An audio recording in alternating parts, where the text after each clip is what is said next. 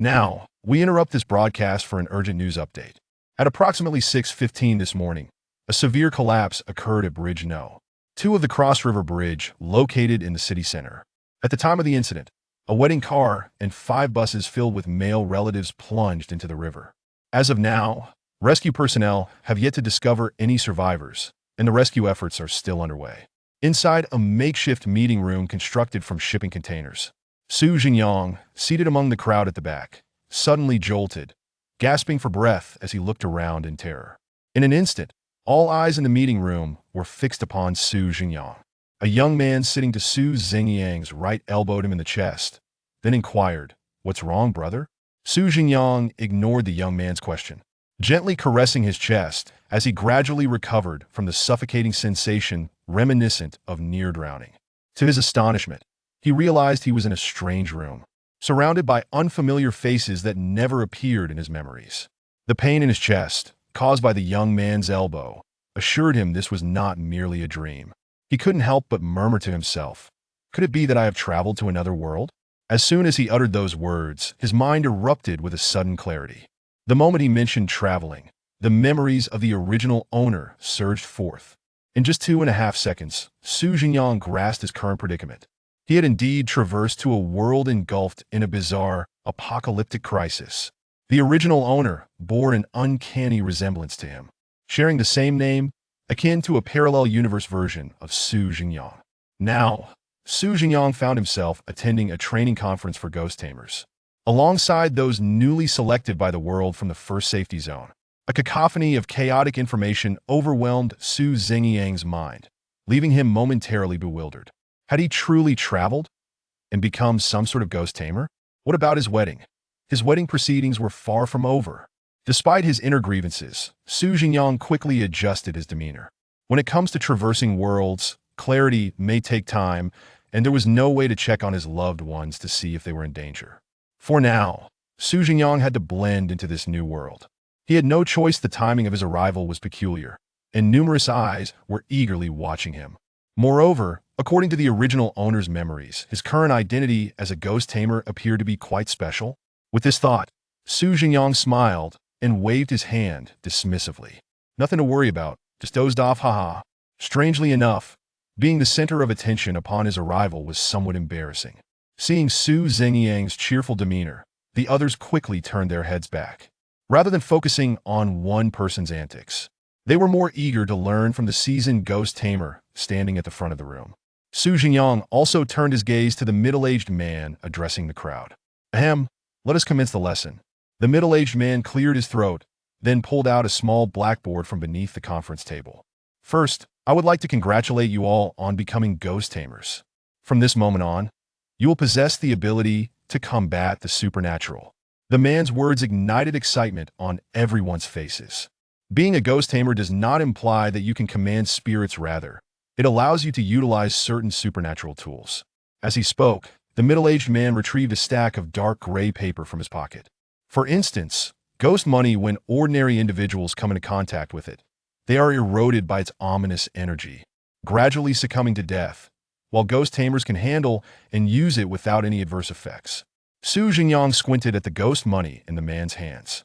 According to the original owner's memories, ghost money served as the currency in this bizarre apocalypse, with many supernatural occurrences governed by its rules. It was commonplace for ghost tamers to barter with their lives using ghost money. Indeed, money could compel even the supernatural. After briefly showcasing the ghost money, the middle-aged man returned it to his pocket.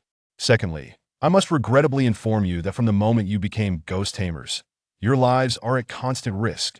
Upon hearing this, the room fell into a gradual silence, including Su Jingyang. This was the reason why, according to the original owner's memories, he found himself in such a precarious situation. Every survivor in the safety zones was acutely aware that ghost tamers interacted with the supernatural almost daily, with many perishing at the hands of these phenomena. It was only due to the national organization forming an alliance for ghost tamers and providing professional training that the casualty rates had improved slightly. I trust you have all seen the exclusive panels designated for ghost tamers? The man's voice resonated again, prompting the crowd to nod as they accessed their panels. The appearance of the panels signified their status as ghost tamers, and it was the most familiar aspect of their current situation. Su Jingyang also focused his thoughts and activated the panel that could only be seen before him. Su Jingyang Comprehensive Attributes 10 Average Person 10 Skill Social Butterfly. When the supernatural's affinity towards you reaches friend or higher, you receive a mysterious reward, the contents of which are influenced by the supernatural's level. Current task: mandatory entry into the supernatural domain in 3 days. Achievements: none. The information displayed in your taskbar indicates the countdown to your next entry into the supernatural domain for the game. As the man wrote on the blackboard, his demeanor turned serious as he explained to everyone. The supernatural domain is a separate space created by powerful supernatural entities. Once you enter, the task section will automatically update. The supernatural domain is fraught with peril, and a moment's carelessness could lead to death. However, upon completing your task, you will be automatically transported back with generous rewards, including ghost money. Now, regarding the sections above the task. The higher your comprehensive attributes, the stronger your physical capabilities. Conversely, the lower your comprehensive attributes, not only will your physicality be weak, but you will also be more susceptible to being targeted by the supernatural. As for skills, they represent each of your unique and singular advantages. To ensure you can utilize your skills effectively, I will arrange specialized training for each of you based on your skills. I will now call out names, and those called should stand and share their skill information. Kai Cohen. One by one, names were called, and those mentioned stood to describe their skills. Su Jingyang listened with curiosity, noting that while the names of their skills varied, many effects were quite similar. They primarily enhanced healing abilities, increased running speed, or offered insights into supernatural phenomena. Among them, the most impressive was a fellow whose awakened skill was called Cat's Life. The specific effect allowed him to possess 9 lives, with these lives counted separately within and outside the supernatural domain.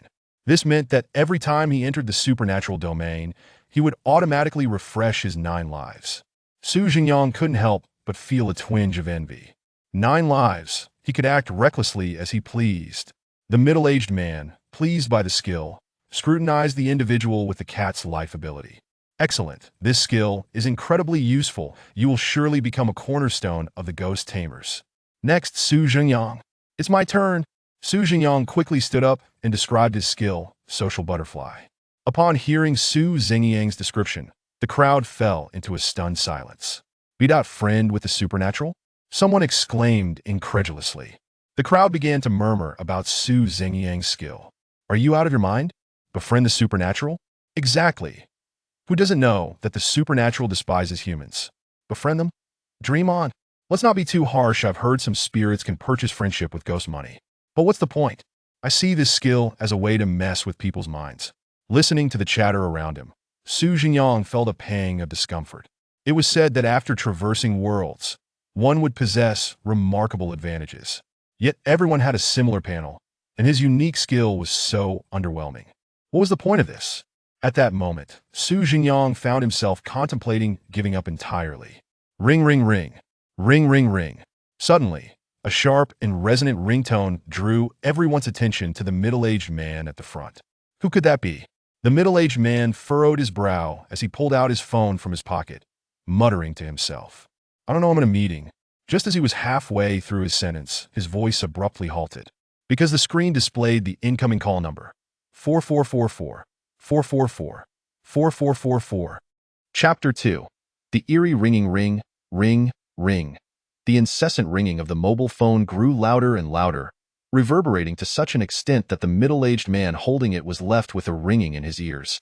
A crackling sound, akin to electric currents, echoed from above, and soon, the light bulbs overhead began to flicker ominously. Su Jingyang sensed the escalating peril and immediately attempted to escape through the window beside him, only to discover that it was fortified with a thick layer of anti-theft mesh.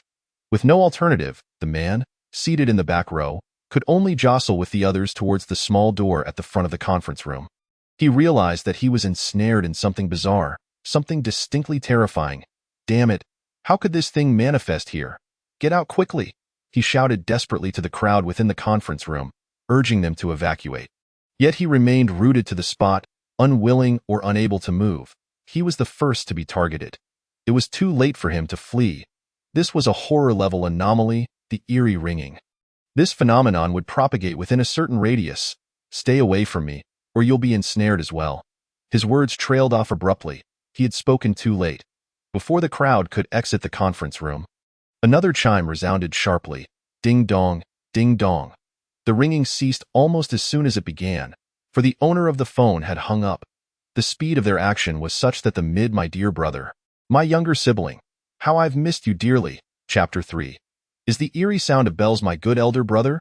Yu Fu, a distinguished figure whom Su Zhengyang met during his marketing endeavors before his transmigration.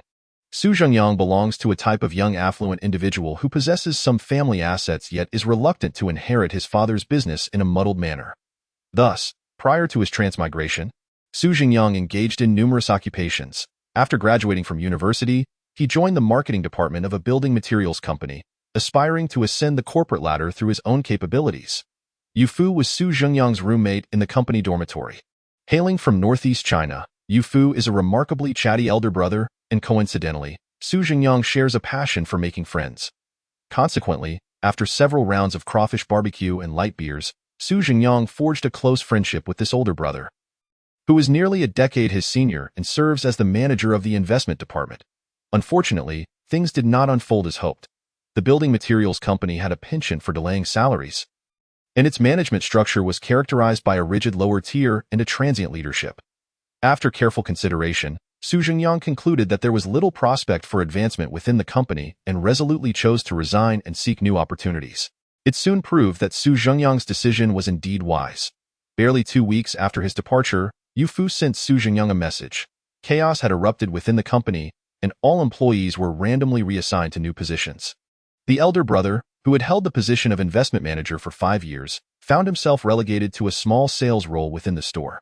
Although his rank had diminished, Yu Fu continued to earn a substantial salary each month due to his exceptional skills. Su Zhengyang had suggested that Yu Fu seek alternative employment, but Yu Fu, having just welcomed a second child, was hesitant to step outside his comfort zone. Subsequently, due to the store manager's fraudulent practices involving materials, a catastrophic incident occurred during renovations, resulting in massive window frames plummeting from above. In a bid to protect the workers, Yu Fu heroically pushed them aside, resulting in minor injuries to the workers while his own legs were crushed, leading to his immediate admission to the ICU. Initially, Yu Fu sought compensation from the store manager or the company, but to his dismay, the manager utilized his connections to not only deny Yu Fu any compensation but also fabricated evidence to accuse him of embezzling materials. Thus, while lying in the hospital, Yu Fu found himself facing the prospect of imprisonment before even recovering from his injuries. Upon hearing of this dire situation, Su Zhengyang visited Yu Fu in the hospital and, filled with righteous indignation, vowed to seek justice for him. Though Su Zhengyang possessed limited power, he had numerous friends. He gathered 4 or 5 friends who were studying law, and they, in turn, called upon their professors and mentors for assistance. Ultimately, in a courtroom where the number of lawyers exceeded that of the jury, Yu Fu triumphed in court, avoiding prison and securing compensation from both the building materials company and the store manager. Regrettably, despite this victory, Yu Fu's legs could not be saved, and he would spend the remainder of his life confined to a wheelchair. Finding employment as a disabled individual proved exceedingly challenging. Fortunately, Su Zhengyang's family had some assets, and he was able to secure a position for Yu Fu in his father's company. Su Zhengyang's father was a generous man, directly appointing Yu Fu as the head of the investment department with a salary twice that of his previous position. In time, Yu Fu adapted to a normal life and, through his own efforts, brought successive waves of success to Su Zhengyang's father's company. Although Yu Fu had regained his footing through his abilities, he never forgot the kindness bestowed upon him by Su Zhengyang, and every year during the New Year celebrations, Su Zhengyang's family would welcome a distant relative in a wheelchair. Yu Fu. Su Zhengyang was a savior for him and his entire family, as well as a lifelong brother from northeast China in Su Zhengyang's eyes. Although Yu Fu had faced misfortune and lost his legs, he was an immensely capable and loyal individual. Having such a friend was indeed a blessing for Su Zhengyang. It was a mutual choice that belonged to them both. Therefore, although Su Zhengyang was uncertain why he encountered this unfortunate elder brother upon his transmigration, he felt an overwhelming sense of joy. The eerie sound of bells was an uncanny ability that did not incur phone charges, a chance reunion with an old acquaintance. Emotions ran high. Su Zhengyang inadvertently forgot the predicament he was in. Thus, The two of them, or rather, one person and one anomaly, found themselves engrossed in conversation for over half an hour. After this time had passed, Su Zhengyang cheerfully remarked, "All right, my elder brother, do remember to call your younger sibling often." Squatting in the corner, he tightened screws on a container while smiling. "Absolutely, my younger brother. Once I settle down here, I will certainly find time to visit you, and we can share a drink. One drink won't suffice. Elder brother, I shall treat you. We won't return until we're thoroughly inebriated. Ha ha ha, splendid. Oh, by the way. What's up, elder brother? After this call connects, I need to request something from you. I can't hang up without it. Just a moment. Let me think about what I need. No worries, elder brother. Just speak your mind. We are friends after all. What's mine is yours. It's not quite that simple, younger brother. I've got it." After a brief silence on the line, the voice transformed back to its earlier hoarse and deep tone. "I desire your anxiety, weakness, pressure, and various ailments in exchange. I will grant you health, a robust physique, and a remarkably efficient mind," Su Fu spoke. He found the statement amusing, even reverting to his northeastern accent in the latter half. Then, amidst Su Zhengyang's bewilderment, a massive cloud of crimson mist appeared out of thin air, enveloping Su Zhengyang entirely. Moments later, as the mist dissipated, Su Zhengyang stood tall and straight. His posture was more upright, his mind clearer, and his limbs invigorated. Yu Fu had bestowed upon him health and even alleviated his hemorrhoids, not to mention giving him a stylish haircut and tidying up his nasal hair. Elder brother is truly thoughtful and considerate. Su Zhengyang gazed at his attributes with a touch of emotion. Thanks to Yu Fu's words, Su Zhengyang's overall qualities surged from 10 points to an impressive 15 points, a significant enhancement indeed. Closing the attribute panel, Su Zhengyang rose with a smile, intending to leave, only to find himself met with the gazes of everyone in the conference room. All eyes were fixed upon Su Zhengyang. The expressions on the faces of the crowd were mostly ones of astonishment and confusion, yet some were filled with admiration. Su Zhengyang's heart sank slightly. Oh no, in his moment of unrestrained joy, he had completely neglected the presence of those surrounding him. Su Zhengyang scratched his head, feeling somewhat awkward as he sought a plausible explanation. Were you negotiating with the eerie sound of bells just now? One of the anomaly controllers, unable to contain their curiosity, stepped forward to inquire, Su Zhengyang. The question posed by the anomaly controller seemed to open the floodgates for the others, as those who were not severely injured came forward to ask. Amidst the cacophony of inquiries, Su Zhengyang gradually pieced together the situation. It turned out that during the time he had been conversing with Yu Fu, the eerie sound of bells in the conference room had ceased. Even the previously controlled human-shaped bell speakers lay peacefully on the ground, no longer causing chaos. However, one curious detail perplexed everyone. The conversation between Su Zhengyang and Yu Fu had inexplicably been obscured. Thus, the onlookers could only see Su Zhengyang squatting in the corner, moving his lips without sound, and occasionally erupting into silent laughter. Upon grasping the situation, a faint smile crept across Su Zhengyang's lips. In that case, it would be easy to explain. Su Zhengyang casually fabricated a story, claiming that the skill had granted him an enhancement that allowed for deeper communication with the anomalies. Although this explanation was rather far-fetched, everyone believed it, especially the middle-aged man who had initially lectured the group. As an experienced anomaly controller, he knew all too well the extraordinary advantages that powerful skills could bestow upon controllers. Unfortunately, each individual possessed only one skill, and thus no one could covet another's. Otherwise, Su Zhengyang would surely attract a wave of envy. While anomaly controllers harbored a deep-seated hatred for the anomalies, none wished to sever ties with them entirely. The apocalypse had persisted for quite some time, and humanity had long been driven to a state of Stockholm Syndrome by the anomalies. Many were even willing to succumb and become puppets of the anomalies. Well, it seems the eerie sound of bells has come to an end. I have notified the rescue team. You will all receive assistance shortly, the middle-aged man remarked, sensing the prolonged silence from the eerie sound. After making a phone call, he waved to the crowd, as the conference room door creaked open. A collective sigh of relief swept over the survivors. Thankfully, they had evaded death once more in this grim world. Not long after, the rescue team arrived, and everyone was carried away on stretchers. Although some were severely injured, as anomaly controllers, they could utilize anomaly artifacts for healing and recovery, often regaining limbs even after amputation. It could be said that the situation was not as dire as it could have been. Among the crowd that had narrowly escaped death, none were more jubilant than Su Zhengyang, for just moments ago. He had triggered a skill reward, Chapter 4, Skill Reward, Triple Fold. Without any notification sound or flashy special effects, a simple panel appeared before Su Zhengyang, revealing a line of small text. Congratulations on reaching a profound level of camaraderie with the eerie and terrifying, the ghastly sound of the bell, and for receiving a mysterious reward. The mysterious reward has been automatically unlocked. Congratulations, you have acquired comprehensive attributes. 5 points. Item: a trifold eerie phone.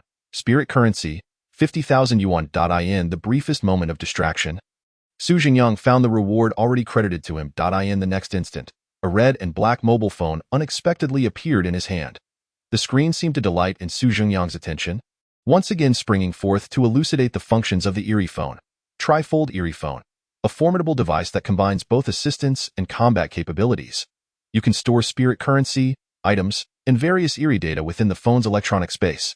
And you can also use this device to contact any eerie being you wish, provided you know their phone number.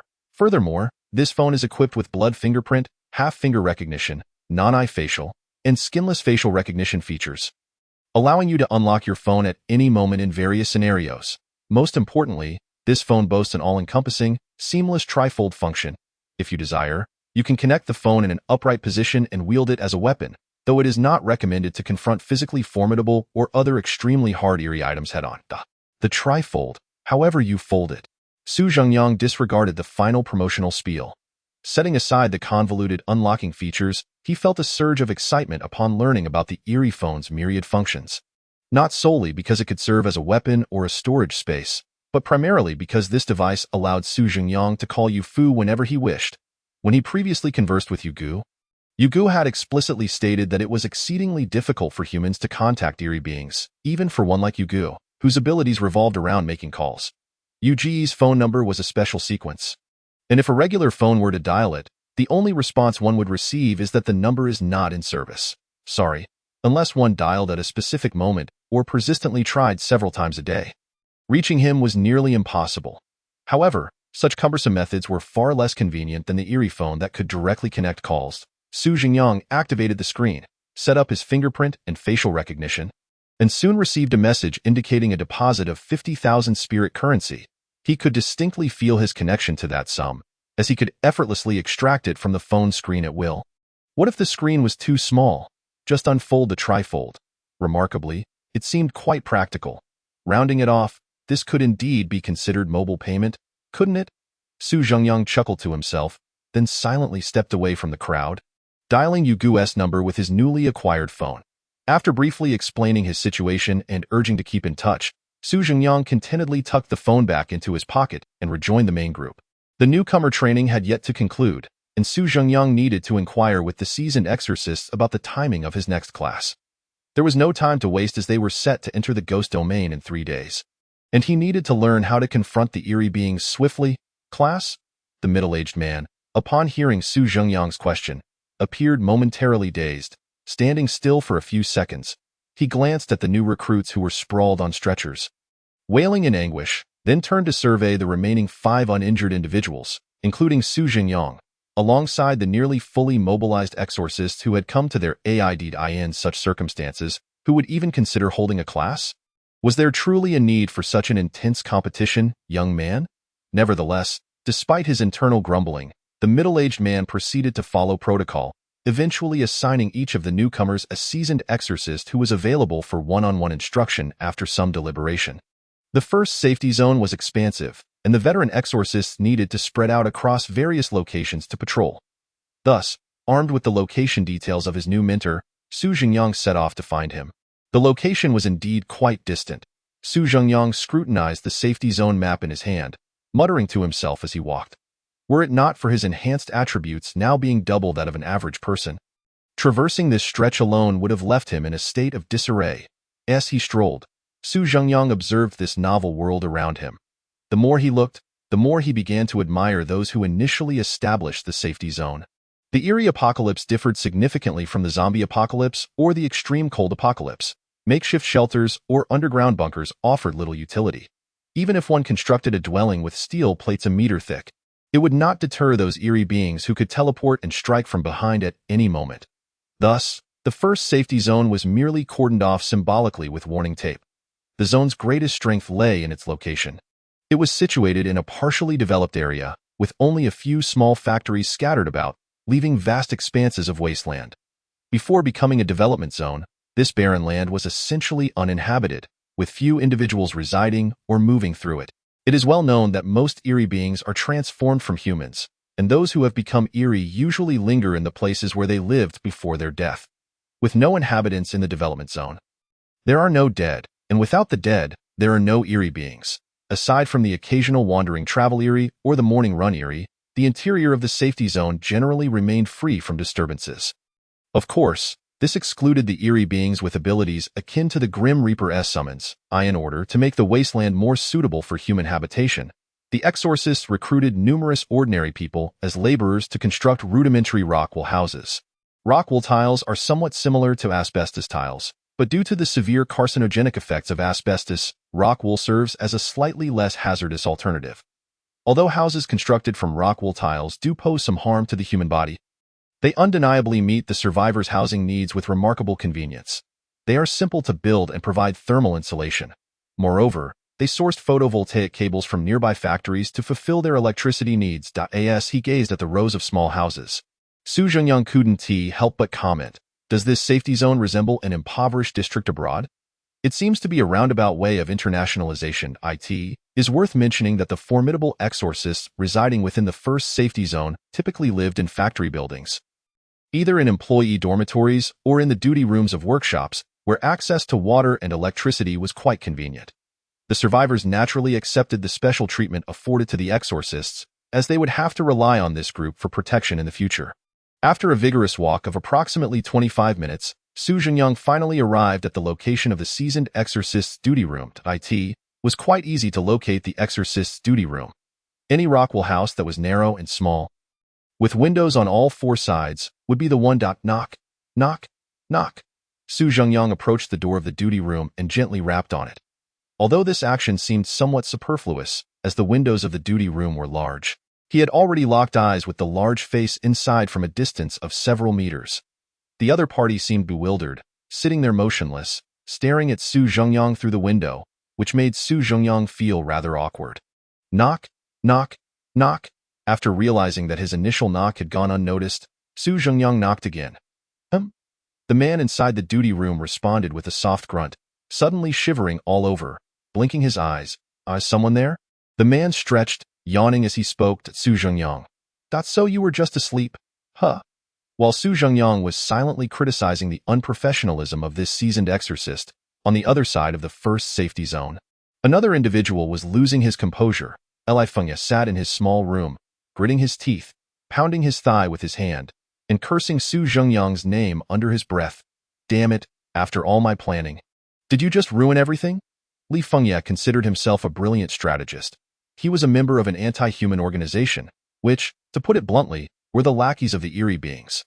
The key issue was that the eerie beings had their own domains and ways of operating, hardly paying any heed to them, but that was inconsequential. The radical ideologies of this group had morphed into a malignant tumor among the survivors. Prior to infiltrating the safety zone, Li Fengya had learned of the method to provoke the eerie bell sound. Thus, he immersed himself in the scheme, calling the eerie bell each day with various tactics. Finally, on the last day, after dialing 44 times in succession, the eerie bell responded while he was attending his training class. Li Fengya directly utilized his skills to flawlessly negate one instance of the eerie bell's damage.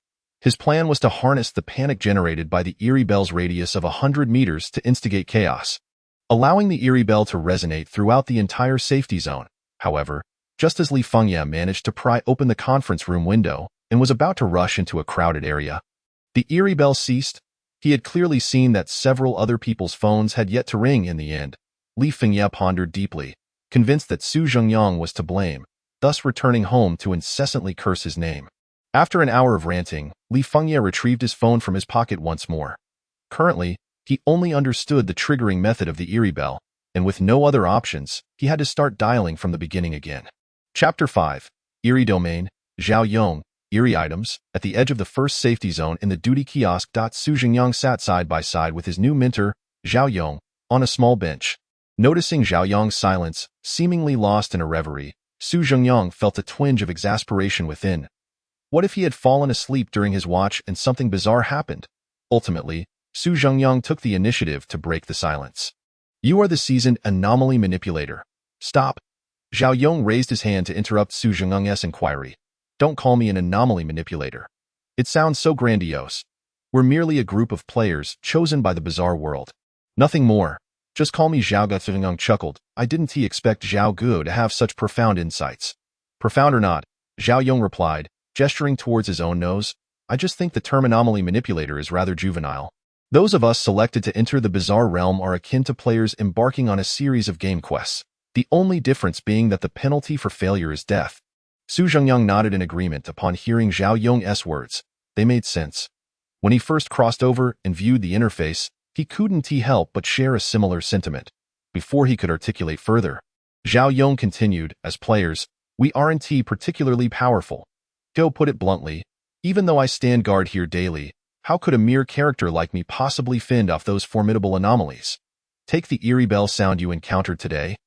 For instance, when I first arrived, were you asleep? Su Jingyang inquired. Zhao Yong scratched his head awkwardly. Not exactly. Anomalies rarely appear during the day, and even if they do, they are usually of a strength that is insurmountable. As he spoke, Zhao Yong pointed toward the perimeter of the warning line. There, numerous dilapidated square huts stood. While referred to as huts, many barely qualified as such. They were merely makeshift shelters constructed from frames and fabric. Moreover, with those wanderers lurking outside, should an anomaly emerge, the sound of their screams would alert me instantly. Wanderers? Su Jingyang glanced at the shabby huts beyond the warning line, struggling to recall the nature of these wanderers after his recent arrival. Have you forgotten the wanderers? They are the disobedient survivors. Zhao Yong's reminder sparked Su Jingyang's memory of the concept. Although the first safety zone was overseen by national leaders, in an apocalyptic world where everyone was on edge, even the state could not guarantee unconditional protection for everyone. The inhabitants of the safety zone did not receive the anomaly manipulators' protection for free. They were required to contribute their labor toward production, agriculture, and development to ensure the harmonious and stable operation of the zone. Capable individuals would develop new materials or research new communication tools, while those less capable would assist in farming or manual labor. Women would engage in textile work or cooking. In essence, everyone had to pull their weight to reside within the safety zone. Wanderers, however, were those unwilling to contribute even a modicum of effort, preferring to enjoy the benefits without labor. Many of them were the former T0 versions from before the apocalypse. Their minds were indelibly stamped with outdated notions, and even in the face of the apocalypse, they remained oblivious to their shortcomings. In addition, there was a substantial number of individuals expelled from the safety zone for violating its order. Many among them were dangerous criminals, and their presence alongside the T0 versions was akin to a mismatch of talents. Among wanderers, the anomaly manipulators constituted only a small fraction, thus most would camp on the fringes of the safety zone, skirting its boundaries. Having grasped this, Su Jingyang fully understood Zhao Yong's nonchalant attitude. In an apocalypse, the demise of such parasites seemed inconsequential. All right, enough of this idle chatter. Zhao Yong glanced at his watch and waved his hand. Since the higher-ups have assigned me to guide you, let me briefly discuss the preparations needed before entering the bizarre realm. As he spoke, Zhao Yong retrieved his phone from his pocket. All right, let us hear it, Su Jingyang replied, adopting a serious demeanor, ready to listen intently. As players, it is imperative for us to understand what is vital before we embark on our journey into the bizarre realm. Zhao Yong placed his phone before Su Jingyang, giving it a gentle shake. At the forefront are the bizarre items. These are among the few things, apart from skills, that can enhance our capabilities. For instance, this phone in my possession was a reward for successfully clearing a horror-level quest.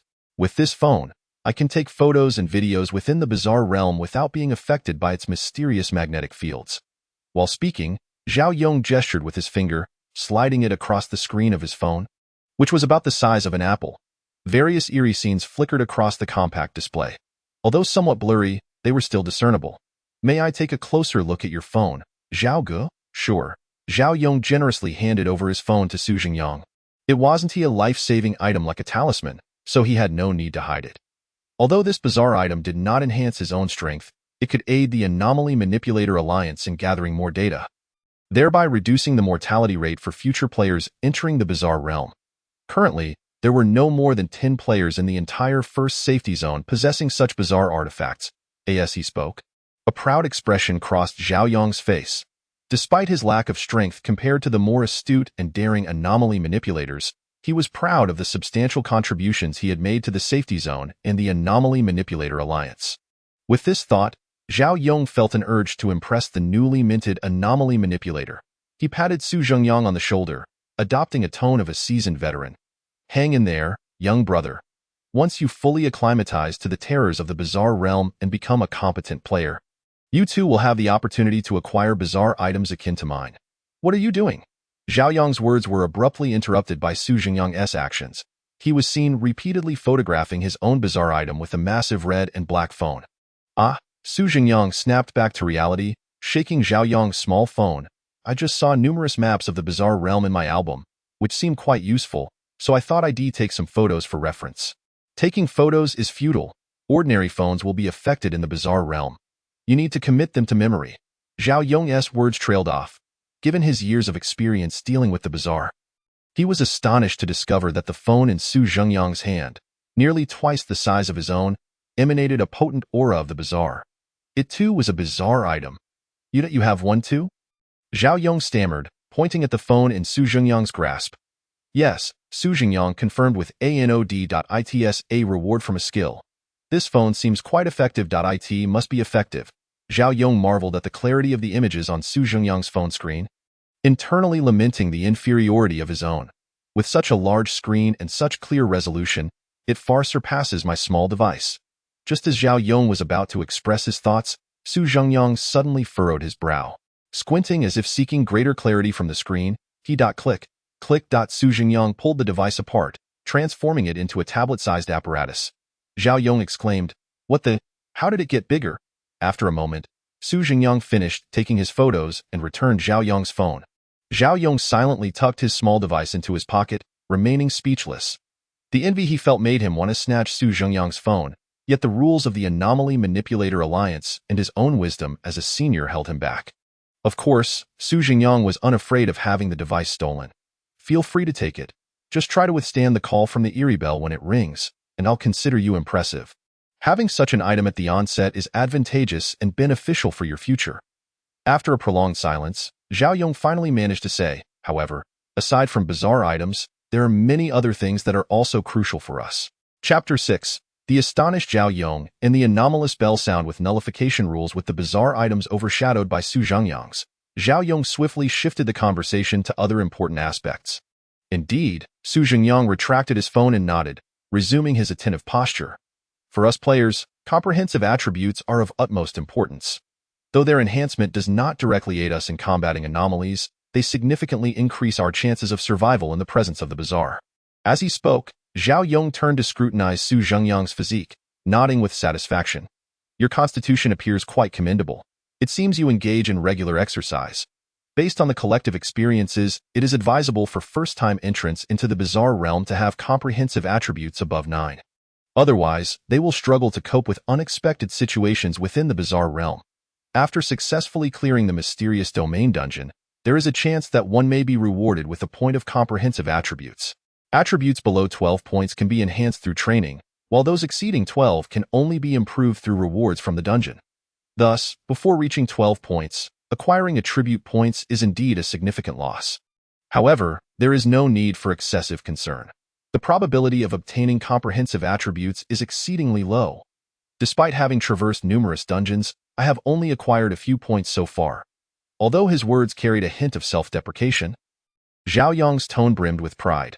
Currently, he possesses 19 points in comprehensive attributes, 19. That equates to nearly double the physical prowess of an average individual, placing him among the ranks of superhumans. Even if the newcomer Su Zhengyang possesses an extraordinarily impressive anomaly phone, encountering an anomaly would not allow him to outrun Zhao Yong, the illustrious figure with 19 points in comprehensive attributes. By the way, what is your current comprehensive attribute score? 20. Zhao Yong suddenly reacted, choking on Su Zhengyang's words. How much? 20. Zhao Yong. Are you an experienced player from another safe zone here to fish in the number 1 safe zone? No, I'm not. Su Jingyang awkwardly scratched his head. Realizing he had underestimated the difficulty of acquiring comprehensive attributes, it turns out that clearing a mysterious domain only grants a mere point. Unknown to Su Jingyang, Zhao Yong referred to clearing the mysterious domain as merely scraping by to complete tasks within the domain. A form of clearance regarded as the most elementary level, hence yielding the least rewards. What? You ask why Zhao Yong does not attempt a more advanced clearance? Surviving is a blessing. Who in their right mind would seek to increase the difficulty? Zhao Yong, feeling somewhat defiant, wanted to engage in an arm wrestling contest with Su Jingyang. After being decisively defeated by Su Jingyang, the seasoned anomaly handler fell into a state of introspection. The disparity between individuals can be utterly disheartening. What kind of skill grants such strength, allowing one to achieve such an enhancement upon merely acquiring their stats? If one were to complete several mysterious domain dungeons, their strength would undoubtedly soar. With 20 points in comprehensive attributes, you would essentially have no worries about your first entry into the mysterious domain. The initial tasks are not particularly challenging, and with your attributes, escaping from pursuing anomalies would be a breeze. Now, let me share some other important information. Do you possess any soul coins?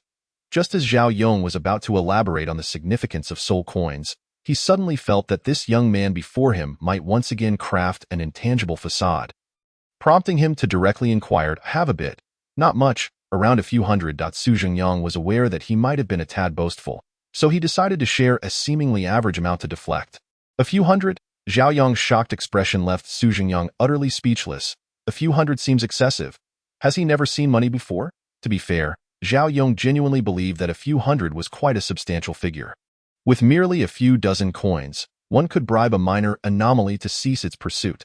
With a few hundred, one could evade even a notable anomaly, rendering Su Jingyang's few hundred coins sufficient to navigate the safer realms of the mysterious domain with confidence. Su Jingyang nodded thoughtfully. The Anomaly Handlers Alliance had long categorized anomalies into distinct tiers. From lowest to highest, they are obsession, abnormality, folklore, horror, legend, and unspeakable. The classification is determined by the anomaly's inherent state and its impact on humanity. The lower the tier, the lesser the threat posed to humans. As for whether there are higher tiers beyond that, it remains uncertain and too daunting to consider. Is there anything else I need to prepare? Since I have enough soul coins, Su Jingyang ventured to ask. Zhao Yong tilted his head, pondering for a moment before responding thoughtfully. There's nothing else to be concerned about. When you have free time, familiarize yourself with the mysterious domain map, and in the meantime, rest well in preparation for your first teleportation. All right. For the remainder of the time, Su Jingyang sat beside Zhao Yong, engaging in casual conversation and examining the domain map. After spending half a day together, Su Jingyang gradually came to understand Zhao Yong's character. As one of the earliest anomaly handlers, Zhao Yong had participated in numerous domain dungeons, yet he had not showcased exceptional performance, leaving him as merely a mid-level member of the alliance. However, Zhao Yong possessed an extraordinary ability. He was remarkably adept at surviving, consistently managing to evade each crisis unscathed. This knack for survival was not a skill but rather a manifestation of Zhao Yong's strong will to live. In his own words, he eagerly anticipated the day when humanity achieves a balance with anomalies, allowing him, as an anomaly handler, to step into a realm he had never before experienced, the middle class. Su Jingyang mused that the determination of the Chinese people to break class barriers truly surpasses all else. Soon, evening descended. Su Jingyang exchanged pleasantries with Zhao Yong before setting off toward his residence. Within the safe zone, becoming an anomaly handler slightly elevated one's status. For instance, Su Jingyang's accommodation had successfully transitioned from a shared dormitory to a private room, though it remained a simple Rockwell house. This improvement afforded Su Jingyang the opportunity to engage in deeper conversations with Yu Fu over the phone. Upon returning to his small dwelling, Su Jingyang promptly retrieved his foldable anomaly phone and dialed Yu Fu's number. The two calls earlier in the day had been somewhat rushed, leaving Su Jingyang with many topics yet to discuss. Now with time at his disposal, he intended to inquire thoroughly about the matter of crossing over. The call connected swiftly, and Yu Fu answered with the familiar cheerful demeanor of a northeastern older brother. Subsequently, the two engaged in an extensive 3-hour conversation. Through their in-depth discussion, Su Jingyang learned that Yu Fu had also crossed over due to the incident on the bridge. albeit a few days earlier than Su Jingyang.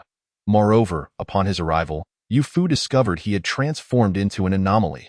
The mind of the anomaly was perpetually inundated with terrifying and negative emotions.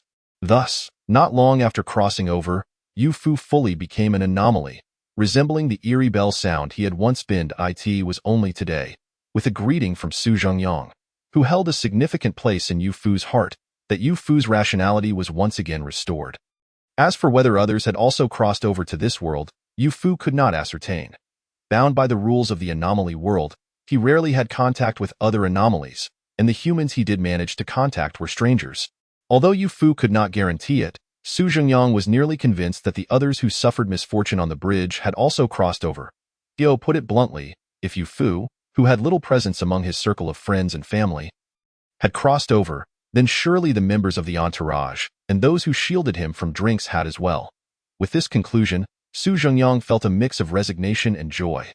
The resignation stemmed from the realization that he was not the sole traveler. The kind of treatment typically reserved for protagonists in novels was likely beyond his reach. The joy, however, arose from the knowledge that he had a group of friends and family awaiting his reunion, ensuring he would not be alone in this world. Yet Su Jingyang furrowed his brow, listening to Yu Fu's small talk while his thoughts drifted, gazing out the window at the pitch-black sky. There was one person Su Jingyang both wished to see and feared for. At the time, while heading to the hotel together, Yu Wen's car was ahead in the convoy. She should have crossed the bridge by now, right? Su Jingyang murmured softly, and upon hearing this, Yu Fu fell silent on the other end. Yuan, the girlfriend Su Jingyang had been with for 4 years, with whom he had discussed marriage. His parents had already gone ahead to the hotel, so they were definitely safe, but the fate of Yuan, who had been in the same convoy as Su Jingyang, remained uncertain. Thus, what weighed most heavily on Su Jingyang's mind was the safety of his legally wedded wife. After a moment, Yu Fu spoke. Don't worry. Little brother, no matter where your sister-in-law is, she's surely safe. Just by looking at her face, I can tell she's a person of fortune. Sigh. I hope so, Su Jingyang sighed in response. By the way, little brother, there's something I need to tell you. Tio lightened the mood. Yu Fu pretended to suddenly remember something, shifting the topic. There's a young fellow over there who's been calling me all day, and it's driving me crazy. You should check on him. Is his phone broken or something? What? This topic indeed diverted Su Jingyang's attention. Someone's been calling you incessantly? Yeah. The reason I activated my abilities toward your side today was because of this kid. He called so many times it was infuriating. Is he still calling you? Yup. During the time we've been talking, he has called at least 10 times. Yu Fu's tone reflected his exasperation. Moreover, this kid possesses a unique ability that can negate my rules. Even if he gets through, I can't take anything from him. I suspect he might be trying to mess with me. Negate rules? Su Jingyang was taken aback. Regular folks calling the eerie bell sound would not yield any effects aside from Yu Fu taking some parts. He found it puzzling why someone would willingly seek their demise. Wait, the other party's skill can negate the effects of the eerie bell sound. Yet nobody mentioned during the day that their skill was one of negation. Did they? Once again, it is incorrect. The skills mentioned during the day were all articulated by the very individual known as the Trickster. The Trickster Alliance is aware that upon learning of your abilities, they will provide you with more targeted training, significantly increasing your chances of survival within the realm of deception. Thus, there is no need for anyone to fabricate lies. The motives of the one who lies are exceedingly clear. This person seeks to propagate the ominous sound of the trickster's bell within the confines of the first safe zone. In that instant, Su Jingyang grasped the implications of this revelation. This is dire. Someone is scheming. As this thought crossed his mind, a wave of anxiety washed over Su Jingyang. Should the trickster's bell resonate within the safe zone, at least 1/5 of the population would meet their demise, and a considerable portion would sustain grave injuries. The trickster's bell embodies a terrifying anomaly, one that attacks not through its physical form. For the survivors within the safe zone, this presence is utterly insurmountable. Who could possibly harbor such malevolence? Su Jingyang muttered in indignation. Tio put everyone in jeopardy. Wait, that is not right. Although the trickster's bell is fearsome, it is, after all, under the dominion of his elder brother. Does this imply that the trickster's bell can now target whomever it wishes, even predicting the departure of individuals? As he pondered, the corners of Su Jingyang's mouth began to curl upward increasingly. You, brother, may I discuss something with you? Speak, little brother, came the reply. Yu Fu chuckled. His mind, though not as lucid as before, could still discern from Su Zhengyang's tone that his younger brother was undoubtedly harboring a scheme. Su Zhengyang returned the grin and excitedly shared his thoughts. After a considerable pause, the two shared another laugh before ending the call. Su Zhengyang, unable to contain his eagerness, donned his attire and stepped out of his room. He was the type who felt restless unless he was partaking in some grand spectacle. Meanwhile, Li Fengye sat at the head of his modest bed, glaring at his bloodshot eyes. His phone had drained its battery from making calls twice already, and now the third charge was nearing depletion. Damn it! Why is it so difficult to make this cursed call? Li Fengye rubbed his aching eyes, and no matter what he looked at, it seemed as though it was inscribed with a series of fours. In this era, even being a villain demands such effort, he lamented. Not everyone becomes wicked for no reason. For instance, Li Fengye had indeed deceived those in the conference room earlier today. His ability was far from a mere healing skill. It was something immensely formidable, a scapegoat. Scapegoat. When affected by a supernatural effect, if there are other humans nearby, you may choose to have them absorb the impact for you. Upon awakening this skill, Li Fengye felt invincible. As long as he had someone by his side. Did that not mean he could evade death indefinitely? Initially, Li Fengye honestly conveyed the effects of his skill to those around him. However, he soon discovered that not a single person regarded him as impressive. Instead, they began to distance themselves. Even his childhood friend, who had played with him since they were young, would often ask, "You're not going to make me take a bullet for you, are you?" Eventually, Li Fengye grew wise.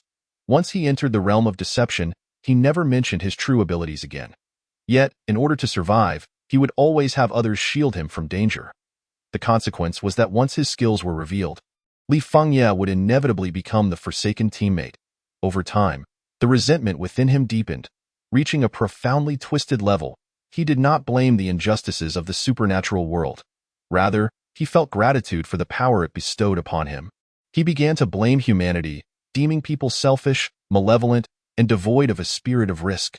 Unlike the supernatural, which was pure, genuine, and adhered to its own rules without deceit, such a human world deserved to be dominated by the supernatural beings.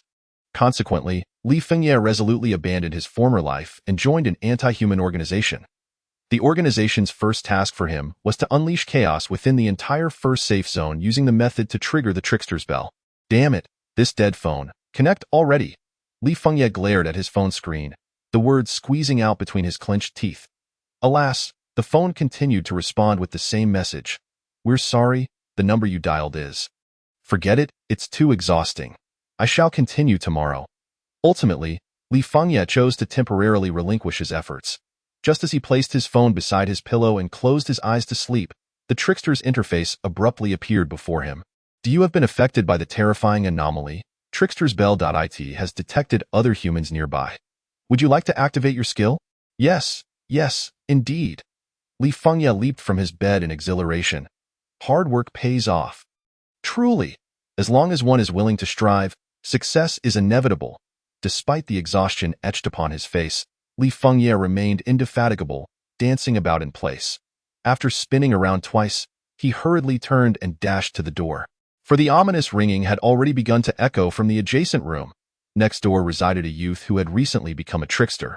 He had participated in the training session for newly initiated tricksters during the day and had encountered the full brunt of the trickster's bell incident. Fortunately, he had only lost an ear during this ordeal.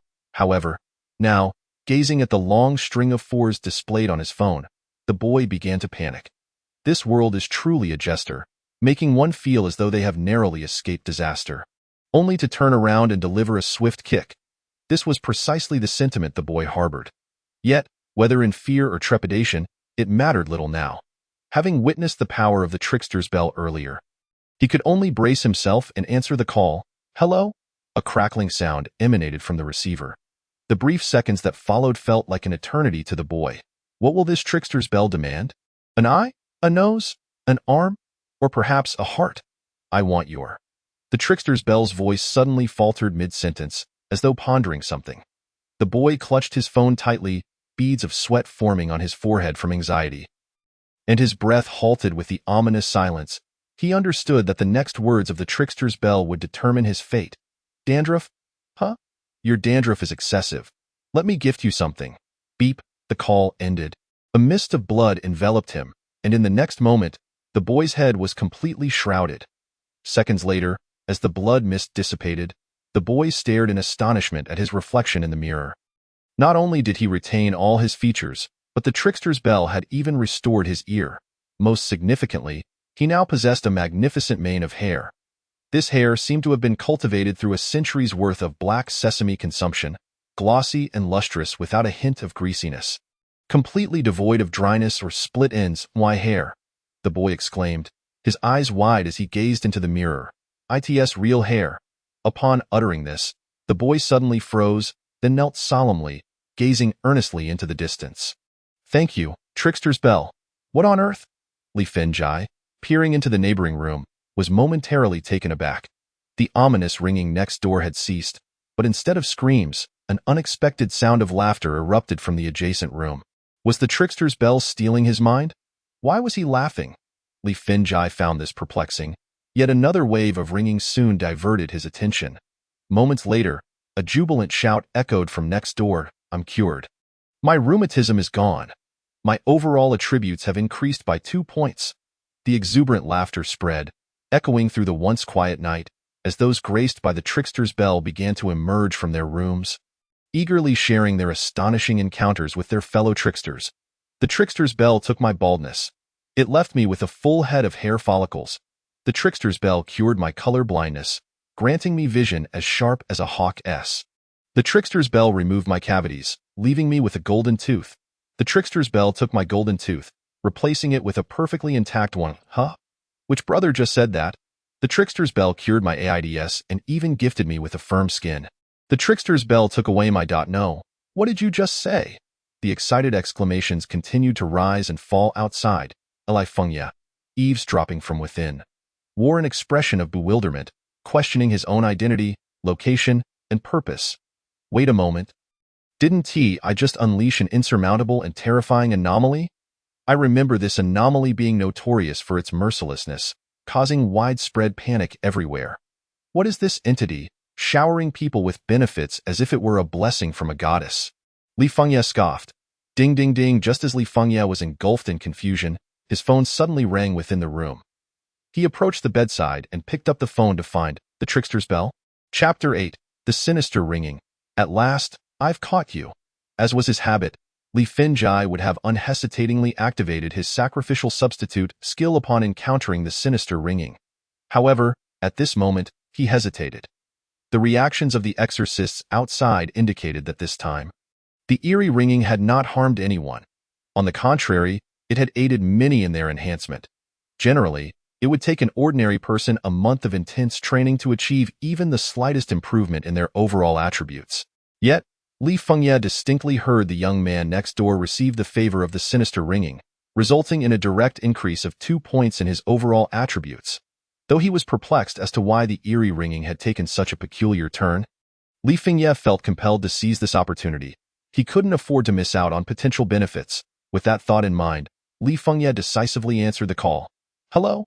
A crackling sound of signal interference emerged from the receiver, and Li Fengjai maintained a calm demeanor as he awaited the response.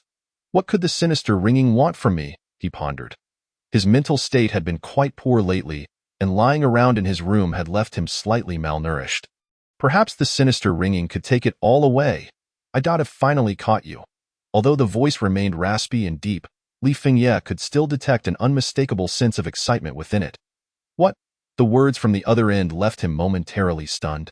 Yet, in the next instant, he regained his composure and promptly chose to activate his skill. Sacrificial substitute. "Sorry, you have actively accepted the influence of the anomaly. Skill activation failed." "What?" Having never before accepted the influence of an anomaly, Li Fengjai was now struck with the realization that once affected, he could no longer seek a sacrificial substitute. Damn it. He hastily brought the phone to his face, frantically pressing the hang-up button on the screen. He had no time to contemplate the consequences of disconnecting. He knew that failing to hang up would likely result in a form of retribution from the sinister ringing that could be more torturous than death itself. After all, he had bombarded the sinister ringing with thousands of calls over the past several days. Regrettably, the hang-up button proved ineffective. On the other end, the voice of the sinister ringing erupted into laughter. Do you enjoy calling me? Do you wish for me to take something from you? No? Li Fengye, terrified, found tears and snot streaming down his face. I know I was wrong, my lord. I am part of the anti-human organization, dedicated to serving anomalies like you. You must believe me. With just a word from you, I would present you with the heads of all humanity. As he cried out, he fell to his knees. Bowing in submission, I have always felt destined to be a part of the anomalies, my lord. Ha! Is it really you? The voice on the other end let out a disdainful snort, before falling silent. The sinister ringing abruptly ceased its speech, replaced by a cacophony of harsh static. Li Fengye held his phone tightly, bracing himself for retribution. The silence from the other end only heightened his anxiety. Causing his heart to race, he pressed his hand against his chest. The sensation of his life being in another's hands was truly unsettling. Meanwhile, Yu Fujing sat cross-legged in the center of his anomaly domain. Surrounding him floated numerous blood-red orbs of various sizes. These orbs were diverse items he had summoned from the phone using his anomalous abilities. As a powerful and terrifying anomaly, Yu Fujing naturally possessed his own domain. Yet he seldom opened it to exorcists, instead using it as a repository for the myriad items he summoned daily via phone. At that moment, he was meticulously sifting through the various refuse he had recently summoned from the first safety zone. Sighing in exasperation, he remarked, "What a mess. I don't even know what I was thinking before. With such a formidable ability, I managed to bring in so many treasures daily, yet I never considered hiring a few warehouse attendants for myself." Glancing at the numerous chaotic blood-red orbs surrounding him, he couldn't help but voice his frustration. This simply won't do. I must find some time to organize this disheveled place.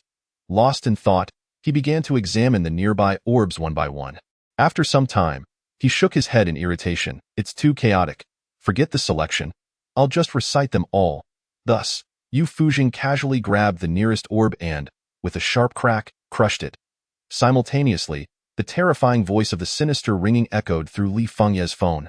I give you dandruff, a bald head, and arthritis. This time, the spread of the sinister ringing within the safety zone had not been immediately isolated by the exorcists, and Yu Fujin had been considerate enough to extract only the negative traits from those individuals. Consequently, his haul this time was remarkably bountiful, albeit comprised mainly of refuse. The delivery lasted for over half an hour. Li Fengye's legs, initially trembling, had now gone limp, and he was left utterly devoid of the will to live. Eventually, he slumped against the side of his bed, his phone discarded on the floor, devoid of any desire to retrieve it, even after the sinister ringing had ended the call. Anomaly, Li Fengye's face was ashen, and he muttered in a daze, staring blankly at the ground. Wasn't it supposed to be cunning? Aren't they all bound by rules? Why was I deceived by the anomaly? The recent experience led Li Fengye to question the very beliefs he had held steadfast. Could it be that anomalies were not so pure after all? Was the anti-human organization merely a farce? Was the disdain he faced among humanity truly his own doing? No, no, no. As he pondered, Li Fengye began to shake his head vigorously, then hunched over and rose to his feet. The sinister ringing had not always behaved this way. There had to be a reason for this insidious turn of events. At that moment, a face suddenly appeared in his mind. Su Zhengyang. The very same Su Zhengyang who had chatted amiably with the anomaly over the phone earlier that day. It had to be him. Li Fengye gritted his teeth, his healthy teeth now gone thanks to the sinister ringing. Leaving him with nothing but bare gums like an old man, I will seek revenge on him. On whom? Me? A mocking voice suddenly echoed from the direction of the door. Su Zhengyang, clearly not a patient individual, had been closely monitoring the unfolding events outside. The sinister ringing had an effect that allowed its voice to resonate widely during calls, ensuring that the surrounding crowd would hear it. Thus, upon confirming the location of the traitor, Su Zhengyang promptly rushed over, accompanied by several onlookers. Li Fengye, wide-eyed with his newly acquired 500-degree myopia, stared intently at the door, where a throng of shadows gathered. Though he could not discern their exact forms, he was certain that the figure at the forefront of the crowd was none other than Su Zhengyang. Su Zhengyang, Li Fengye bellowed, then drew a pure black paper cutter from his pocket. This paper cutter, a reward he had obtained from the anomaly domain, possessed remarkable hardness, sharpness, and the ability to harm anomalies. Now, Li Fengye intended to plunge this paper cutter directly into Su Zhengyang's heart. "You have thwarted my plans, Su Zhengyang. You have sealed your fate. Watch out!" A voice from the crowd recognized the origin of the paper cutter and could not help but warn Su Zhengyang. Su Zhengyang regarded the snarling Li Fengye charging toward him with a dismissive smirk. Although Li Fengye rushed forward, his hunchback, rheumatism, arthritis, malnutrition, and baldness rendered his speed inferior to Su Zhengyang's casual walk. With a simple sidestep, Su Zhengyang evaded the oncoming figure and maneuvered to the center of the room. Crack, crack, crack. A series of mechanical sounds echoed, and in the next moment, a black iron ruler over half a meter long appeared in Su Zhengyang's hand. Threefold anomaly phone, attack mode, taste my phone, slap. The crisp sound resonated as Li Fengye was sent tumbling to the ground, unconscious. There was no way around it. After being favored by the sinister ringing, Li Fengye's physical attributes had plummeted. If one were to inspect Li Fengye's stats at this moment, they would find his overall attributes had dwindled to a pitiful 5 points. With only 5 points of overall attributes, how could he possibly contend against Su Zhengyang, who possessed 20 points? The onlookers, witnessing the scene, were left speechless. They had not anticipated that a member of the anti-human organization would prove so feeble. Those who had rushed forward to assist Su Zhengyang had not even had the chance to intervene before the confrontation concluded. After knocking Li Fengye unconscious, Su Zhengyang did not immediately eliminate him. Instead, he turned to call Zhao Yong. For precautionary measures, he would need the professionals from the Exorcist Alliance to interrogate this fellow to ascertain whether he had any accomplices. As for the peculiar behavior of the sinister ringing, that was merely a method of retribution against Li Fengye, irrelevant to him. An innocent bystander. Chapter 9. Entering the Anomaly Domain. The Blood-Red Sector. After entrusting Li Fengye to a few seasoned ghost tamers, Su Zhengyang cheerfully returned to his humble abode. Having dealt with a troublesome bomb at his side, the bed in this small room felt significantly more comfortable. Thus, Su Zhengyang enjoyed a splendid night's sleep. The following day, he once again visited the duty post where Zhao Yong was stationed, engaging in leisurely conversation with him that lasted the entire day. During their chat, Zhao Yong eagerly fished out a few crumpled cigarettes from his pocket and offered them to Su Zhengyang. In this apocalyptic world, resources were scarce, especially luxuries like cigarettes, which were deemed dispensable by humanity. Amidst the haze of smoke, the bond between Zhao Yong and Su Zhengyang deepened further. On the third day, Su Zhengyang returned to the duty post. This time, he brought with him 2 bottles of liquor and a bag of peanuts, items he had procured from other ghost tamers using ghost coins. They spent the better part of the day indulging in their drinks, sharing bites of peanuts. As dusk approached, a series of terrified screams echoed from outside. It turned out that a rogue entity had wandered to the perimeter of Safety Zone 1. Fueled by their inebriation, Su Zhengyang and Zhao Yong rushed forward, delivering swift kicks and blows, ultimately rendering the small entity into a splattered mess. Su Zhengyang came to a clear realization. Entities were not as fearsome as he had previously thought. Many ghostly artifacts possessed the capability to inflict harm upon these anomalies, as long as one had ample resources and formidable strength. Even minor entities were as inconsequential as chicks.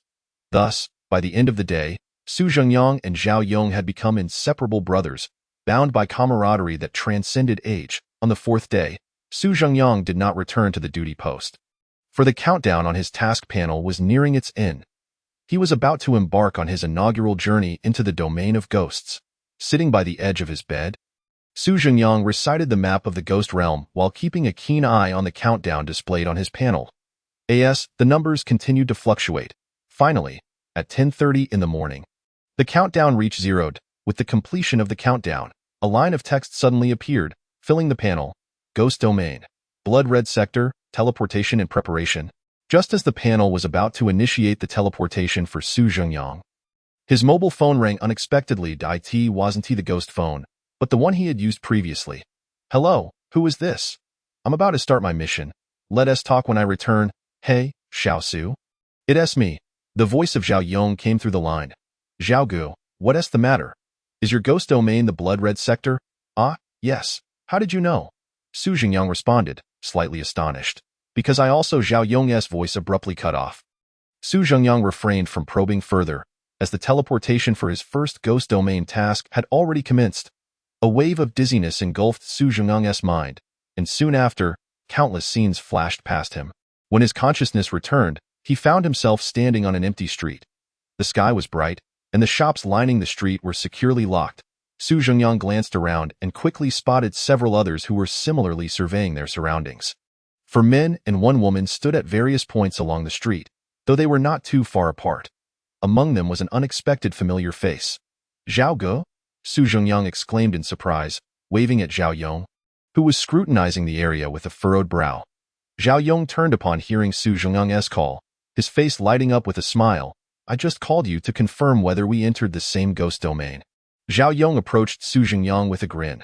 "Today also marks my entry into the ghost domain. I checked the Panel S notification and noted that it's not a highly difficult domain. So I suspected you might arrive as well."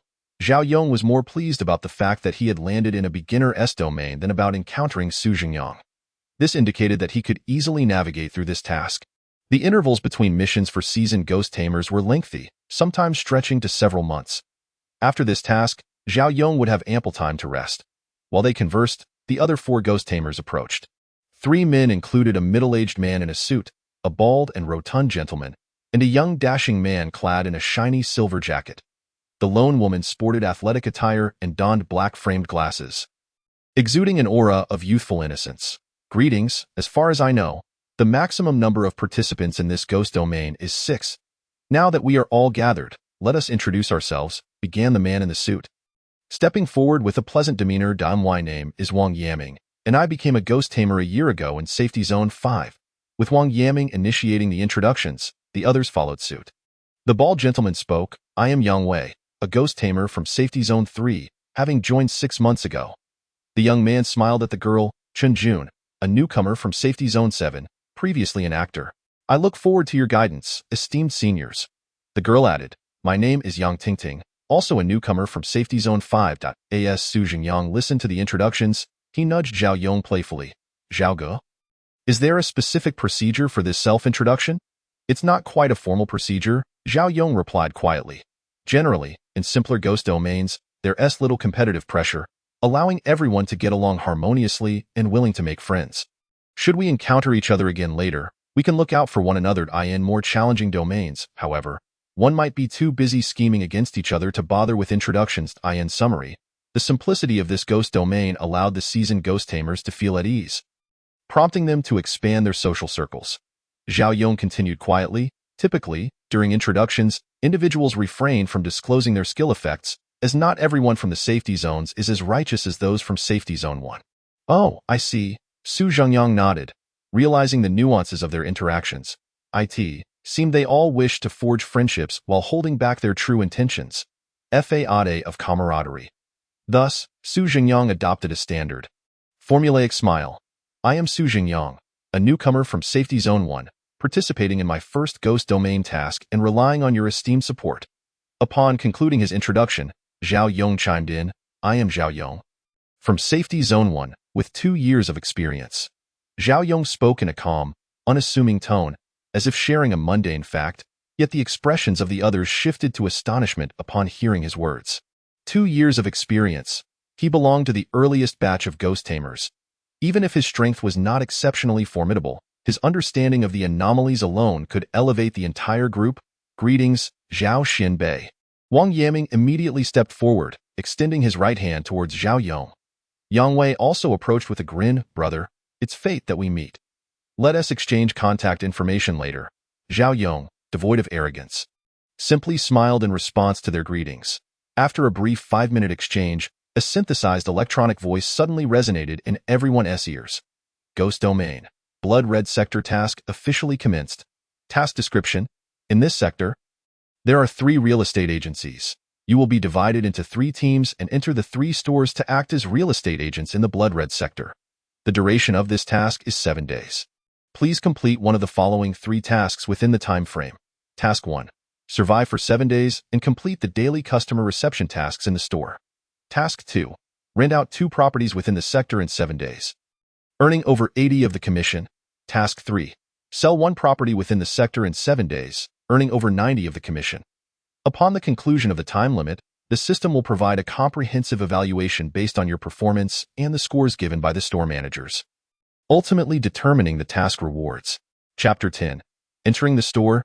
Su Jingyang and Yang Tingting. Su Jingyang turned to glance at the three seasoned ghost tamers, who maintained calm expressions, and a look of confusion crossed his face. Is this the task of the ghost domain? Would such a task even exist in a ghost domain? It feels more like starting a job rather than a survival mission. Shouldn't it involve surviving for 3 days? Identifying the killer or escaping from pursuers? I've memorized countless survival strategies, and you present me with this? He lamented. Has capitalism invaded the world of anomalies? Noticing the bewilderment on Su Jingyang's face, Zhao Yong chuckled and patted his shoulder. This ghost domain is rather unique. It's quite friendly towards us. Many of the survival techniques I previously mentioned may not even be necessary. It's normal for beginner ghost domains to be simpler. The world of anomalies is somewhat humane towards ghost tamers. Zhao Yong spoke the latter part. The corners of his mouth twitched slightly, for he had caught sight of the disappointment etched on Su Jingyang's face.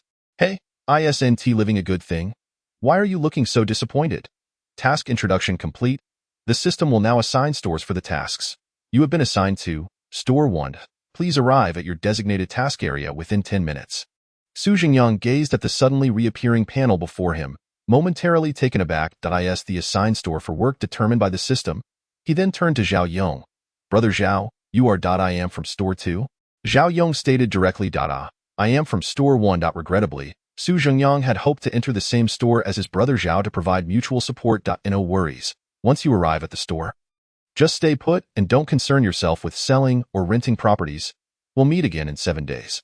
Zhao Yong encouraged Su Jingyang softly before setting off towards the center of the street. If you encounter any trouble, contact your brother Zhao. As he walked, Zhao Yong waved his petite phone at Su Jingyang. The balding uncle, Yang Wei, chuckled and quickly followed Zhao Yong. It seemed he and Zhao Yong were likely in the same store. Yang Tingting timidly approached Su Jingyang. Su Jingyang, hello, I'm also from Store 1.0. Splendid. That means we are on the same team. Let us go. Su Jingyang quickly regained his composure, his expression warm as he waved at Yang Tingting. On the street corner, only Wang Yaming and Chen Jun remained. Chen Jun observed Yang Tingting's retreating figure, a flicker of disappointment evident in his eyes. This young lady appeared quite appealing, yet she was not on his team. Wang Yaming also glanced at Su Jingyang and Yang Tingting's silhouettes, his brow gradually knitting together. Wang Yaming possessed the skill of risk avoidance, allowing him to activate it once in each task. The effect of the skill was to identify a nearby location fraught with danger. Wang Yaming felt this dungeon was rather simple, with minimal risks involved. However, the habits formed from countless past missions prompted him to utilize his skill. Soon, he noticed a dark red dot marking the location of Store 1. The dot signified a risk area, with proximity to the dot indicating the level of danger. The redder the dot, the higher the risk. To be honest, it was Wang Yaming's first encounter with the dot so darkly red. This level of danger likely suggested at least 2 or 3 formidable entities lurking nearby. Nevertheless, Wang Yaming had no intention of disclosing this discovery. His gaze subtly shifted, landing on Yang Tingting. Yang Tingting, the only daughter of Yang Feng, the first overseer of Safety Zone 5. Unlike Safety Zone 1, Zone 5 operated under a single voice, with Yang Feng making all decisions. His tendency to favor close associates and family had bred discontent among many superhumans and survivors. Those who felt severely exploited gradually banded together, contemplating how to extricate themselves from Yang Feng's control. Upon learning that Yang Feng's daughter, Yang Tingting, had become a superhuman, the individuals in Zone 5 felt a surge of hope. If they were to seize power, Yang Tingting presented a potent opportunity. If she were to perish, Wang Yaming was one of the leaders among this group. Watching Yang Tingting approach Store 1, his furrowed brow began to ease. Unexpectedly, Yang Tingting seemed to have such poor luck. Perfect. There was no need to expend effort plotting against her. With a smile gracing his lips, Wang Yaming entered Store 3 alongside Chen Jun 5 minutes later. What? Your father is the decision-maker of Safety Zone 5? Impressive, Su Jingyang exclaimed, his eyes wide with astonishment. Impressive. My father's personality means he meddles in everything. I live in constant distress, Yang Tingting replied, a look of melancholy on her face. Su Jingyang had no particular hobbies aside from making friends. As a quintessential E-person, he employed various methods to coax his reticent companions into conversation. Just like earlier, noticing Yang Tingting's tension, he offered simple reassurances, and then proceeded to humorously lament about his futile preparations in Safety Zone 1. Eliciting laughter from Yang Tingting and easing her mood, allowing her to share her life experiences. Conversations require a gradual and guided approach. When led correctly and finding topics of interest, even the most taciturn individuals can engage animatedly. Su Jingyang observed his surroundings while responding to Yang Tingting. Look at my father. He doesn't oversee anything, leading me to encounter obstacles every 3 days and pitfalls every 5. After graduation, I stumbled through an entire year. Sometimes I feel that having a strict father is a form of happiness. That's quite good. At least you've gained experience. What are you searching for? Yang Tingting inquired softly as she noticed Su Jingyang rummaging through the drawers in the store. 2 items. Su Jingyang rose, extending 2 fingers toward Yang Tingting. First, I'm looking for our uniforms and work badges. He gestured to his chest. I am no expert, but having worked as a real estate agent for half a year, I believe this store's setup resembles my previous one. Hence, we should also have these supplies. I see. Yang Tingting nodded, considering further implications. If they found their uniforms and badges, it might indicate their protection under the store's rules, safeguarding them from the bizarre entities outside. And the second item? The second. Found it, Su Jingyang exclaimed, pulling out a folder from the drawer. The folder bore the title, Guidelines for New Employees and Work Protocol. The real estate industry is replete with regulations, and new employees must adhere to numerous rules. Su Jingyang opened the folder, revealing 2 blood-stained A4 sheets inside. I recall that during my real estate days, those who flouted the rules faced fines or dismissal. Now that we are in a bizarre world, such penalties are likely far more severe. Look, Su Jingyang pointed at the lines of text on the A4 sheets. Yang Tingting leaned in curiously, softly reading aloud the contents. Chapter 11. Employee Guidelines. Employee Guidelines. 1. Employees must not engage in conflicts with colleagues, owners, or clients. 2. Employees are prohibited from eating within the store. 3. At least 1 employee must remain in the store unless under special circumstances. Employees must report to the manager when leaving the store. 4. Employees must wear uniforms and badges during work hours. Casual attire is not permitted while serving clients. 5. Working hours are from 20:00 to 8:00. Any time worked outside these hours counts as overtime. 6. Transactions must strictly adhere to the procedural guidelines. Signing contracts is mandatory. Unauthorized signing is at the employee's own risk. 7. Store employees must obey the manager's commands and must not defy orders. 8.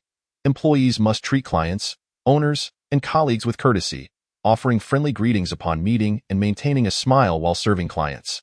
The guidelines were not overly extensive, consisting of only 8 clauses. Under ordinary circumstances, any one of these rules would seem unremarkable, as many companies implement such regulations. However, when these 8 rules were inscribed on a yellowed A4 sheet marred by dark red stains, with the writing appearing as though scratched by someone's fingernails, and each rule pinned in a different font, they conveyed a distinctly unsettling impression. Moreover, Su Jingyang, with his keen intellect, noticed a striking detail. None of the rules indicated the corresponding penalties. Su Jingyang furrowed his brow, contemplating the implications of this absence. Does that mean the penalties are all the same? Yang Tingting speculated, her voice trembling as she considered the varying handwriting. Could it be that all penalties are death? Not necessarily. Su Jingyang gently shook his head at Yang Tingting. Brother Zhao taught me that when facing uncertainty in a bizarre world, one should always anticipate the worst. Yang Tingting nodded, her expression growing more troubled. Indeed, for them, the worst outcome would be death. No. There's something worse. Su Jingyang shook his head once more, finding little inclination to soothe his teammates' fears at that moment. What if, with each death, a new rule is added to the employee guidelines? Su Jingyang emphasized the first and last lines of text. The bloodstains beside these 2 lines differed in shade. Could this suggest that the person who wrote these lines met their demise at vastly different times? Huh? Yang Tingting was momentarily stunned, then felt a chill sweep across her back. That would imply there are many more rules yet to be revealed. Who knows how many rules there are?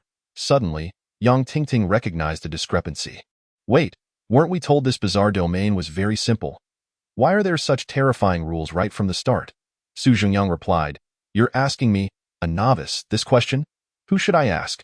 Uncertain of the specifics, he speculated that perhaps others had faced misfortunes here before them, but they were simply unaware. All the information possessed by the survivors regarding the eerie domain has been provided by those ghost tamers who emerged from it unscathed. What if the first group of ghost tamers entered the Crimson Zone and breezed through it on the easy mode, while the second group ventured in on the Hell mode and met their demise? If no survivors returned from this eerie domain, the survivors would naturally remain unaware of certain concealed details about it. Su Zhengyang refrained from voicing this speculation, for he noticed that his teammate beside him was already trembling with fear. Enough of this, he thought. Su Zhengyang waved his hand and returned the employee handbook to its original place. Let us first search for our uniforms and work badges. Yang Tingting nodded in agreement. She was apprehensive about violating the rules and triggering an unknown punishment, so she followed Su Zhengyang as they rummaged through the store. Before long, Su Zhengyang discovered 2 blood-stained and tattered dark blue suits, along with 2 crumpled work IDs hidden within the compartments of the employee lockers. Yang Tingting finally exhaled in relief. Once she donned these items, she would officially be considered an employee of the store. This way, the other eerie entities on the street would not be able to harm her and Su Zhengyang at will. However, as Su Zhengyang gazed at the mottled bloodstains on the suit, his brow slowly furrowed. Meanwhile, inside the second store, Zhao Yong emerged from the restroom carrying a bucket of relatively clear water, promptly tossing the 2 employee uniforms into it. Brother Zhao, do we really need to concern ourselves with a bit of dirt on the clothes at this moment? Yang Wei, seated in an office chair while perusing other materials in the store, remarked somewhat exasperatedly. These clothes must be washed. Zhao Yong pointed to a black A4 sheet on the wall, which displayed the employee code of conduct. The code states that everyone must maintain a good appearance, i.e., wearing a filthy suit while receiving customers considered a good image. As he spoke, Zhao Yong began to wash the garments in the bucket. Why did this eerie domain transport us at 10 in the morning when the official working hours are set for 8 in the evening? You ought to ponder that. Hearing Zhao Yong's words, Yang Wei suddenly understood and immediately moved to Zhao Yong's side. Come on, let me help you wash. In the third store, Wang Yaming and Qin Jun looked at the employee code of conduct on the table by the entrance, alongside 2 brand new suits and badges, nodding calmly. Once we put on these clothes and wear these badges, we will be considered officially employed. What do you mean? Qin Jun turned to Wang Yaming. Look at this clause. Wang Yaming pointed at the employee handbook. Outside of working hours, we also have overtime, so how do we determine if we are working overtime? I suspect it involves fulfilling a few other conditions. Should we not put on these clothes for now? Qin Jun asked again, sensing numerous inconsistencies in the employee handbook, which made him hesitant to become an employee of the store just yet. No, we must wear them now. Wang Yaming shook his head. Don't forget, at the end of our tasks, each store manager will rate us. If you wish to receive a high score, you must curry favor with the manager. And working overtime is the simplest method. As he spoke, Wang Yaming removed his English-style suit jacket and donned the seemingly inferior brand new suit from the store. Subsequently, he seated himself in front of the store's computer. Unlike most ghost tamers, Wang Yaming was not the type to merely survive each instance. He strived to complete tasks to the best of his ability, triggering more rewards from the panel and system. Now, let me see if it's possible to sell a property within this week. Returning to the first store, Su Zhengyang hung the freshly cleaned suit in front of the window and sat down in the office chair, flipping through the piles of documents before him. This store is truly impoverished. As he browsed through various information about properties and clients, Su Zhengyang muttered quietly, such a large store, yet they don't even provide a computer. How am I supposed to filter properties for clients if they arrive? Do you genuinely intend to sell properties here? Yang Tingting exclaimed, her eyes wide as she gazed at Su Zhengyang. His various displays of competence since their arrival had gradually fostered a sense of dependence in her towards him. This meticulous man, who could delve into deeper thoughts, made her forget that he was also a novice like herself. However, just because he didn't seem like a novice didn't mean he should start acting like a seasoned pro. Given the current circumstances, wouldn't it be best to simply endure until the end? I definitely want to sell houses. That's too difficult, Su Zhengyang replied, shaking his head at Yang Tingting's remark. That's a relief, she sighed. I plan to rent a place. Ah? Chapter 12. The first encounter with the eerie domain, but not the first time as an agent. Logically speaking, as a newcomer to the eerie domain, Su Zhengyang should heed Zhao Yong's advice and patiently remain in the store to acclimatize to the eerie atmosphere, gaining experience without engaging in any reckless actions. However, by a twist of fate, the theme of this eerie domain coincidentally aligned with Su Zhengyang's expertise. Not only the store and work mode, but even the uniform reeked of salesmanship, evoking a profound sense of familiarity within him. He didn't even need to wear it. Just seeing the clothes made him want to shout, "Great! Wonderful! Absolutely fantastic! Tomorrow will be even better!" Yes, yes, yes. Seated at his workstation, Su Zhengyang couldn't resist the urge to make a few calls, randomly reaching out to the peculiar entities that had disclosed their information.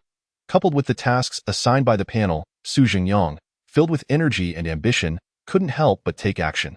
Furthermore, he was bolstered by two factors that instilled confidence in him. First, the store's code of conduct, though seemingly stringent, was not vastly different from the regulations he adhered to while working as a real estate agent before his journey into this world. The unlisted rules likely pertained to prohibitions against speculative trading, riding motorcycles, absenteeism, and gaming during working hours. Su Zhengyang believed that as long as he avoided crossing these red lines, he would not face punishment. Second, Su Zhengyang now had the ability to rally support. After several days of understanding the eerie world, he was acutely aware of the formidable prowess of his older brother. Among the most powerful entities, his reputation was legendary. It could be said that he had reached a level where merely encountering him would instill fear in both humans and ghosts alike. It was no wonder. With abilities that could siphon off others' ailments, emotions, and physical states, he had effectively attained a rule-like power. In the small rookie eerie domain of the Crimson Zone, how formidable could the entities residing here truly be? Powerful entities wouldn't engage in business like regular folk. They'd simply seize what they desired. Seeing the earnest glint in Su Zhengyang's eyes, Yang Tingting sighed in resignation.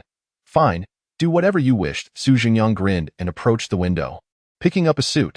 Perhaps due to the influence of the eerie domain, the suit was already mostly dry. All right, I'll step out for a bit. Keep an eye on the store. Yang Tingting, what? Su Zhengyang's words left Yang Tingting in utter bewilderment. Why did he suddenly want to rush outside? Su Zhengyang smiled and raised an A4 sheet in his hand. As a real estate agent, one must possess a wealth of information about neighborhoods and properties. I've browsed through the listings in the store and found a few promising options, so I plan to go inspect them in person. Su Zhengyang spoke earnestly, as this was a methodology he had acquired during his previous career in real estate.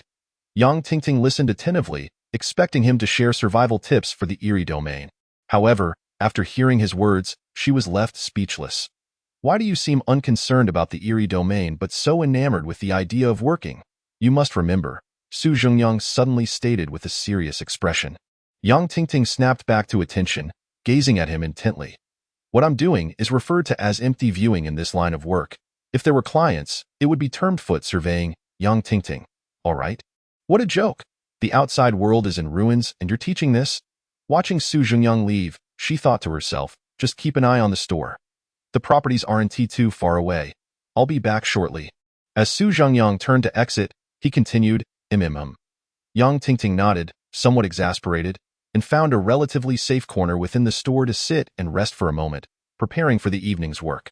Since they were operating a store on the street, it was inevitable that peculiar clients would show up. How should she deal with these entities? As she walked towards the corner, her thoughts wandered. Perhaps Su Zhengyang had a plan.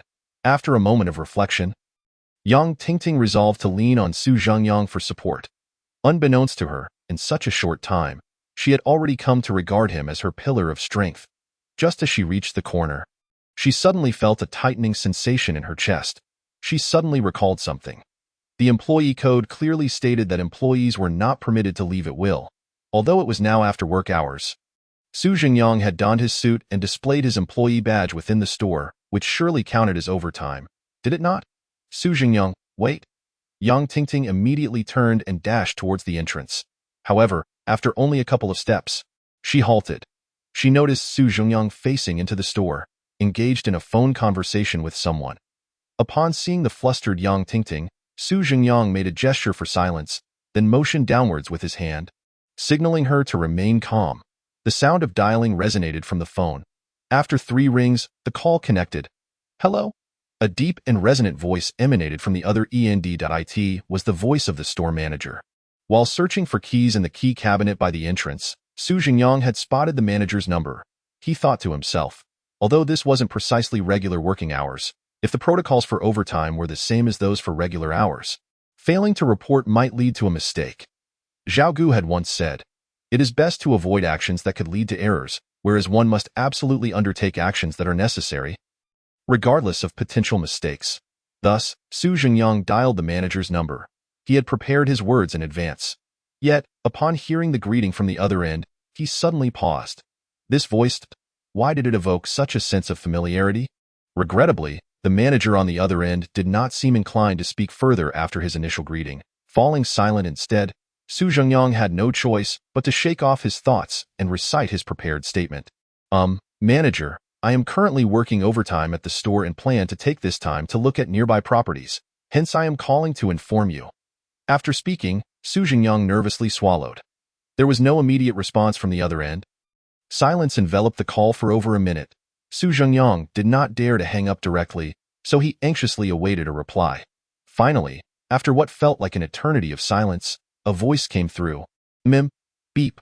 The call was abruptly terminated, and Su Zhengyang let out a sigh of relief. Thankfully, it seemed that paying attention to such details was indeed prudent. He could now depart without worry. With this thought, Su Zhengyang turned to glance at the street outside. This turn proved consequential. As he did so, he inadvertently struck Yang Tingting, who had been standing directly in front of him, not far away. Crack! A sharp sound resonated. Yang Tingting stared in shock, her eyes wide as she raised a hand to her cheek. Su Zhengyang felt a resistance against his hand, turning around in bewilderment. Crack! Another crisp sound followed. Yang Tingting's expression twitched as she slowly raised her other hand to cover the other side of her face. Chapter 13. Action begins. Wang Yaming. Is he really that fierce? In a state of bewilderment, one can be exceedingly disoriented. Just like now. Having lived for 20 years, and with a powerful father, Yang Tingting considered herself quite worldly. Yet, the sight of this man wielding a phone over half a meter long left her feeling dazed. Just moments ago, Su Zhengyang had been facing her, the phone resting behind his ear, and she had barely noticed. Now, she could not help but scoff. What normal individual would possess a phone of such length? Was it designed for reading novels without turning pages? Su Zhengyang glanced at the aggrieved Yang Tingting and immediately understood the situation. While on the call, he had unconsciously extended the phone to an unusual length, not intending any harm. It was merely to ensure better signal quality. He had not anticipated that in turning around, he would inadvertently slap Yang Tingting twice with his phone. My apologies, Su Zhengyang said awkwardly, scratching his head. Yang Tingting rubbed her cheek, striving to regain her composure. This was not the time to dwell on her pain. She still had things to discuss with Su Zhengyang, but it's fine. She replied, by the way, Su Gu, we haven't yet exchanged our skills. Since we're on the same team now, it's beneficial to understand each other better. Perhaps fearing Su Zhengyang might be displeased by her inquiry, Yang Tingting began to introduce her abilities. Rapid recovery. When you incur a non-lethal injury, you can return to normal within a second. This skill can be used once a day, applicable in both the Eerie realm and the real world. It was a rather standard and somewhat lackluster skill. After all, in the Eerie realm, most entities would not allow one to be injured before delivering a fatal blow. They would simply take your life outright. After hearing Yang Tingting's explanation of her skill, Su Zhengyang generously shared his own, which involved befriending the anomalies. This skill was evidently lacking in practicality, so there was no need to conceal it. Following their exchange, Su Zhengyang swaggered out of the store to explore. Only Yang Tingting remained inside. Fortunately, the corner offered a strong sense of security, allowing her to feel less afraid. In Store 3, Wang Yaming and Chen Jun sat together, poring over documents on the computer. As a businessman, Wang Yaming had previously worked in the internet industry. Hence, he was not particularly versed in matters of real estate. In fact, he had not seen residential buildings in quite some time. In this apocalypse, who would still reside in an apartment? In the Eerie apocalypse, the denser the population, the greater the number of anomalies. And where anomalies thrived, casualties soared, leaving fewer survivors. Thus, the more populous the area, the fewer living souls remained. Although unfamiliar with this profession that had vanished years ago, Wang Yaming was confident he could master the skills of real estate sales in a short time. Chen Jun, however, was even more self-assured. Before the apocalypse struck, he had been a nameless internet short drama actor. Devoid of fame or followers, not even a powerful figure seeking to exploit him. This 3-0 status had fortuitously allowed Chen Jun to escape calamity. Most anomalies were born from individuals who had endured immense suffering during their lives. Once they gained strength, they would immediately seek vengeance upon those who had caused their torment. The entertainment industry was notoriously treacherous, akin to the Mariana Trench. Once the apocalypse erupted, a significant portion of individuals were targeted by anomalies. Hence, few actors from that realm remained alive. The profession itself endowed actors with a natural talent for imitation and learning. Despite his lack of fame, Chen Jun possessed the skills inherent to an actor. Coupled with his ability, best performance, enhances your memory and emotional control. You possess exceptional talent for acting and learning. Wasn't this the quintessential protagonist template? Chen Jun smirked, eyeing the documents on the screen. Next, he planned to portray a seasoned champion in real estate sales.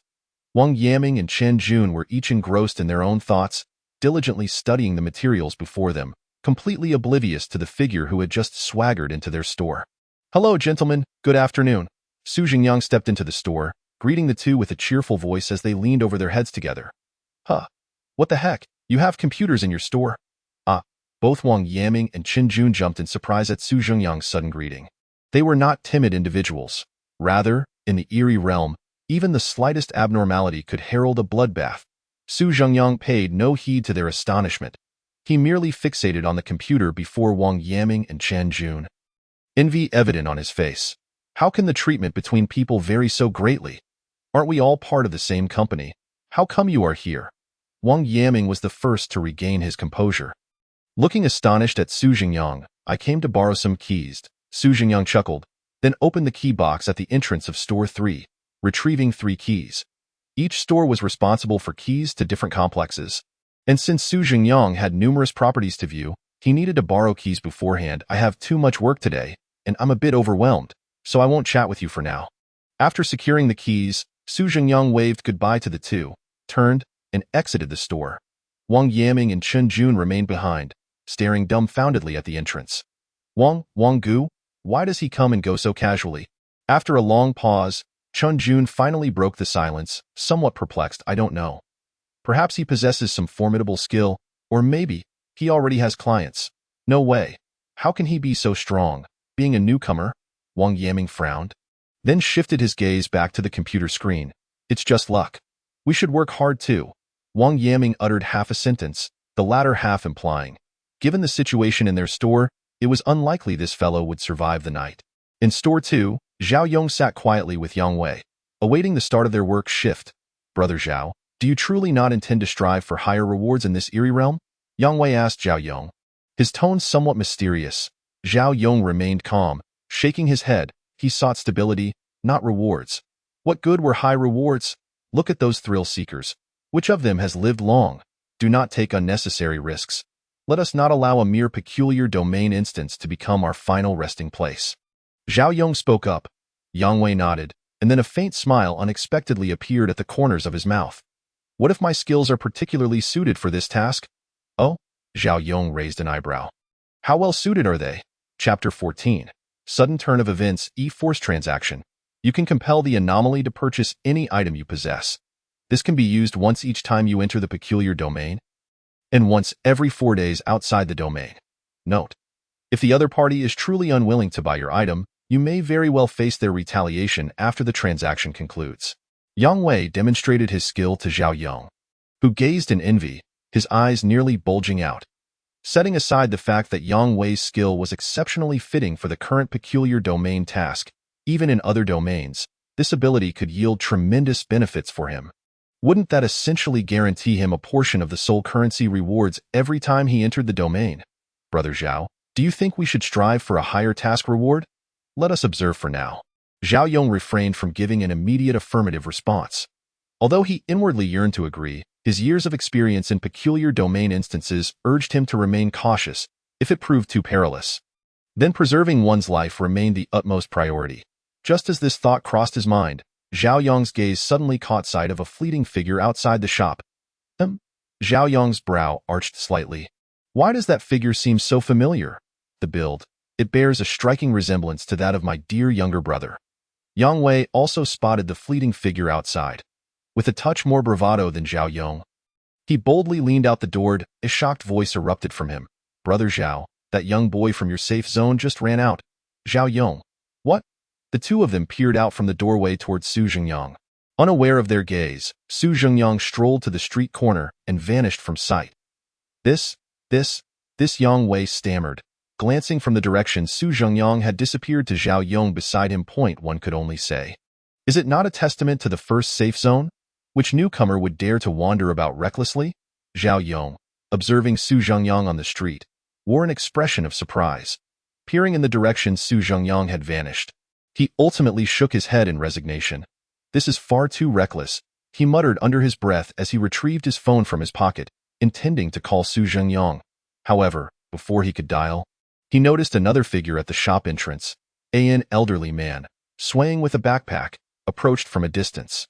Just a moment ago, the man had been roughly 50 meters away, yet in the blink of an eye, he stood before Zhao Yong and Yang Wei. I don't know. It's an anomaly. Zhao Yong's complexion changed dramatically as he swiftly pulled Yang Wei back into the shop, promptly shutting the door behind them. Yang Wei looked on in confusion. Brother Zhao, why are you so frightened? We have the identity of shop staff for protection.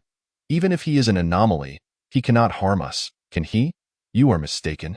Zhao Yong hurriedly donned his work uniform, handing Yang Wei his staff badge as he spoke. It is daytime, and our working hours are at night. You may envision it as this. The elderly man is wandering the streets at dawn. Do you not think that poses a danger? Furthermore, we are currently the only ones in our 3 shops. Should we be entangled with him, it would undoubtedly be a troublesome affair, even if we do not meet our demise. Gazing at the slowly approaching elderly man, Zhao Yong's expression reflected extreme tension. Be prepared. If we cannot deter him upon closing the door, we shall have to muster every ounce of our energy to attend to this customer. Yang Wei nodded, adjusting his appearance, his expression mirroring Zhao Yong's anxiety as he fixed his gaze on the elderly man outside. The man, devoid of expression, arrived at the entrance of the second shop, glanced at the tightly shut door and the 2 stiff figures behind it. Subsequently, he shook his head and turned to leave. Fu Zhao Yong and Yang Wei sighed in relief together. Thankfully, he chose not to enter. Our Yang Wei's words trailed off abruptly in the mere blink of an eye. He saw the elderly man reappear at the shop entrance. In the next moment, the man passed through the clearly unprotected glass door of the second shop and stood before the 2. Show me a house, would you? The elderly man stood before Zhao Yong, suddenly revealing a grotesquely twisted smile. The wrinkles on his face piled upon one another, and within his eyes, there were no visible pupils. Only a murky deep gray. Zhao Yong, less than half a meter away from the elderly man, felt his legs tremble involuntarily. Nevertheless, his extensive survival experience allowed him to quickly regain his composure. Certainly, uncle, he forced a smile that was more painful than tears, extending a hand to guide the elderly man inside. Wearing the work uniform equated to being on duty. During working hours, one must attend to customers, and when attending to customers, one must maintain a smile. Brother Yang, please fetch a glass of water for this uncle. Zhao Yong instructed Yang Wei. He led the elderly man to the side of the computer. What kind of house would you like? Uncle, what kind of house, you ask? He. The elderly man continued to wear that eerie smile, not answering Zhao Yong's question immediately, instead surveying the shop's layout, a faint red glimmer momentarily flashing in his dull gray eyes. Meanwhile, 2 more individuals gradually appeared on the desolate street. A slender young man carrying a suitcase and a middle-aged woman clad in sportswear. The 2 were strangers, each making their way toward the first and third shops respectively. As they walked, peculiar smiles crept across their faces. This is utterly foul. Su Zhengyang pinched his nose, frowning as he surveyed the house before him. It was a 3-bedroom, 2 living room, 1 kitchen, 2 bathroom layout. In the listings, this property was available for both rent and sale. He initially thought that the price of 3,000 soul coins per month was quite reasonable. However, upon catching a whiff of the odor emanating from within, he felt that he wouldn't rent the house for even 1,000. 500 might be negotiable. This stench, is it worse than what I would produce after being constipated for half a month? Did the toilet explode? Su Zhengyang continued to complain while approaching the window, intending to open it for ventilation. Just as his hand reached for the window frame, he suddenly halted. Wait a moment. Su Zhengyang turned to observe the exquisite furniture and cozy decor within the room. Muttering to himself, this is a peculiar domain. What if those anomalies have an affinity for such odors? Their preferences often starkly contrast with those of humans. Perhaps they find the scent within this house delightful? Best not to open the window just yet. Let us keep it contained. As he spoke, Su Zhengyang pinched his nose and quickly perused the interior of the house, familiarizing himself with its selling points before he made a hasty exit. After some time, Su Zhengyang opened the door to another property. Good grief, it truly is. This stench? Wrinkling his nose in agony, Su Zhengyang stepped inside. That the scent of rotten bananas combined with stinky tofu? What a combination! He now regretted having ventured out merely to view properties. Yet upon reflection, this was not entirely a disadvantage. The employee code stated that one must maintain a smile while attending to clients. Should one unexpectedly encounter such an overwhelming odor during a viewing without prior knowledge, who could possibly continue smiling? Violating the employee code could very well cost him his life. I must call Brother Zhao to prepare him mentally. Su Zhengyang quickly surveyed the area, snapping a few photos before whispering to himself at the doorway. Chapter 15. Greed in sight. Just as Su Zhengyang was about to close the door and proceed to the next property, the sound of a notification echoed. Ding dong. The sound of the trifold anomalous phone rang suddenly. Su Zhengyang pulled out his phone to check. It was a message from his dear elder brother. Zhao Yong. Huh. I haven't even called yet. How did Brother Zhao manage to send me a message? Su Zhengyang opened the message. There has been a disturbance at the shop. Return swiftly and exercise caution. What the hell? What is going on? Su Zhengyang's face turned blank, and a wave of anxiety washed over him. What disturbance could this be? As he pondered, he pressed the elevator button, intending to return to the shop. Ding dong, the elevator doors opened, and Su Zhengyang stepped forward, ready to enter. However, upon looking up, the scene inside the elevator froze him in place. A figure exuding a gloomy aura stood quietly within, head bowed. Terrified, Su Zhengyang spun around, attempting to flee as the figure raised its head and caught sight of Su Zhengyang. An ominous energy erupted from it, rushing out of the elevator in pursuit. In the next moment, the figure exclaimed, "Hey!" Just as Su Zhengyang frantically dialed Yufu's number, he turned back. Su Zhengyang. Hey, hey, hey, hey. The third shop. The middle-aged woman pushed open the door and walked straight inside. Wang Yaming and Qin Jun were momentarily taken aback upon seeing the customer, but they quickly composed themselves and stepped forward to greet her. The two of them were hardly concerned about when the strange occurrences would manifest. Their primary focus lay on whether they could secure generous task rewards. They guided the middle-aged woman to a seat beside the computer, and Qin Jun even took the liberty of preparing a cup of tea for her with great enthusiasm. "Sister, what do you need?" Wang Yaming inquired with a smile adorning his face. The middle-aged woman gazed at the computer before her, and a subtle curve appeared at the corners of her mouth. "Are there any houses that can be acquired without spending money?" Wang Yaming, Qin Jun. This question from the woman left the two eager individuals utterly flabbergasted. Wang Yaming's smile shifted from warmth to awkwardness. Sister, where could you possibly find a house that costs nothing?" "None?" Upon hearing Wang Yaming's response, the woman's brows furrowed instantaneously, her expression contorting in discontent. "I specifically came here during the day to seek you out, and you say there are none?" Abruptly, a massive gash tore open behind her, and a foul-smelling pus oozed forth from the wound, rendering both Wang Yaming and Qin Jun unable to keep their eyes open. Qin Jun fought against the urge to vomit and approached Wang Yaming, gently patting his shoulder. "What on earth is happening?" Wang Yaming managed to suppress the nauseating stench but was equally baffled by the current predicament. This isn't just a trivial matter, is it?" Just then, the middle-aged woman spoke again. "As a real estate agent, you surely know how to attend to clients, don't you?" She slowly rose to her feet, her body expanding and the gash on her back widening. "You come right out and say there are none. What kind of service attitude is that? This is bad." She might genuinely be looking for trouble. Wang Yaming's heart plummeted. The woman's demands were patently unreasonable. He had merely responded based on the actual circumstances, yet she erupted in rage. It was evident that this middle-aged woman was intent on causing a ruckus. To the strange, humans are a delectable feast. What this sister desires is not a house, but rather herself and Qin Jun as two delectable dishes. Surely the store's rules permit some form of protection. Wang Yaming lamented, turning his gaze toward the employee code of conduct displayed on the wall. To his surprise, upon closer inspection, he noticed a new line of text appeared beneath the original rules. "Beware of the vagrants appearing on the streets during the day. They are not clients and are difficult to restrain by the rules. Perhaps money and food can persuade them to leave." When did this appear? Wang Yaming felt somewhat speechless, so the employee guidelines can update in real time. Nonetheless, he set aside his bewilderment and quickly discerned a solution to the looming crisis. The woman was now split in two, murky, gray-black sludge flowing from her body and closing in on Wang Yaming and Qin Jun, facing such a terrifying scene for the first time. The inexperienced Qin Jun fainted before he could employ his skills. "Useless. Wang Yaming cursed under his breath, reaching into his pocket to rummage. Just as the woman's arm was about to reach his face, Wang Yaming swiftly extended his hand. With a flourish, $100 ghost bill appeared before her. There are indeed levels among the strange occurrences.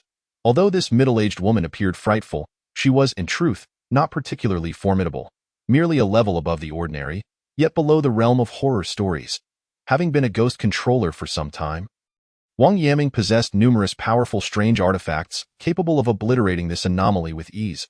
Regrettably, each artifact could only be used once.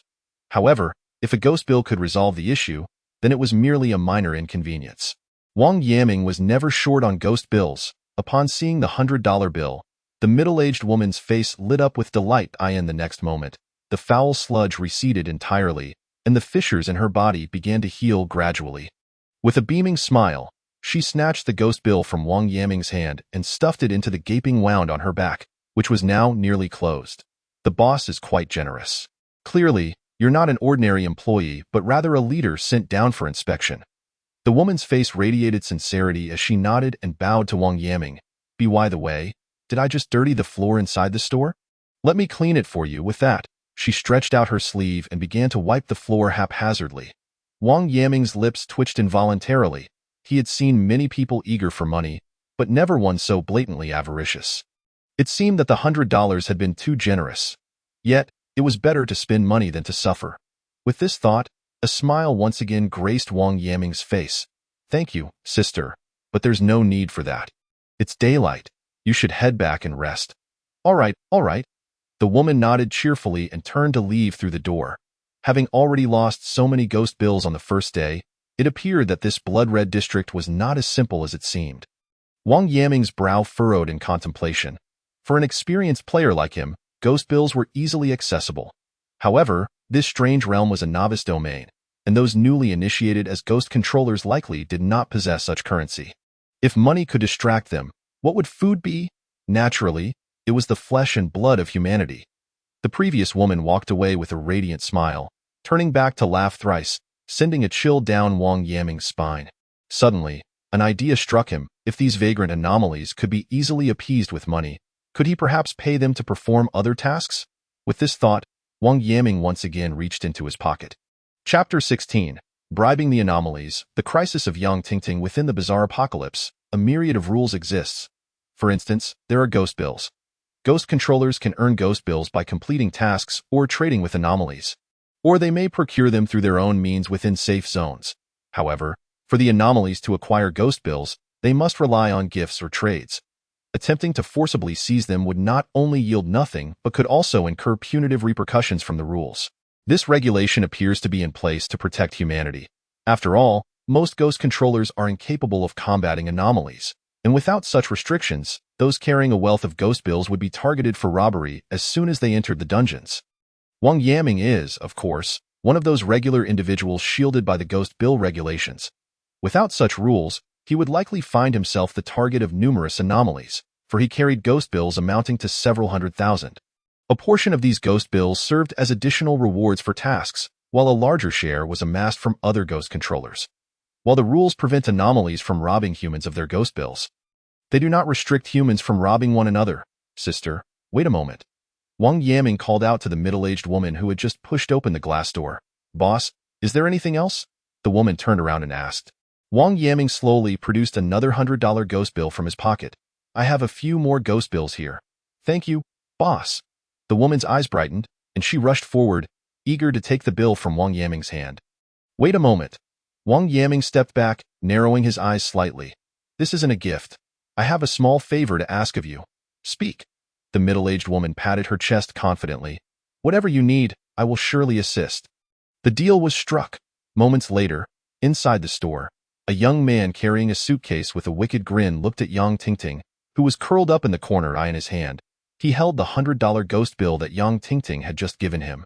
The suitcase was now wide open, revealing 3 decaying infants crawling toward Yang Tingting.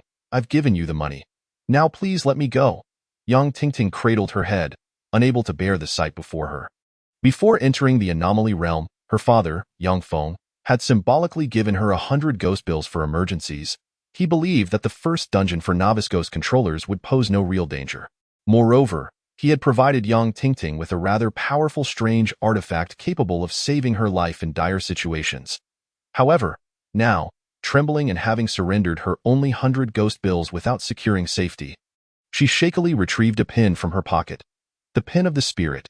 It can summon an anomaly of store-level strength to aid you in fending off damage or engaging in battle. Summoning time, 1 minute. Cooldown time, 4 hours. Activation condition. Hold the pin and shout, Spirit Pin, you are my past life, and I am your present life. Why you better leave quickly, or I will use the spirit pin against you. Yang Tingting brandished the pin, pointing it at the man as she spoke loudly. Upon seeing the pin, the man instinctively took a step back, but as he sensed the aura emanating from it, he sneered derisively. You think that little thing can compete with my 3 children? The man spoke in a tone laden with disdain, and then he took another step forward, commanding his 3 children to hasten towards Yang Tingting. Pin spirit, you are my past life, and I am your present. Noticing that her words had failed to intimidate the man, Yang Tingting shouted the incantation to summon the pin spirit in the next moment. The hand gripping the pin began to tremble uncontrollably, the pin's nib quivering as if powered by a miniature motor. The shadows on the ground gradually expanded, and soon, a woman in white with disheveled hair appeared before Yang Tingting. This woman was indeed the pin spirit. Drive them away from me, Yang Tingting cried, pointing at the man. Her pin spirit had only a minute to act, and she needed to communicate the purpose clearly to ensure swift resolution. Upon hearing Yang Tingting's command, a raspy, bubbling sound emerged from the pin spirit's throat, and she extended her hands, her fingernails rapidly elongating.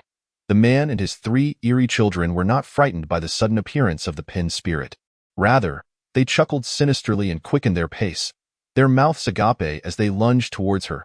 As a vagabond on this street, the man's power did not yet reach the level of true horror.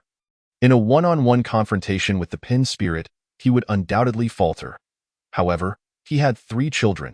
Each of them, having been raised in a suitcase by the man, possessed powers bordering on the supernatural, and together with their father, they were more than capable of dealing with a single pin spirit.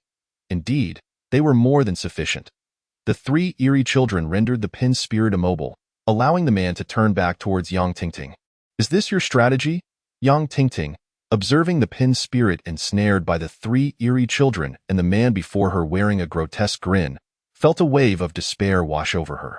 Wasn't he the first realm supposed to be simple? How could she have called upon supernatural beings to assist her, yet still found herself ensnared in crisis? In that moment, Yang Tingting found herself inexplicably harboring no resentment towards the strange man before her, but rather began to blame her father. He possessed so many ghostly coins and mystical tools. If only he had bestowed some upon her, she wouldn't be on the verge of becoming a supernatural meal.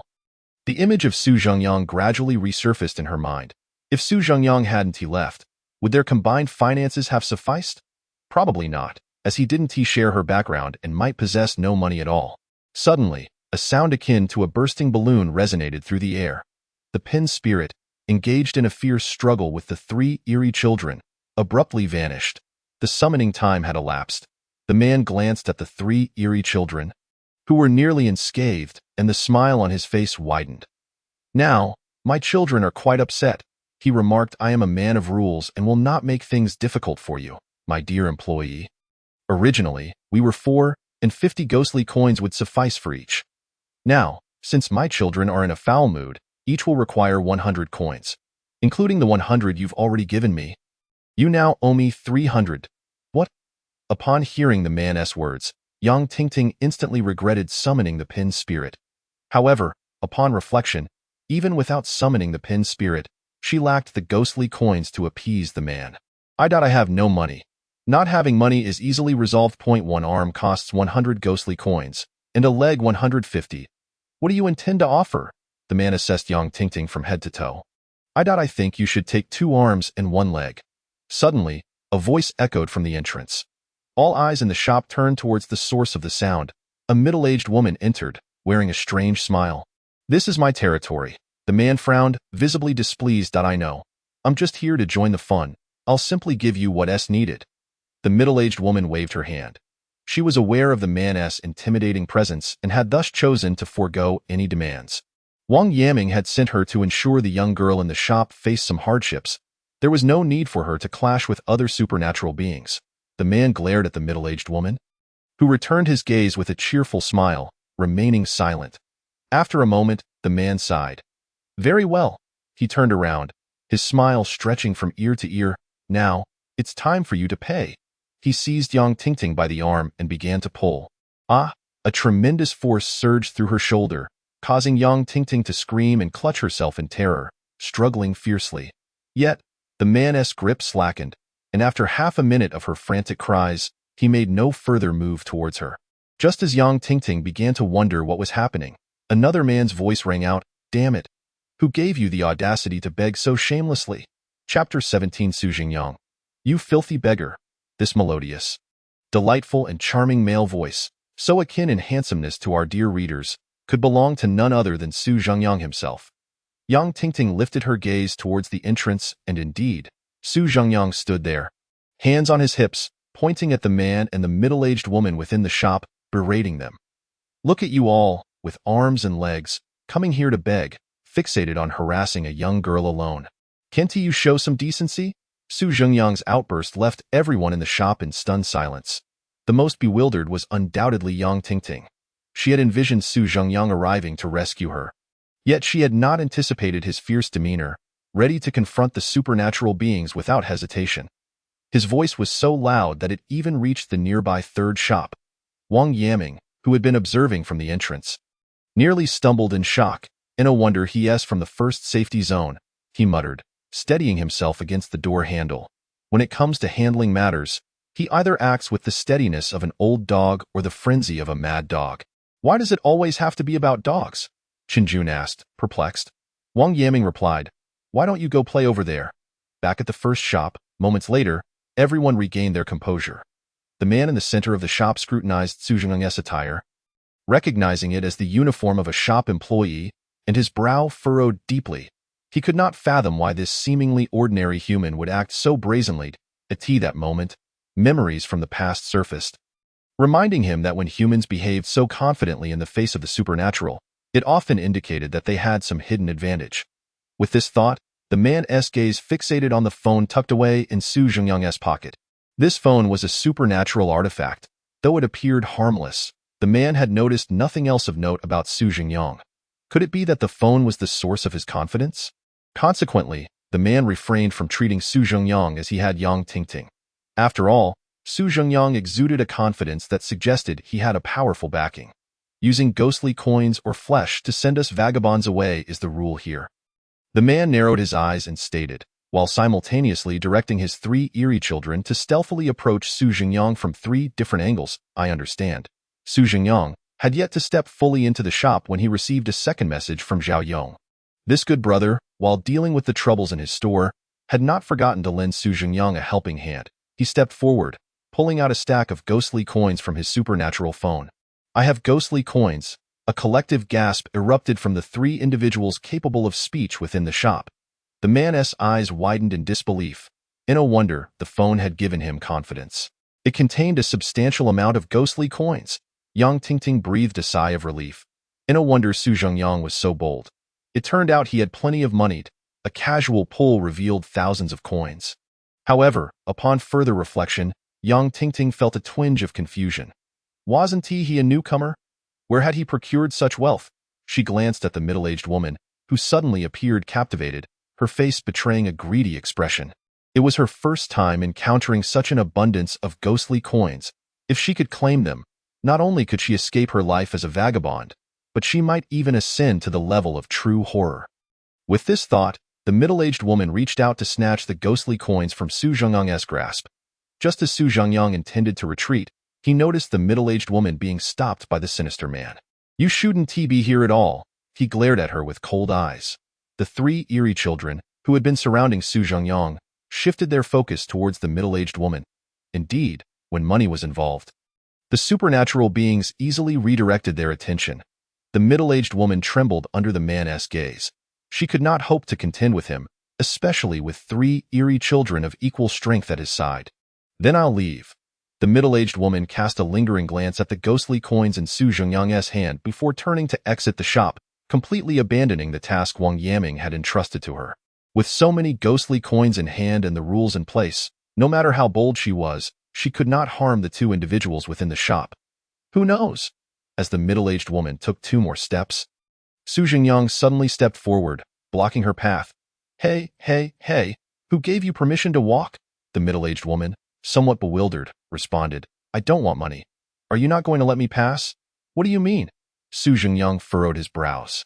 You think too highly of yourselves. I merely took it out to show off, for you to see. As he spoke, he stuffed the paper money back into his phone. What do you mean? His words left the 2 strange individuals in the shop utterly perplexed. What do you mean? Can you say something else? Su Jingyang retorted in exasperation. I want to give you money, and you shan't leave. It's that simple. The man and the middle-aged woman exchanged glances, both recognizing the fury etched upon each other's faces. I can't hold back any longer. Let us go for it. I don't believe he can overpower all 5 of us. The man declared. In a moment, I'll take one of your arms. Upon hearing the prospect of some gain, the middle-aged woman immediately turned fierce. The man urged the 3 eerie infants to turn and crawl towards Su Jingyang once more. Forget it. I won't waste any more words with you. Observing the tense atmosphere, Su Jingyang chuckled, displaying no hint of anxiety. It's time to show off. He beckoned toward the door. Aunt Yang. Just as he finished speaking, a figure suddenly appeared behind Su Jingyang, materializing before everyone. This was a middle-aged woman, appearing to be in her 40s, looking younger than the other strange women around. However, her attire was far from comparable to theirs. She wore a high-neck sweater adorned with a pearl necklace, topped with a tailored women's suit.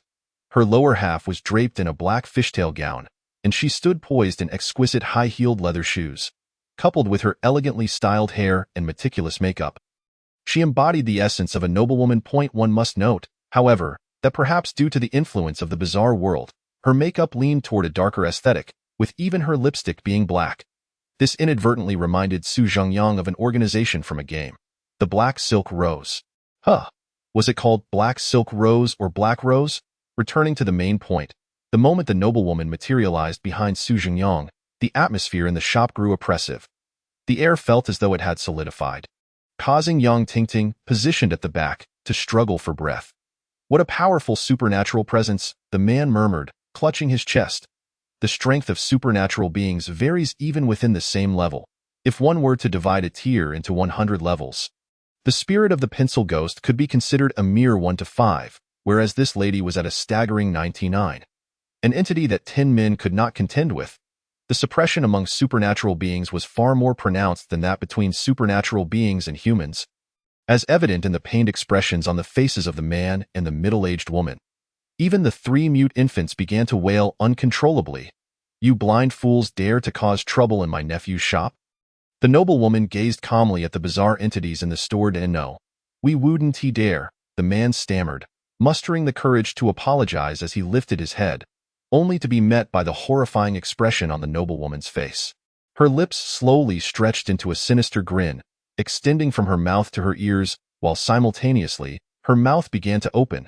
A pure black snake, glistening with oil, slithered from her mouth, flicking its tongue in the next moment. The snake lunged forward, its body extending 3 to 4 meters, and it bit down on one of the infants. Swiftly retracting, the snake consumed the infant whole in less than 2 seconds. Chapter 18. Aunt Yang returning to the time when Su Jingyang was still viewing properties. He never anticipated encountering Aunt Yang here. Aunt Yang, whose real name was Yang Chunyin, was a property owner Su Jingyang met during his time as a real estate agent. Unlike other landlords, who typically sought to maximize their profits or find stable, long-term tenants, Aunt Yang took a more laid-back approach. She owned 2 properties, one in a resettlement area and another in a commercial complex, indifferent to the lease duration or rent amount, as long as her tenants were decent and well-behaved. She would rent out her meticulously decorated 2-bedroom apartment for a mere 750 yuan a month. Truly, a benevolent landlord. Aunt Yang also relished conversing with young people, and perhaps it was Su Jingyang's imagination, but he sensed she particularly enjoyed chatting with him, not only during property viewings, but she would also frequently message him to express her concern outside of work. This led Su Jingyang to believe she was perhaps offering him an easy way out. However, as they interacted more, he realized he had misjudged her. Aunt Yang, who appeared to be a well-off noblewoman, was, in reality, a middle-aged woman battered by fate. Once, she had a devoted husband, and they lived a blissful life together. Yet, fate dealt her a cruel hand. At the age of 30, she was diagnosed with infertility.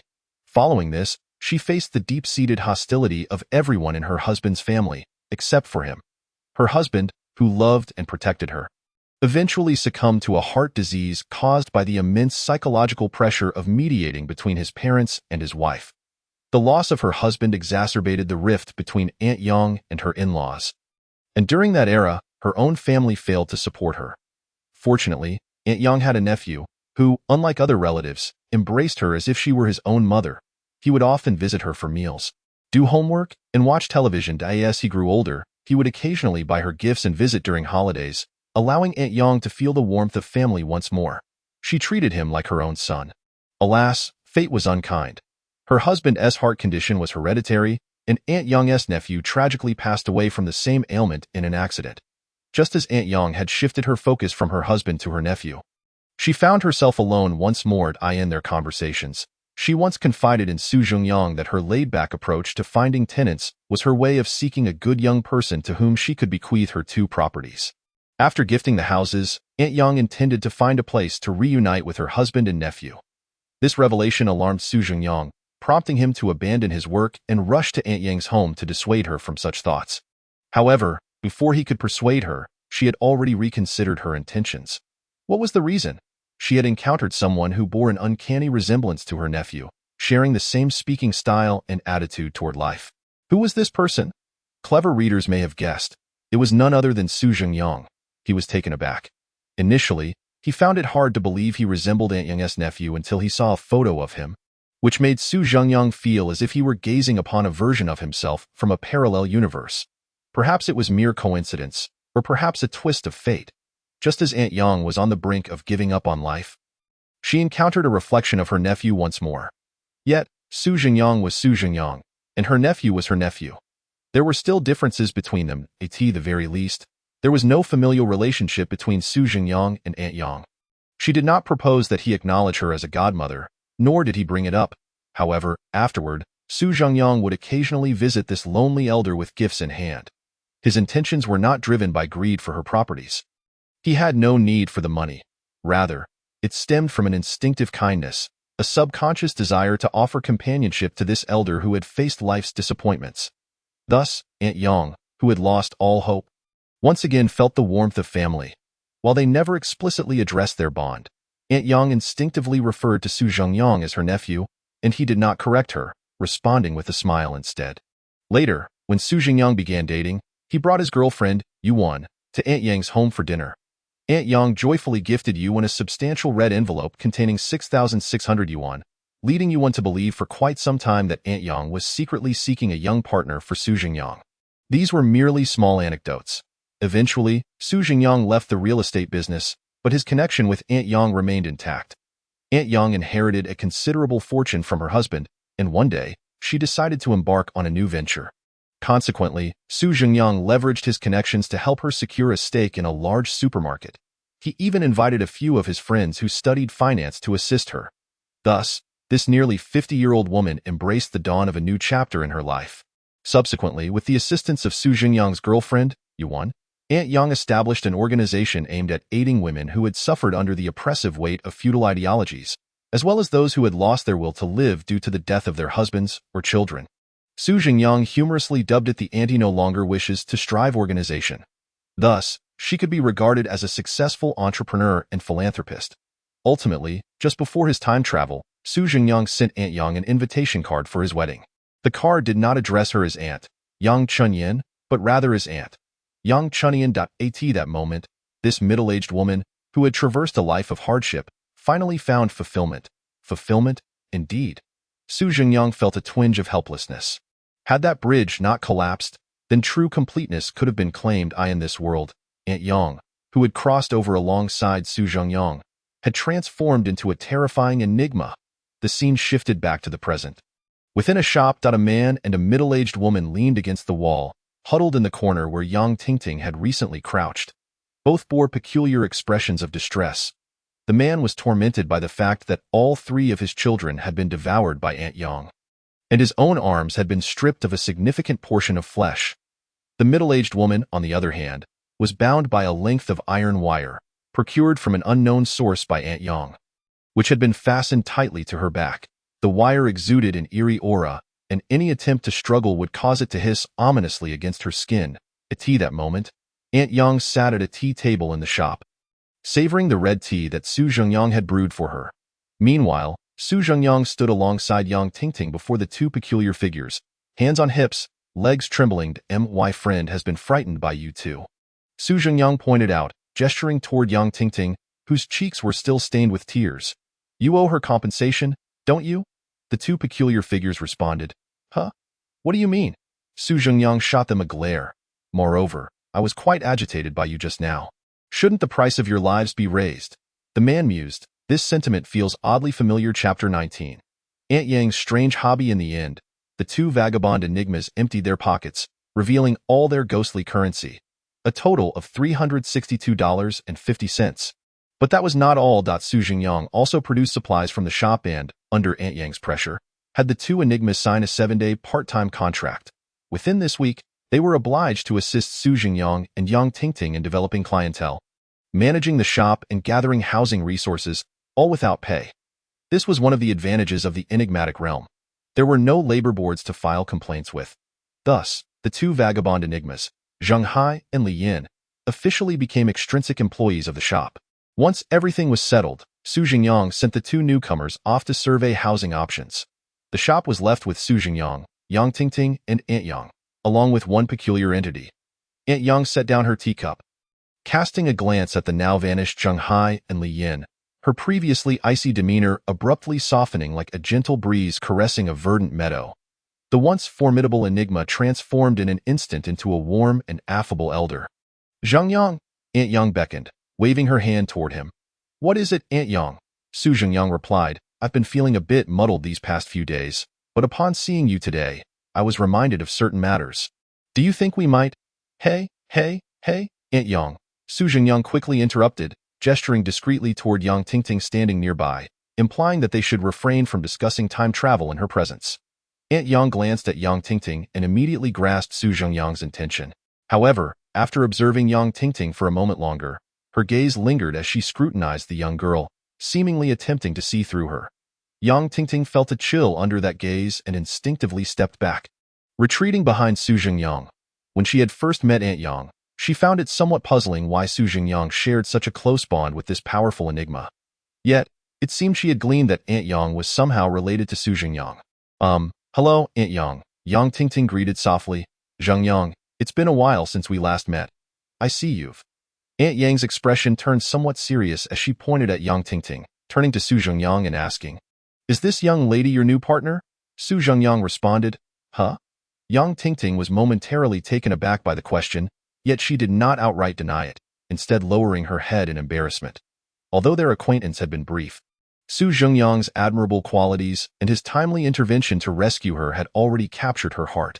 Stealing a glance at his profile, she couldn't help but think how handsome he was, how perfect it would be to date him. No. Su Zhengyang hastily waved his hands. This misunderstanding was one he could not allow to fester. She's my teammate in the enigmatic tasks, and in the shop, she's my colleague. We've known each other for less than a day. And I have a great relationship with Xiaoyu. Aunt Yang, please don't overthink this. Very well then, Aunt Yang's face brightened again. Xiaoyu is a wonderful girl. You mustn't be fickle. Su Zhengyang nodded helplessly. At that time, Yuan had mistakenly thought Aunt Yang was Su Zhengyang's biological mother, leading her to devote considerable effort to ingratiate herself and bolster Aunt Yang's affection. Yang Tingting was somewhat surprised. She hadn't anticipated that Su Zhengyang already had someone special in his life. However, it was understandable. A boy as charismatic and humorous as Su Zhengyang would naturally attract admirers. But, since we're all friends, I can't let this go unacknowledged. Aunt Yang suddenly spoke up again. As she spoke, she reached into her pocket and pulled out a handheld coffee grinder with a built-in heating and water injection function. On our first meeting, Auntie didn't bring anything else, and since I have this coffee grinder I can't use, you may as well take it home. Huh? Yang Tingting was caught off guard. She had been contemplating whether to accept a gift from this aunt. Accepting it felt somewhat impolite, Yet refusing something potentially supernatural from an enigma could also be risky for her safety. But who would have thought someone would gift a handheld coffee grinder upon their first meeting? Where had Aunt Yang even procured such an item? This left Yang Tingting momentarily speechless. Su Zhengyang buried his face in his hands, chuckling helplessly. Indeed, even after becoming an enigma, Aunt Yang's unique hobby remained unchanged. When she was still Su Zhengyang's landlord, she often delighted in gifting him various household appliances, such as soybean milk makers, electric grills, microwaves, air fryers, water purifiers, and complete tea sets. She frequently purchased these items only to realize she had no use for them, subsequently giving them away to others. Not only Su Zhengyang, but even the tenants in Aunt Yang's properties had received their fair share of peculiar gifts. This penchant for gifting had only intensified after Aunt Yang acquired the supermarket. In her own words, "It's better to give practical gifts than frivolous ones." Of course, the practicality of such gifts was open to debate. "Please, accept it. I have plenty of these at home," Aunt Yang urged with a smile. Yang Tingting was at a loss for how to respond and turned to Su Zhengyang for help. He nodded resignedly. "Just take it. You can enjoy a cup of coffee whenever you like." "Oh, thank you, Aunt Yang." Yang Tingting hesitantly accepted the handheld coffee grinder. To her astonishment, as soon as she grasped it, a notification resonated in her mind. "Congratulations! You have received the enigmatic item, Soul Coffee Machine. Soul Coffee Machine consumes a certain amount of ghostly currency to grind and brew a cup of soul coffee, which protects the drinker from the influence of supernatural auras and resists certain low-level mental pollution. Soul Coffee Machine, a cup to invigorate and awaken." It truly was an enigmatic item, and it was one of the rare types that did not have a cooldown period. Typically, items with special bonuses or combat enhancements would incur a cooldown, such as the pin used for summoning spirits. Yet this coffee machine could produce unlimited brews at the cost of ghostly currency, making its value undeniable. This, Yang Tingting felt a wave of panic. It wasn't that the coffee machine was too large to fit in her pocket. Rather, its considerable worth made her hesitant to accept such a gift, especially since Su Zhengyang had not received anything of the sort. She looked up at Su Zhengyang again, who repeatedly shook his head. "Just take it. Don't mind me. I have no interest in coffee whatsoever." Su Zhengyang was well aware that Aunt Yang had gifted her an enigmatic item. Yet he felt no envy. He knew that in the coming days within this enigmatic realm, Aunt Yang would likely continue to bestow various items from her home, including rice cookers, a tea that moment. He was immensely grateful for the independent space available on his phone. Otherwise, he would have ended up carrying a bag of urea back to the safe zone after completing the tasks in the enigmatic realm. Just as Su Zhengyang pondered this, a notification suddenly appeared before him. "Congratulations, your friendship with the ghostly entity. The enigmatic landlord has reached a level beyond kinship, granting you a mysterious reward." Chapter 20. Another reward. Mysterious rewards have been automatically unlocked. Congratulations. You have received a comprehensive attribute boost of 3 points, Eerie Item, a Universal Eerie Key, 30,000 Ghost Coins. A peculiar sensation instantaneously enveloped Su Zhengyang's entire being. He felt an invigorating power coursing through him, and his senses had sharpened significantly. At this moment, he was confident that he could effortlessly defeat even an indomitable character like Tyson. Just a jest. In any case, Su Zhengyang's comprehensive attributes had once again been enhanced. However, what was this panel all about? Su Zhengyang silently grumbled to himself. The delay in skill assessment was rather excessive, wasn't it? He had been conversing with Aunt Yang for quite some time, only to receive his rewards now? The last time was similar. After a lengthy phone call with Brother Yu, the panel only acknowledged the skill's effectiveness afterward. Was it that his progress was so swift that the system's back-end staff could not keep up? After voicing his grievances about the panel, Su Zhengyang shifted his attention to the bizarre item he had just received. To his astonishment, the more he examined it, the stronger his desire to complain became. Universal Eerie Key, a formidable tool that ensures you are never obstructed, regardless of where you go. It can instantly unlock any door. Friendly reminder. This is an exceptionally handy universal key. Remember to charge a fee when assisting others in opening doors. What sheer nonsense. Su Zhengyang was left speechless. What use do I have for a key that can unlock doors at will? This is the apocalypse. It's not a world of urban entertainment. What good is knowing how to pick locks? What if something terrifying lurks behind the door? Wouldn't that be a shortcut to death? Su Zhengyang grimaced and stored the universal Eerie Key in the Eerie Phone's storage space. Surprisingly, it might prove somewhat useful. At least when showing clients properties, he wouldn't have to run around borrowing keys. Just as he was pondering this, the panel suddenly popped up again. Congratulations! You have completed the hidden mission in the Bloodstained District, Ms. Yang's wish reward 2,000 ghost coins. Comprehensive attribute. 1 point. Eerie item. Landlord's gratitude. Landlord's gratitude. Upon use, it can summon the Eerie Landlord to resolve one of your dilemmas. Limited to one-time use. A hidden mission reward. What a delightful surprise. Although the items awarded were trifling compared to the skill rewards, that Eerie item could still enhance his combat capabilities. Even if it was a one-time use, it was certainly more advantageous than nothing. Furthermore, Su Zhengyang was bewildered as to how he had accomplished this task, which seemed to have been completed automatically. However, from this hidden mission reward, Su Zhengyang gleaned a crucial insight. The rewards for tasks were evidently less substantial than those for skills. This meant that other ghost tamers, who toiled to complete 5 or 6 tasks, would receive less than he did by merely establishing a connection with a single eerie entity. Of course, there was an element of coincidence involved. After all, how many good-natured individuals could befriend eerie beings of the supernatural or horror level as if they were family?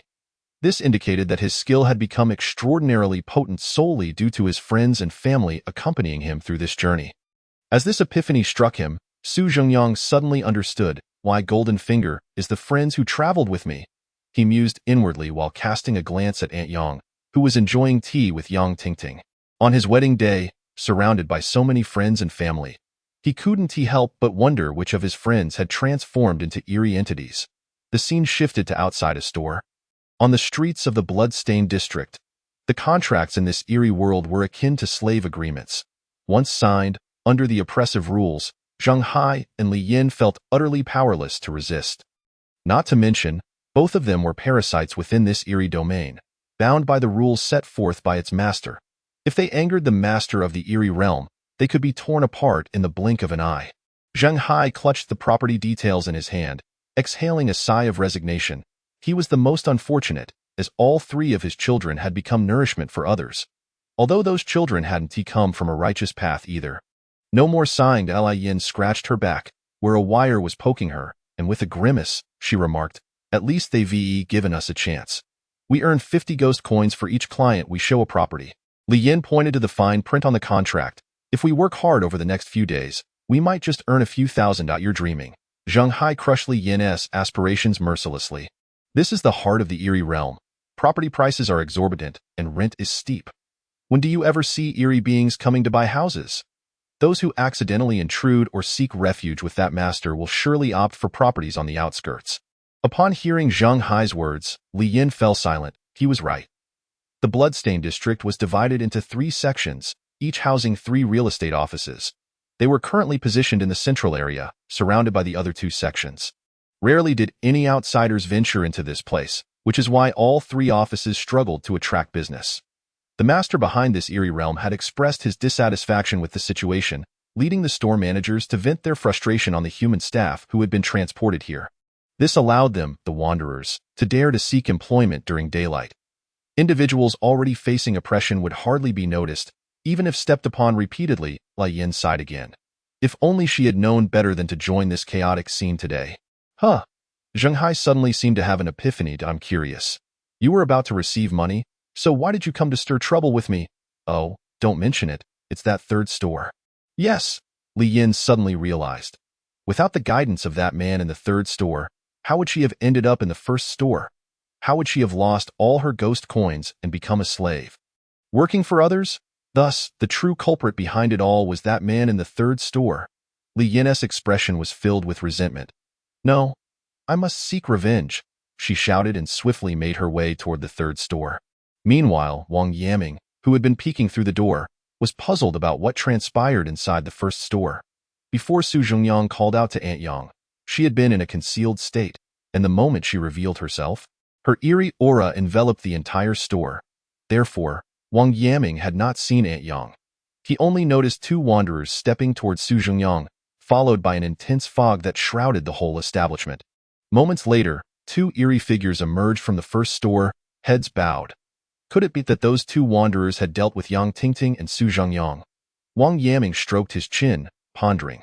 But why did they not appear particularly pleased? Furthermore, where had that man's suitcase gone? Just as he was deep in thought, he looked up to find the middle-aged woman he had previously bribed striding toward him with a menacing expression. Chapter 21. Two Eerie Conspiracies. What the hell? Why is she back again? And with someone else? Wang Yaming exclaimed, immediately reaching into his pocket for ghost coins. The coins he intended to produce were meant for another person. He knew that these eerie beings adhered to rules. As long as the wanderer accepted the payment, they could not harm him. Although he was unsure why that eerie being had returned with someone else, he planned to hand over the coins the moment they entered the store, hoping to send them away. This was not cowardice. It was a necessary precaution. However, soon, Wang Yaming's hand, which was reaching into his pocket, froze. He noticed that the middle-aged woman had been intercepted by her companion. The two stood by the street, whispering to each other, oblivious to the situation. Zhang Hai quickly grasped the situation from Li Yin's words. He was astonished that such a wealthy human being would appear here. He felt exasperated that Li Yin had been so easily dismissed for a mere 200 ghost coins. It would be futile to approach him now. Whatever one did would be too late. Zhang Hai seized Li Yin, who was brimming with rage. We are no longer wanderers. We are now temporary employees of the real estate office, and those rules apply to us as well. He spoke calmly. If you go over now, the only outcome will be your annihilation at the hands of that master. Upon hearing this, Li Yin shuddered. The anger she had felt dissipated, leaving only a sense of dread. She had almost forgotten this crucial detail. In her moment of impulsiveness, she had neglected to realize that her identity had changed. However, the residual anger within her still lingered. Unable to seek revenge on that formidable supernatural being, she redirected her fury and desire for vengeance toward Wang Yaming. Now we are both in the same boat. Zhang Hai suddenly lowered his voice and leaned closer to Li Yin, whispering, You need not rush. I have some information. As he spoke, he glanced around, stealing a look at the first store. The first store was currently without a manager, as the master had taken over directly. What? Li Yan's eyes widened in astonishment. Are you saying that the master is now the manager of the first store? Indeed. Zhang Hai's eyes revealed a hint of darkness. During this time, that individual was in a particularly foul mood. And it was likely that we would not need to do anything at all. He would simply annihilate all the humans who came over this time. As he spoke, Zhang Hai began to grit his teeth. At that moment, it wouldn't be merely strange tales. Even the entirety of the bizarre realm would be powerless to stop him. And what about us? Li Yin pointed at Zhang Hai and herself. Her implication was clear. They were also employees under that individual, and if he were to unleash his wrath, would they not be caught up in it as well?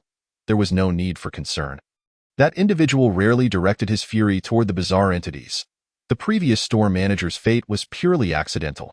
As long as we remained obediently outside and waited to observe, we would be fine. Having said this, Zhang Hai pulled Li Yin along and turned to walk out onto the street.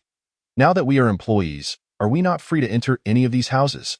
Let us find a place to rest for a while. Indeed. A smile of satisfaction appeared on Li Yan's face. At this moment, the pursuit of wealth was of little consequence to her. The houses in the blood-red district possessed the ability to nurture the bizarre. Had it not been for her lack of funds, she would have sought to move in long ago. Thus, the two new recruits from the real estate agency departed the street with light-hearted steps. Upon witnessing the two bizarre entities leaving, Wang Yaming let out a long sigh of relief. Although he did not fully understand the situation, the crisis had finally been averted, and he had saved himself 100 ghost coins. Turning around, Wang Yaming glanced at Qinjun, who was seated at the back of the store, fervently scribbling something. He sighed helplessly. The new recruits nowadays were utterly useless. Their greatest contribution would likely be to relinquish all their belongings during the reward settlement. At the second store, Zhao Yong also exhaled a deep breath. After a lengthy negotiation, he had finally managed to send that wandering bizarre entity on its way. That elder bizarre was indeed quite troublesome. Even after handing over ghost coins, it remained reluctant to leave, insisting on demanding more. Ultimately, Zhao Yong resorted to a strict interpretation of the rules, picking up the store's phone to warn the elder bizarre that if it did not depart, he would report it to the store manager. This finally compelled the creature to leave in a huff. Yang Wei had been assisting Zhao Yong throughout this ordeal, even contributing the ghost coins to send the elder bizarre away. After all, without Zhao Yong's courage, he would undoubtedly have been tormented by the elder bizarre all day long. We must remain vigilant moving forward. Zhao Yong once again retrieved the employee manual, scrutinizing it carefully. During the day, we will remove our uniforms, close the store door, and hide in the back cabinet to rest. As he spoke, Zhao Yong gestured toward the employee locker room behind them. The wandering bizarre entities were far too domineering. It was likely that the store manager would not permit us to continuously supply them with money and flesh.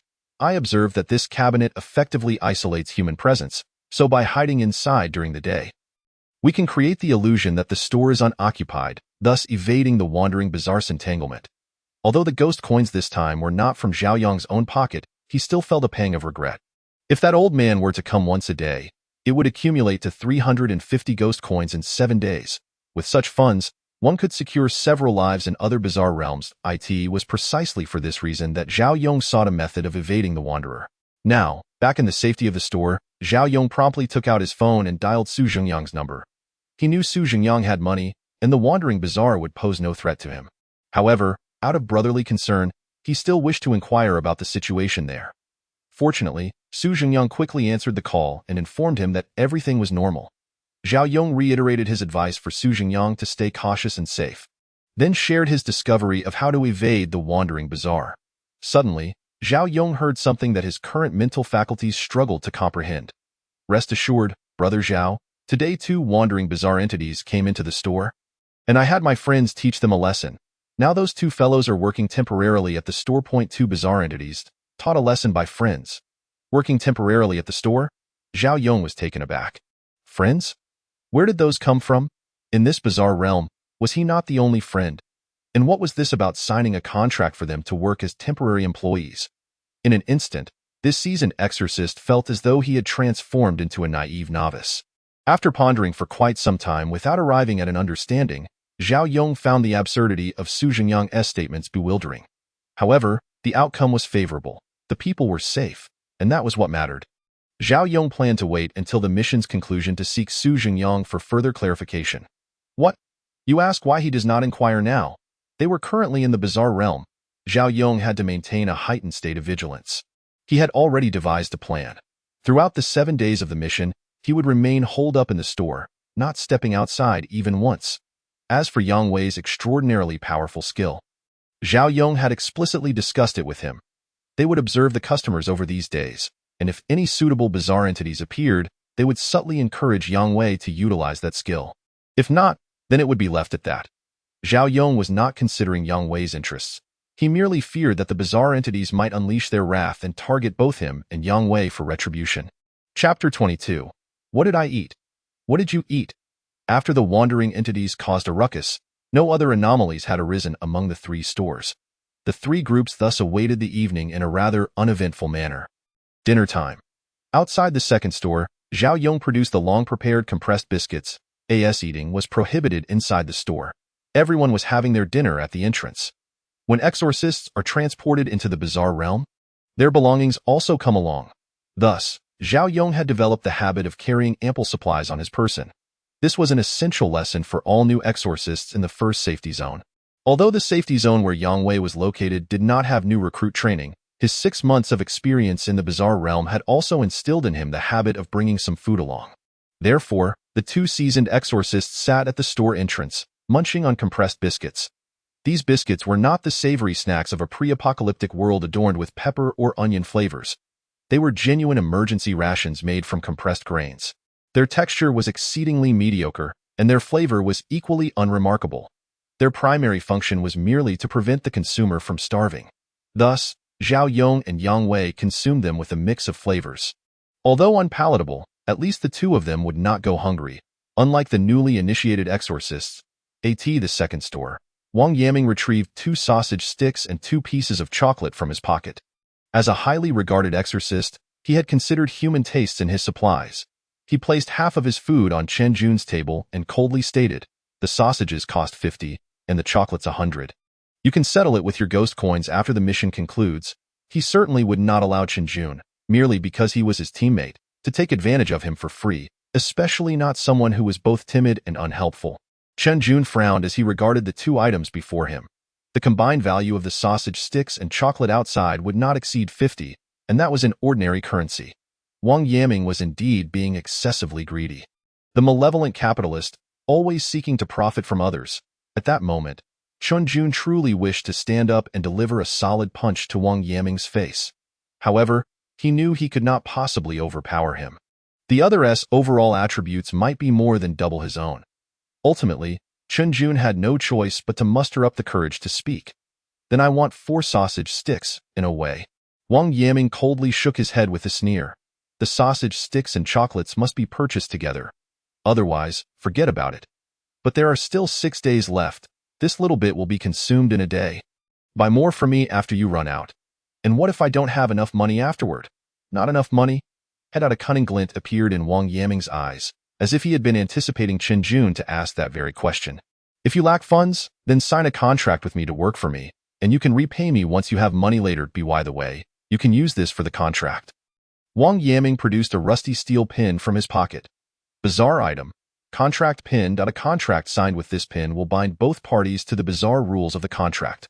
Note: signing a contract with a human requires the consumption of ghost coins, while signing with a bizarre entity requires the consumption of life and flesh. Friendly reminder: do not sign contracts with entities of abnormal levels or higher, or you will face dire consequences. This item was not particularly powerful. Wang Yaming had calculated that signing a contract with even the most ordinary bizarre entity would cost him at least 5 years of life and a palm's worth of flesh. Thus, he had no means to develop his own bizarre legion. However, this item proved exceptionally useful when dealing with humans. Signing a contract would only require 100 ghost coins, and the content was entirely at his discretion. Were it not for the necessity of mutual consent for the signing parties, Wang Yaming would likely have kicked Yang Feng aside and become the decision-maker in the 5th safety zone.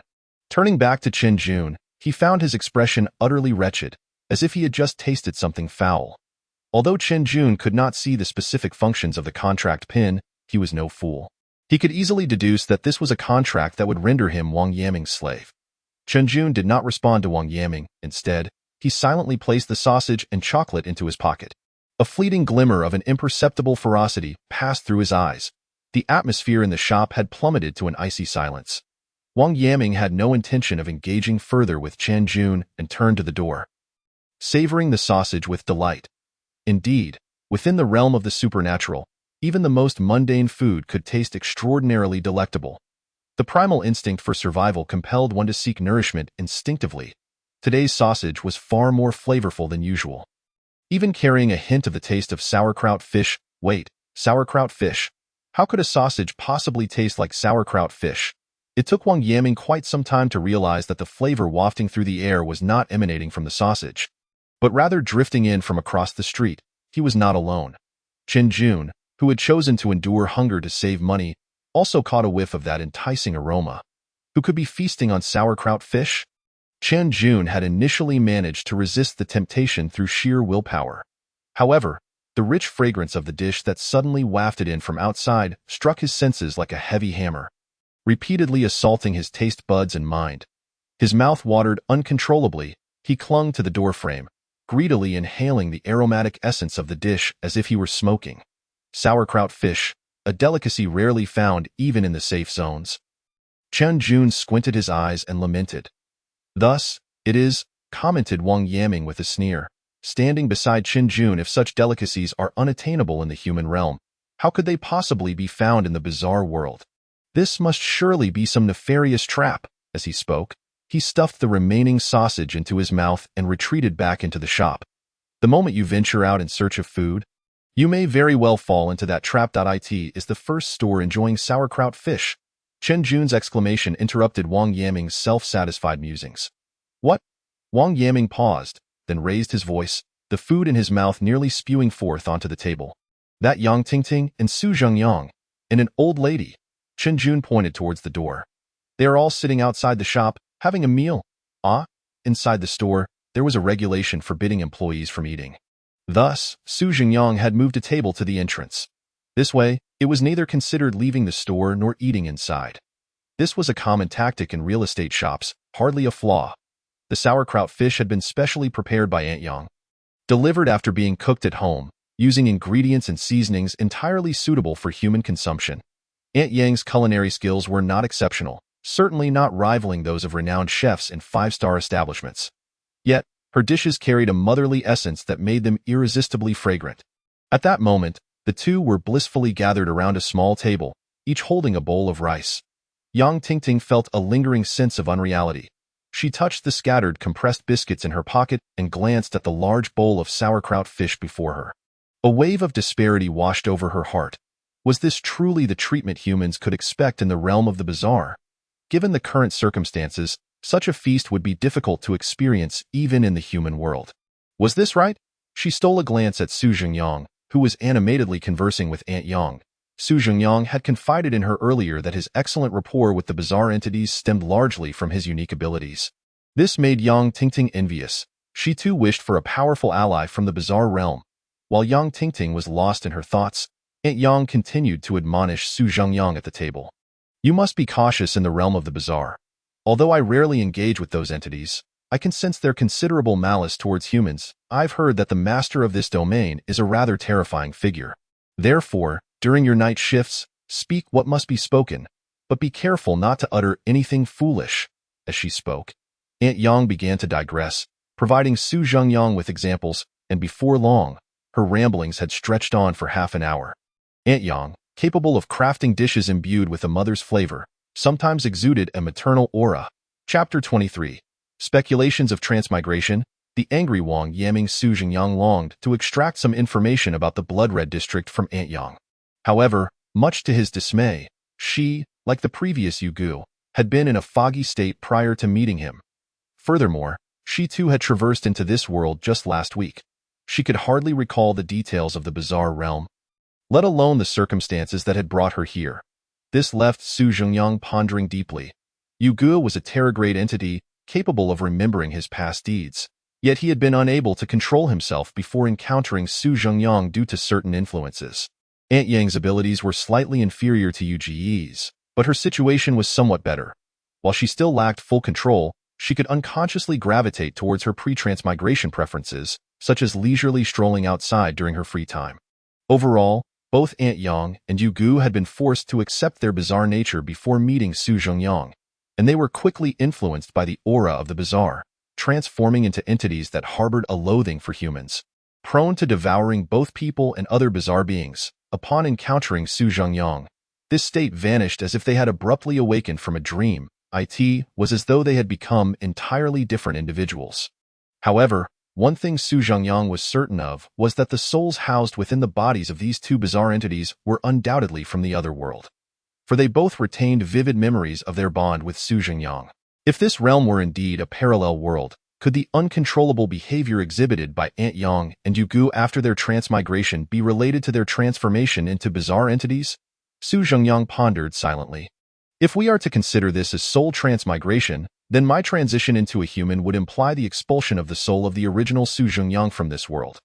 Conversely, their transformation into bizarre entities would necessitate the ejection of the original souls of those entities. However, perhaps the souls of bizarre entities differ fundamentally from those of humans? Or could it be that the souls of bizarre entities possess such strength that the arriving souls cannot easily displace them? Yet, how do we explain their complete return to self-awareness upon encountering me? The more Su Zhengyang thought, the more troubled he became. Amidst his worries, another thought struck him. Where had the displaced souls gone? Setting others aside, the original host in his memory had not perished or been killed. This meant that, upon his transmigration, the original host was alive and well. So, where had the original host's soul been pushed to? Or perhaps, their souls had fused together. Su Zhengyang could not make sense of it, nor did he wish to dwell on it further. His foremost priority was to live well in this world and see how many of his friends and family from the other side had also traversed here. Once that was accomplished, or perhaps during the course of achieving that goal, he would seek a way to find the path back home, ideally bringing everyone along with him. Despite his uncertainty about whether the bodies of his counterparts and loved ones remained intact, it was best to take action first. With that thought in mind, Su Zhengyang steeled himself and took a generous mouthful of sauerkraut fish. Exquisitely delicious. The fish was peculiar, devoid of bones, with a bouncy texture Su Zhengyang had never encountered before. Whatever the case, he trusted that Aunt Yang would not harm him, and he swallowed it down. Just as they were halfway through their meal, a sudden voice drew everyone's attention. From across the street, The door of the third shop stood ajar, with Chun Jun leaning against the frame, beckoning to Su Jingyang. Su Jingyang, Yang Tingting. What is it? Su Jingyang stood to respond. Are you eating sauerkraut fish? Indeed. Chun Jun swallowed hard. Despite Wang Yaming's earlier well-meaning warning that the additional figure across the street might be a bizarre entity, he could not resist the enticing aroma. Chun Jun's overall attributes were rather low, making him more susceptible to feelings of hunger under stress and mental strain than Wang Yaming. Driven by hunger, men are often prone to irrational behavior. In particular, Wang Yaming's actions had incited considerable resentment in Chun Jun. Although he could tough it out for now, he still yearned to procure some food from the two across the street, if only to vex Wang Yaming. Could you spare me a bite? I didn't bring anything to eat. Typically, under such circumstances, Chun Jun's gaze would linger on a beautiful girl like Yang Tingting. Yet at that moment, his focus was solely on the enticing bowl of tender sauerkraut fish. Of course, Su Jingyang was not a selfish man. If he were, he would not have garnered so many friends. He quietly exchanged a few words with Aunt Yang, then retrieved a disposable container from the shop, carelessly placing a few pieces of fish and a scoop of rice inside. Aunt Yang took the container, and with a swift motion, appeared before Chun Jun. Startled, Chun Jun stumbled back, nearly losing his balance. However, Aunt Yang made no sudden movements. She simply smiled and set the container at the entrance before returning to her previous seat at the table. Chun Jun observed that the strange entity across from him posed no threat. In fact, it wore a benevolent expression. Hesitating for a moment, he picked up the lunchbox from the ground and cautiously took a bite. After that, he disregarded everything else, crouching at the door and indulging in his meal with great relish. Meanwhile, Wang Yaming, who had been lurking in the shadows, was now utterly furious. He finally grasped why that previous vagabond had exited the shop looking so dejected and why he later stormed toward his store in a fit of rage. It dawned on him that there was a formidable entity backing these two. Based on Wang Yaming's understanding of Yang Tingting and her father, Yang Feng, it was clear that this entity could not have been summoned by Yang Tingting. No matter how powerful they were, they lacked such resources. Thus, there could only be one conclusion. Su Jingyang from the first safe zone had a powerful entity assisting him. If it were indeed from the first safe zone, it would explain everything. After all, the spirit tamers emerging from there were all exceptionally gifted. Wang Yaming speculated that this seemingly amiable entity, reminiscent of an ant, was likely summoned by some peculiar artifact of Su Jingyang. Despite his wildest imaginings, he could not fathom how Su Jingyang could have found such an ally upon just entering the eerie realm. Furthermore, according to Wang Yaming's current deductions, Su Jingyang's artifact was very likely a gift from Zhao Yong. Hence, it could be concluded. Zhao Yong was quite affluent. Wang Yaming lowered his head, not out of fear, but to conceal the excitement etched across his face. It appeared that this expedition into the eerie realm would yield substantial rewards. At this moment, Zhao Yong, who was using his hand to smooth his neck to ease the dryness of the compressed biscuit, suddenly froze. For some inexplicable reason, he felt an ominous premonition looming. Before he could ponder further, Yang Wei had already handed him a cup of water. Brother Zhao, Yang Wei spoke. The crumbs from the compressed biscuit flew everywhere, nearly coating Zhao Yong. Next time, should we try soaking it before eating? Zhao Yong replied. Why didn't you say that earlier? Why didn't you mention it sooner? Chapter 24. The morose master of the eerie realm dinner time concluded, and soon it was time for the much-anticipated yet nerve-wracking work shift. The 6 individuals across the 3 stores tidied their attire, donned their name tags, and sat upright, awaiting the arrival of their first customer. Aunt Yang had already departed, as it was inappropriate for her to remain by Su Jingyang's side while he was at work. Clutching property documents, Su Jingyang stood at the store entrance, gazing out at the desolate street. At 8 o'clock in the evening, the street remained eerily empty, as if everyone were still resting. Suddenly, Su Jingyang noticed that the lights of a fast food restaurant across from him flickered to life. Shortly thereafter, the convenience store, barber shop, and jewelry store adjacent to the fast food outlet followed suit. Almost within a matter of seconds, every shop along the street illuminated in unison. The street itself awakened in that brief moment. However, peculiarly, despite the lights being turned on, both the street and the interiors of the shops remained deserted. Although this was Su Jingyang's first encounter with such a scene, he felt little fear. After all, Zhao Gu had thoroughly prepared him before their arrival. Thus, Su Jingyang stood at the entrance, staring at the vacant street, enduring a tedious 4-hour wait. Not only had no strange entities appeared, but even the two vagabonds who had signed the slave contract earlier that day were nowhere to be seen.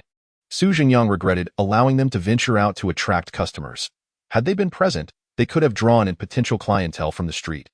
Meanwhile, Wang Yaming was equally anxious, having prepared numerous strategies to engage the anticipated customers, only to find himself on the first day of work without a single entity in sight. Reflecting on his current state made him almost burst into laughter. It was his first time looking forward to encountering strange entities. How ridiculous, compared to the eager anticipation at Stores 1 and 3.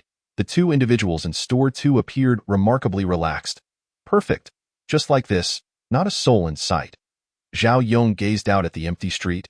A smile plastered across his face. In 7 days, he would be safely home. At midnight, Su Zhengyang sat at his workstation, cradling his chin in his hands, fighting off drowsiness. In truth, he wasn't particularly prone to fatigue. It was merely the absence of any customers that rendered the waiting unbearably monotonous. When people grow weary, they often find themselves wanting to doze off. Yang Tingting, seated beside Su Zhengyang, was similarly nodding off. Just as they were on the brink of slumber, the creaking of rusted hinges announced the opening of the shop door. A tall figure stepped inside, the master of the entire eerie realm. Su Changfeng was in an exceedingly foul mood, reaching a point of utter despondency. He had painstakingly crafted a small community with the intention of attracting various entities to spend their ghost coins within his domain, which he could then exchange for flesh and other commodities from more powerful entities. Being imbued with a semblance of humanity, Su Changfeng believed his idea was nothing short of brilliant. He could even compel humans to work within his eerie realm, ultimately returning home with the meager rewards this world offered, all without spending a single ghost coin. Moreover, if any of the employees misbehaved, he could occasionally treat himself to a meal. Regrettably, due to the influence of the obsession he harbored before his demise, only a handful of real estate agencies within his eerie realm had managed to entice humans to work for him. If every shop in the area could recruit humans, he wouldn't have to toil over ghost coins. The flesh of those employees would suffice to sustain both him and the entities under his command. Su Changfeng was unaware of the criteria by which the eerie realm was judged, but he had little inclination to ponder it further. Just a month prior, an unfamiliar consciousness had abruptly entered his mind, persistently influencing his thought processes. Initially, he presumed that he had caught the attention of a powerful entity and hastily employed his abilities to investigate. However, he soon discovered that this consciousness was not the handiwork of another entity, but rather an echo of his own human self. This human self exuded a consistently positive and uplifting aura, as if the universe's blessings revolved entirely around him. How bizarre! Such occurrences were enough to perplex even Su Changfeng, a being of the eerie realm. Strangely enough, as time progressed, he realized he was gradually swayed by that consciousness, with memories and visions he had never experienced surfacing in his mind. A man named Su Zhengyang repeatedly invaded his thoughts, persistently encroaching upon his identity as an entity. Su Changfeng began to suspect that he had traversed from another world, and prior to this transition, he had been a remarkably content human being. This influence nearly dragged Su Changfeng into despair several times. The life of that alternate self was far too splendid compared to his existence before death, making it feel like heaven and hell. Yet, as a being of terror, Su Changfeng managed to pull himself back each time he teetered on the brink of succumbing. No, I cannot succumb. I am an entity. I must not lose my identity as an eerie being. In his anxiousness, he sought out a powerful entity, regularly providing a substantial amount of ghost coins in exchange for assistance in fortifying his original consciousness. This resulted in his current dire shortage of ghost coins. Ironically, just as he was in the most desperate need of them, the businesses of several stores under his command began to flounder. In truth, Su Changfeng was aware that this decline stemmed primarily from his recent emotional instability, which deterred numerous entities from seeking refuge in his establishment. But what could he do? In his fury, he vented his anger upon the ineffectual stores. Thus, Su Changfeng, with a sour disposition, made his way to one of his stores once more. He had already formulated a plan. If these humans proved as incompetent as those before, he would tear them to shreds and use their remains to bribe the entity that had been bolstering his consciousness. As he stepped into the store, he immediately noticed two figures dozing off in their chairs. This sight ignited his wrath, compelling him to wish to eliminate the two slothful employees immediately, and indeed, he did just that. Su Changfeng pointed a finger, and a new rule appeared on the employee conduct guidelines.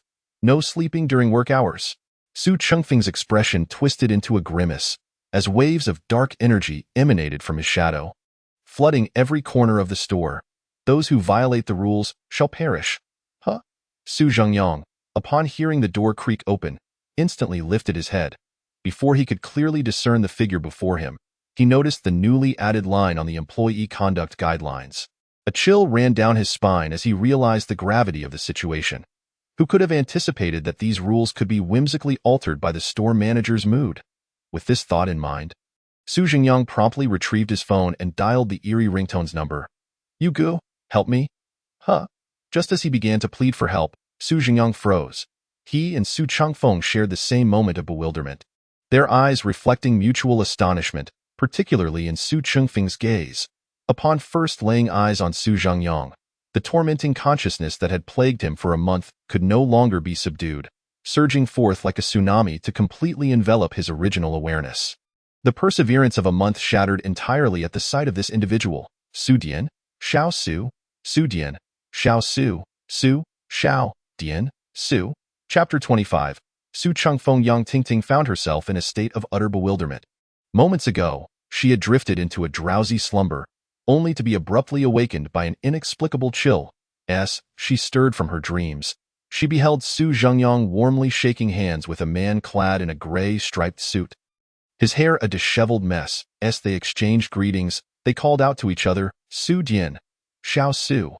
It was evident that these two were well acquainted. No, upon further reflection, it was clear that this was an acquaintance steeped in the bizarre. Bizarre? At this realization, Yang Tingting gasped in astonishment, enviously reflecting on Su Zhengyang's extraordinary abilities. In just one glance, he had forged a friendship with the uncanny, engaging in light-hearted banter as if discussing mundane matters. But then again, were those mundane matters even comprehensible to us? Amidst her astonishment, Yang Tingting felt a sense of relief. She had also noticed the newly added clause in the employee handbook. Once more, she marveled at the fortune of being on the same team as Su Zhengyang. Returning to the scene, Su Zhengyang and Su Changfeng exchanged heartfelt handshakes, their interaction brimming with warmth, reminiscent of long-lost relatives reunited. Indeed, that was precisely the case that Su Changfeng had been the store manager during Su Zhengyang's stint as a real estate agent, and the two had developed a natural rapport during their time together at work. Much like Yu Fu and Aunt Yang, Su Changfeng had not been in a good place before encountering Su Zhengyang. It wasn't that he was living poorly, but rather that he was plagued by a troubled mind. As the manager of a real estate agency situated in a bustling commercial district, Su Changfeng's monthly earnings were substantial, and he was even a homeowner in a nearby upscale community. Now in his 40s, Su Changfeng had dedicated 2 decades to the real estate profession. His journey had taken him from small agencies in major cities to larger ones in smaller towns, and eventually to significant firms in major urban centers.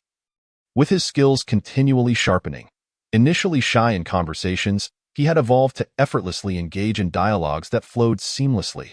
However, this transformation was not without its toll. It was the result of relentless effort, arduous struggles, and a gradual accumulation of psychological issues. This amiable and entertaining manager at work morphed into an entirely different persona upon returning home. Su Zhengyang vividly recalled the day he visited Su Changfeng, bearing a bottle of wine pilfered from his father's stash, only to be taken aback by the sight that greeted him. In the midst of an upscale neighborhood, there lay a residence that resembled a garbage heap.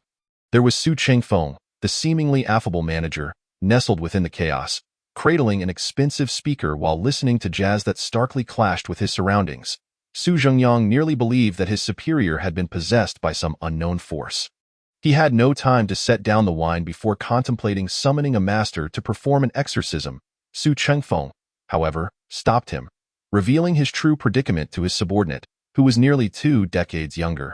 It turned out that 2 decades in the sales-driven role of a real estate agent had gradually molded Su Changfeng's personality into one that sought to please and navigate social interactions with ease. His primary concern in any encounter was how to ensure the other party enjoyed the conversation, and how to foster a bond of mutual trust in a short span. Yet, the world is populated by a myriad of personalities, and not everyone is adept at forging connections. This led Su Chengfeng to feel an overwhelming sense of dread when faced with new people. He had lost trust in anyone, and even while confiding in Su Jingyang, his heart remained guarded that Su Chengfeng was aware that he might be suffering from depression or anxiety, yet the hefty mortgage on his home deterred him from seeking professional help.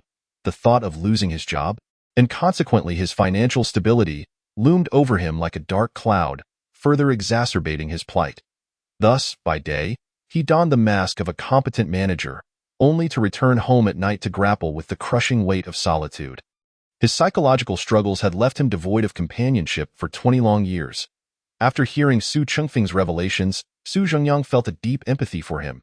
Su Chengfeng had never been an outgoing individual. He had merely forced himself into that role for financial gain.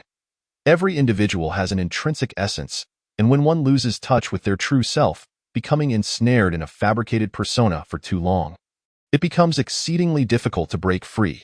Much like a worker accustomed to servitude, who instinctively adopts a subservient mindset when confronted with challenges, or a notorious philanderer who falters in expressing genuine affection when faced with true love.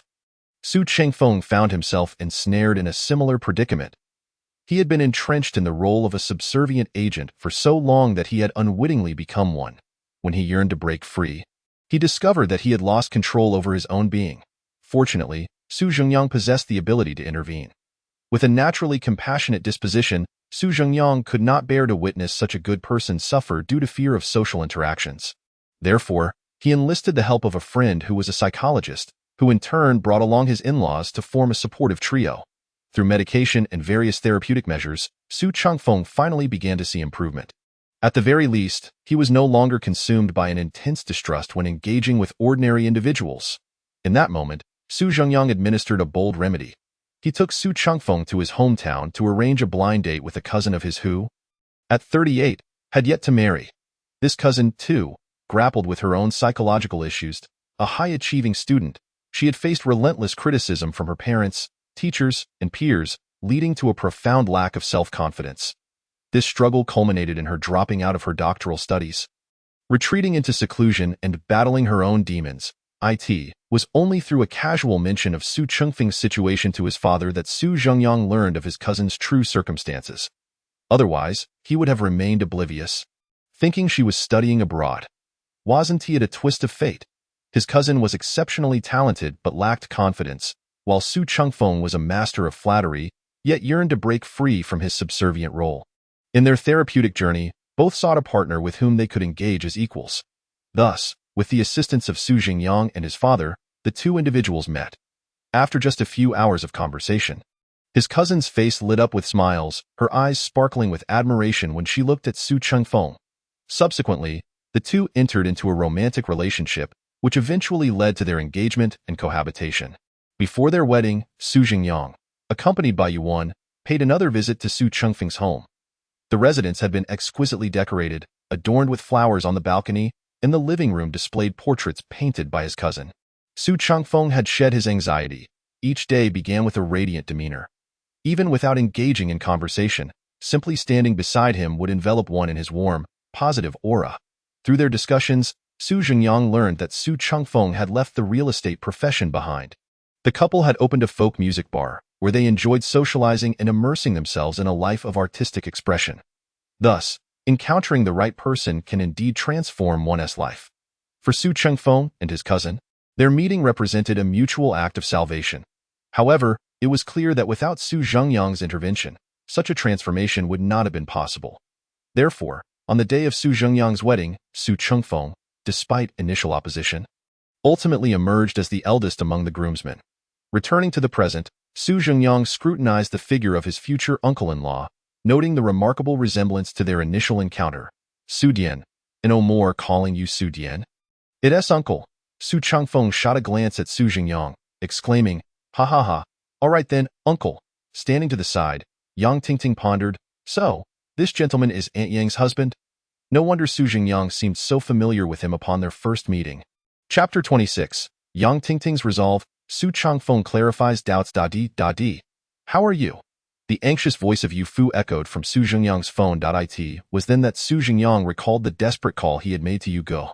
After succinctly explaining the situation, he invited Su Chengfeng to greet Yu Fu. Given their closer age gap and sociable natures, it didn't take long for the two to arrange a drinking outing. With the misunderstanding resolved, the call ended, and Su Changfeng enthusiastically invited Su Jingyang and Yang Tingting out for a late-night snack. What? You wonder if this outing would violate the employee handbook? The very creators of the rules aren't saying anything. Even if it does, so what? Thus, 5 minutes later, the trio found themselves seated in a hot pot restaurant adjacent to their previous location. The establishment was devoid of a proprietor, with various ingredients and broth automatically delivered to their table. As Su Changfeng recounted the bittersweet tale of how he established this bustling area yet struggled to attract customers, Su Jingyang and Yang Tingting began to grasp the nuances of his journey. The eerie realm conveyed by the crowd was crafted by Su Changfeng. This revelation struck Yang Tingting like a thunderbolt once more. An inexplicable sensation washed over her. She felt that if she could maintain a warm and amicable relationship with Su Jingyang for an extended period, perhaps she would never again have to fret about surviving in this bizarre apocalypse. With this thought, Yang Tingting suddenly summoned her courage. She lifted the can of beer before her, of an unknown brand, and imitated the posture of her father and others when drinking, rising to her feet and lowering her cup beneath the table. Su Gu, Su Dian, I toast to you both. With that, she tilted her head back and downed the beer in one go. Su Changfeng and Su Jingyang were momentarily taken aback, then both smiled and raised their cups in return to Yang Tingting. Seeing that the two were honoring her gesture, she opened another can of beer. Before long, as she consumed yet another can of this peculiar beer from the strange world, Yang Tingting began to feel lightheaded. Her cheeks flushed a rosy hue, and her gaze grew increasingly dreamy. There's a single bed in the cabinet on the second floor. Why don't you rest for a while? Xiaoyang. Yang Tingting remained silent, merely resting her head on the table and gazing at Su Jingyang with a silly grin. At that moment, all sense of tension in the bizarre world seemed to fade away. Su Changfeng gently waved his hand, an unseen force lifting Yang Tingting and guiding her back to the neighboring store. Then, turning back, Su Changfeng cast a stern glance at Su Jingyang. You're about to marry you one. Don't you dare do anything to wrong that girl, Su Jingyang replied. Why do you say that too? Do I really seem like a villain? Before he could elaborate, Su Changfeng spoke again. Xiao Su, do you have any means to, travel back? Now that Yang Tingting, the outsider, had gone to rest, the two remaining men felt free to voice their requests. Man must still be waiting on the other side. On the day of Su Jingyang's wedding, his cousin had been bedridden with a fever and had not joined the group of buses heading to the groom's side. Su Jingyang shook his head helplessly upon hearing this. I wish I could go back too. I'm still an ordinary person. I want to know if there's any way for you to revert to your original selves. Su Changfeng remained silent, raising his beer for a drink, his brow furrowing as if lost in thought. After a moment, he spoke solemnly. In my memories, there truly seems to be no way back. It appears that my counterpart in this world is somewhat obsessive. His actions are utterly incomprehensible. How could one not be obsessive to transform into something bizarre?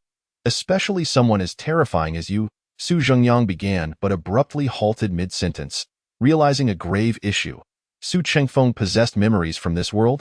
It was noteworthy that, whether it was Aunt Yang or Yu Fu, they had all become dazed under the influence of the bizarre after crossing over, unable to recall their memories from this world, let alone what they had done since arriving. How could Su Changfeng retain memories of this world? Under Su Jingyang's inquiry, Su Changfeng recounted his experiences after his own crossing. Initially, he had indeed felt dazed like the other two, only aware of his transformation into something bizarre, unable to recall much else or influence his actions. However, there were moments when Su Changfeng would suddenly regain clarity, during which the memories of his counterpart in this world would flood into his consciousness. Without needing further prompting from Su Jingyang, Su Changfeng provided an explanation. It turned out that upon sensing an additional consciousness within his mind, the original Su Changfeng, in his obsession, had attempted to solidify his own awareness while suppressing the other. Unfortunately, the bizarre entity wielding such powers often inadvertently suppressed both consciousnesses simultaneously or solidified both at once. This led to an occasional merging of the two Su Changfengs to a certain extent. But why did he ultimately become the Su Changfeng from this world? As he put it, the experiences of both versions were nearly identical. The only distinction was that one encountered Su Jingyang, while the other did not. This singular divergence resulted in the Su Changfeng of this world succumbing to mental issues compounded by life pressures, ultimately leading to his suicide after being reprimanded by his superiors, transforming him into the bizarre. Similar pasts but divergent endings compelled both Su Chengfeng's to subconsciously gravitate toward a more favorable outcome. Yet, Su Zhengyang existed only in memory, and the nebulous images could not fully alleviate the suffering experienced by this world as Su Chengfeng. Thus, upon meeting Su Zhengyang, memories transformed into reality, prompting the original Su Chengfeng to decisively abandon his painful recollections in favor of a more hopeful path. This was why everyone regained their memories only upon encountering Su Zhengyang. After hearing Su Chengfeng's words, Su Zhengyang experienced a moment of clarity. The questions that had arisen during his earlier conversation with Aunt Yang were suddenly elucidated. It turned out he had been mistaken. There had never been a notion of one soul displacing another. They regained their memories directly because the Su Chengfeng of this world had chosen a more favorable timeline. Without Su Zhengyang, Yu Fu might have languished in a wheelchair, and Aunt Yang would likely have surrendered her life upon finding a good child. The pivotal turning point was Su Zhengyang. Contemplating this, Su Zhengyang felt a tinge of embarrassment as he scratched the back of his head. He had not anticipated that his ordinary self could serve as a remedy for others. It seemed he must strive to maintain his integrity and continue being a kind and just man. Chapter 27 Other Store Managers. Get to work, Su Dian. Sleep. Su Chengfeng made a grand entrance. Within his eerie realm, he did not conceal his presence, striding boldly into the store. However, Wang Yaming and Chen Jun from the third store remained oblivious. As Su Chengfeng appeared at the entrance of the first store, a bizarre entity manifested at the entrance of the third store. The manager of the third store, Zhang Bo. Upon seeing this manager, who was broader than he was tall, Wang Yaming felt a profound sense of dread. It's not the appearance of the bazaar that frightens one, but rather its girth. While an ugly bazaar might be terrifying, it may not necessarily be murderous. However, a corpulent bazaar is likely to be gluttonous. And when it comes to gluttony, one doesn't have to ponder what it craves. Thus, from the moment Zhang Bo entered the store, Wang Yaming kept his hands firmly in his pockets, readying himself for any unforeseen circumstances. Fortunately, Zhang Bo, though indeed plump and greedy, was not the kind of bazaar willing to forsake everything for food. He seemed more concerned about the store's performance. How many customers do we have today? Zhang Bo scrutinized the two individuals in the store before turning to Wang Yaming and inquiring. Point 1. Not a single one. Wang Yaming, though somewhat anxious, answered truthfully. What? Not a single one? A grimace appeared on Zhang Bo's face. For reasons unknown, as Zhang Bo's expression contorted into one reminiscent of someone who had tasted something foul, Wang Yaming suddenly found him somewhat familiar. He bore a striking resemblance to the vagrant bazaar that had emerged from the first store earlier. Without time to ponder further, Zhang Bo spoke again. What a waste. Don't you two know to go out and find customers when there are none? How well do you know the properties here? In the face of manager Zhang Bo's probing question, both Wang Yaming and Chen Jun fell silent. To speak frankly, they had little understanding of the properties in this area, having only glanced at them on the computer earlier in the day. We looked at the computers in detail and have a rough idea. Looked at them on the computer? Zhang Bo, growing impatient, interrupted Wang Yaming's response, pointing a finger at them and bellowing. What you see on the computer is not for your eyes. It is for the customers. You two need to get out immediately. You must view no less than 40 properties during work hours, or you want to leave. Wang Yaming glanced at the pitch-black night outside, his expression turning grim. Nighttime was when the bazaar were most active. Venturing out now would be placing oneself in danger. Manager. Wang Yaming hesitated, then forced a smile onto his face, finally withdrawing his hand from his pocket. However, he did not pull out his trump card but rather $200 ghost notes. I understand that you're eager for us to improve, but look at how dark it is outside. It is somewhat perilous. He discreetly slipped the ghost notes into Zhang Bo's hand. Could we possibly wait until tomorrow too? Are you teaching me how to do my job? Zhang Bo scoffed, tossing the two ghost notes to the ground. Wang Yaming was momentarily stunned, unable to react. The ghost notes, once a means to buy oneself some safety within the eerie realm, now seemed ineffective. Confounded, Wang Yaming struggled to comprehend Zhang Bo's mindset. Did he truly consider the store's performance to be paramount above all else? What Wang Yaming did not realize was that for the old Zhang Bo, store performance had not held such significance. He had often been known to consume his employees on the first day of a task. Yet now, everything had changed. The master of the Crimson District, Su Chengfeng, has been in a rather poor mental state lately, oscillating between fits of rage and madness. The manager of the first store, dissatisfied with his uncharacteristic demeanor, dared to speak out, only to be torn apart and consumed by Su Chengfeng. Each time Zhang Bo recalled the agonizing visage of that manager in his final moments, a wave of dread washed over him, for it was he who had initially contemplated voicing his concerns. Subsequently, Su Chengfeng issued a deadly ultimatum. If there were no results during this period, both he and the manager of the second store would no longer have jobs. The thought of being expelled or facing some other dire consequence was too harrowing for Zhang Bo to entertain. He longed to flee, yet he found himself ensnared by the contract he had signed with Su Chengfeng. No matter where he might attempt to escape, Su Chengfeng could locate him in no time. Thus, he resigned himself to returning to the store, hoping that the new arrival would prove somewhat useful. 200 yuan in ghost money is quite a sum, indeed. However, when juxtaposed with the value of one's life, it pales in comparison. Are you too unwilling to heed my orders as the manager? Zhang Bo narrowed his eyes at Wang Yaming and Chen Jun. The flab on his belly churned restlessly, exuding an overwhelming aura that bore down upon the two. Chen Jun longed to protest his innocence. He had merely stood at the back from the beginning and had never voiced dissent. I wouldn't. He dared. We shall definitely comply. The two spoke in unison, exchanging glances before steeling themselves to begin searching for properties, preparing to leave the store shortly. Meanwhile, at the second store, as Zhang Bo fumed, the store manager was engaged in conversation with Zhao Yong and Yang Wei. The manager of the second store, Xian Anna, was a shrewd and capable young woman, clad in a fitted suit, her hair tied up in a high ponytail, and adorned with a pair of gold-rimmed glasses that shimmered ominously. At first glance, she bore no unusual traits, appearing indistinguishable from a human. Yet Zhao Yong was acutely aware that such normality could be the most terrifying aspect. In a calm tone, Xian Anna spoke with Zhao Yong and Yang Wei, addressing the challenges they faced in this less-than-ideal location with its scant foot traffic. This period is particularly critical. You must devise every possible means to achieve results. Otherwise, not only will I not spare you, but the master of this bizarre realm will not spare you either. Her words lacked a threatening tone, instead presenting a stark reality. For the next few days, I will assist you in familiarizing yourselves with the properties in this area, hoping to expedite your acclimatization. Upon hearing the manager's words, Zhao Yong felt a subtle sigh of relief amidst his heightened anxiety. Although his plan to survive for 7 days now seemed unattainable, the fact that this manager was an ally of sorts meant he was unlikely to come to harm.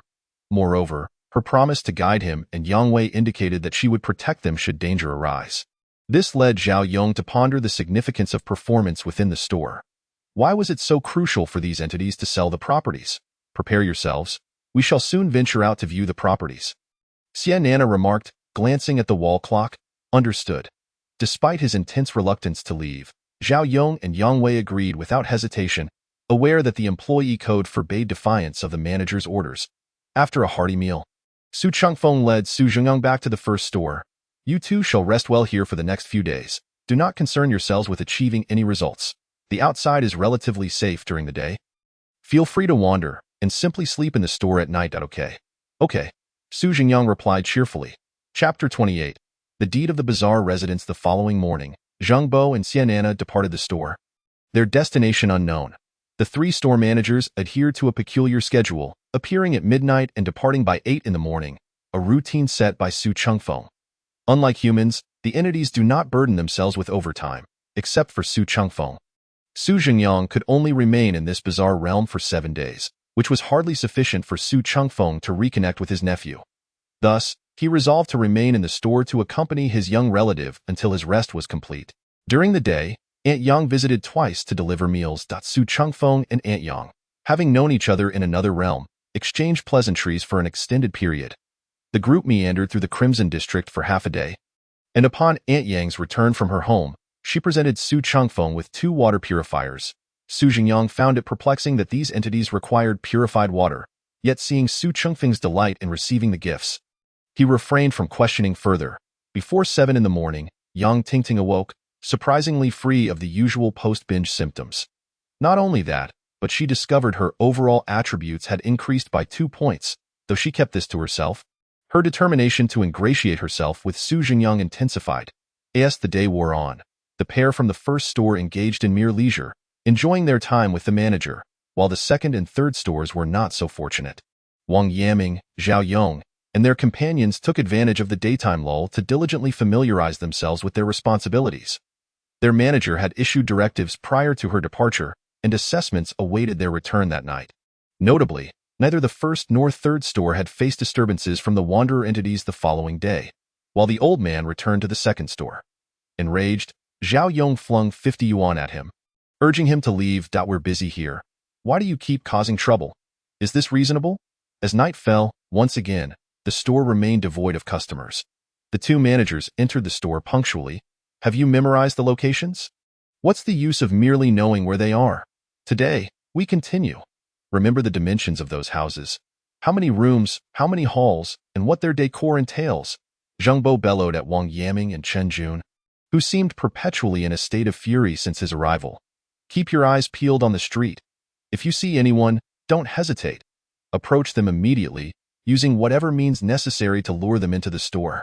As Zhang Bo assigned tasks, he reiterated his instructions. Wang Yaming and Chen Jun wore expressions of dismay, foreseeing yet another exhausting night. The second store, Xianana commended her charges on their knowledge retention. "Today, we shall continue familiarizing you with the environment.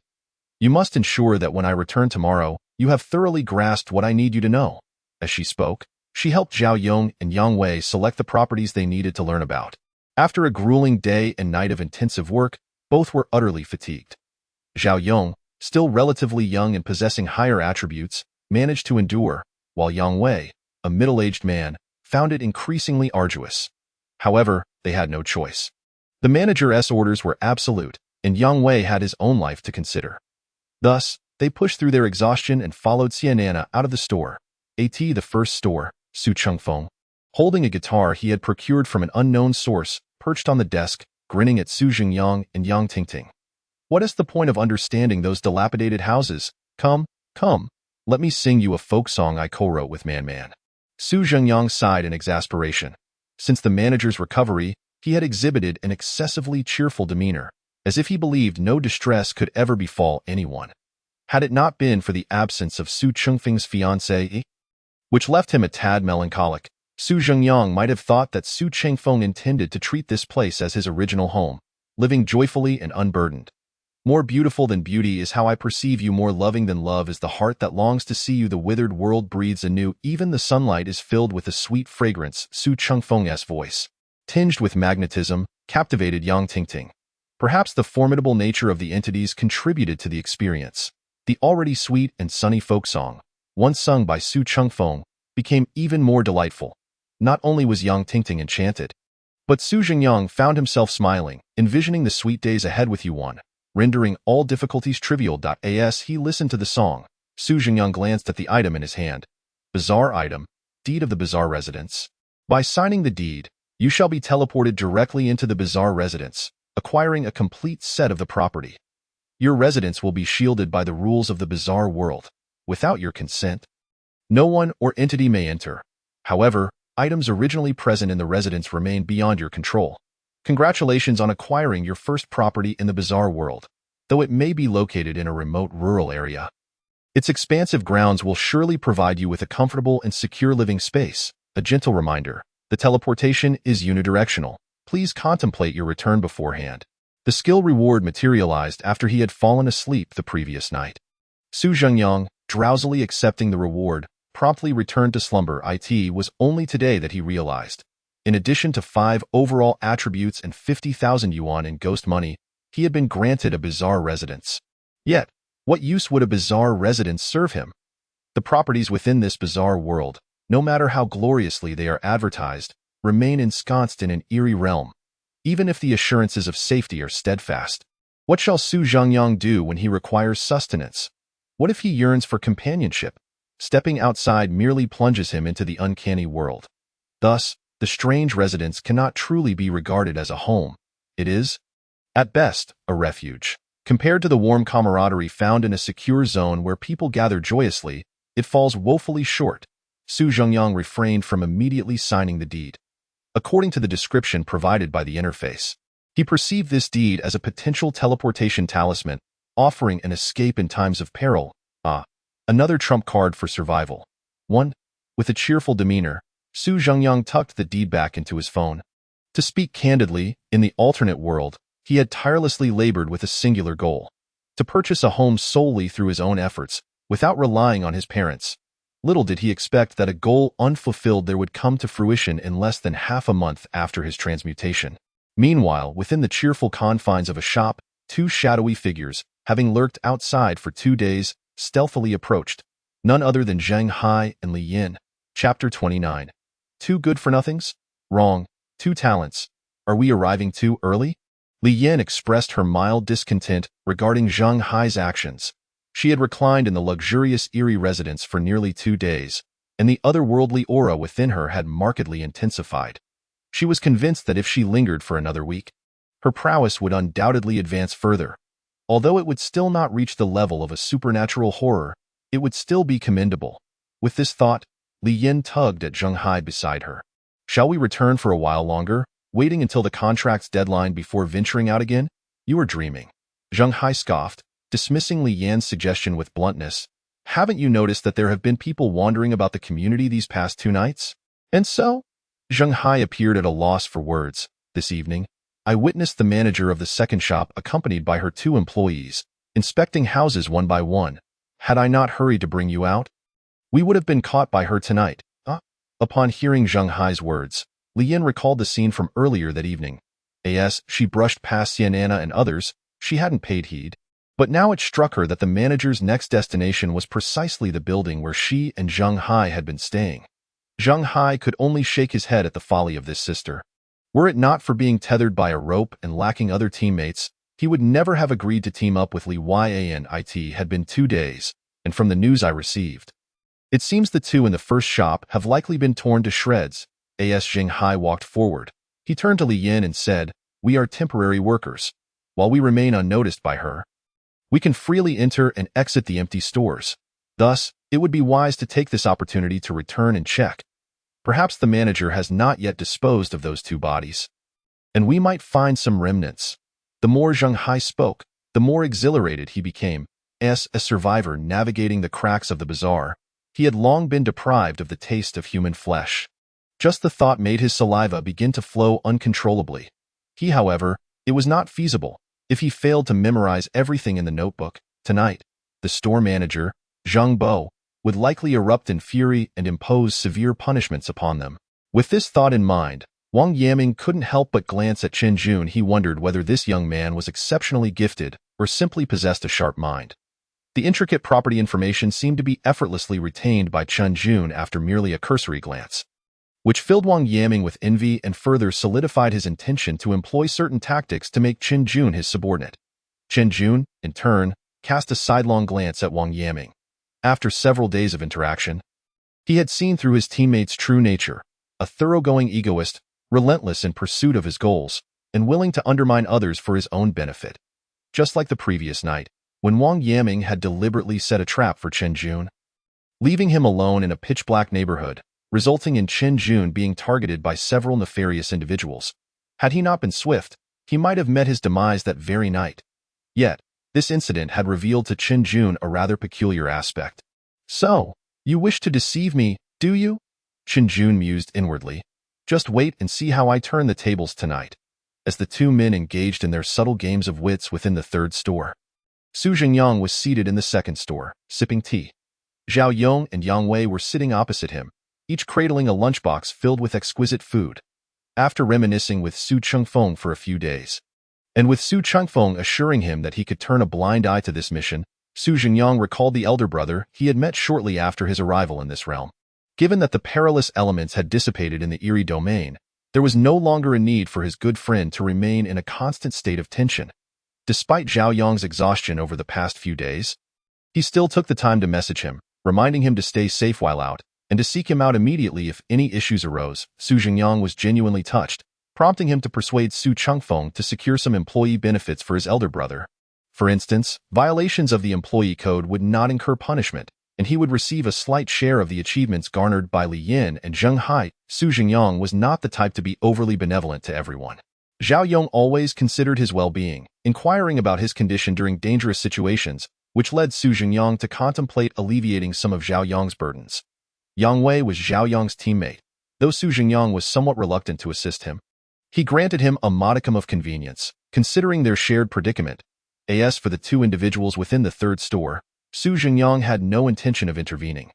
They were of no concern to him, and their fates mattered little. If they sought friendship with him, adopting an attitude akin to Zhao Yong's, Su Jingyang would gladly reciprocate with sincerity. However, they had not made such an effort. Chen Jun was somewhat better. At least he displayed a warm demeanor upon encountering Su Jingyang. Especially Wang Yaming. Su Jingyang had initially perceived him as a man of dubious character, and after these days of interaction, he was even more convinced that Wang Yaming harbored ill intentions.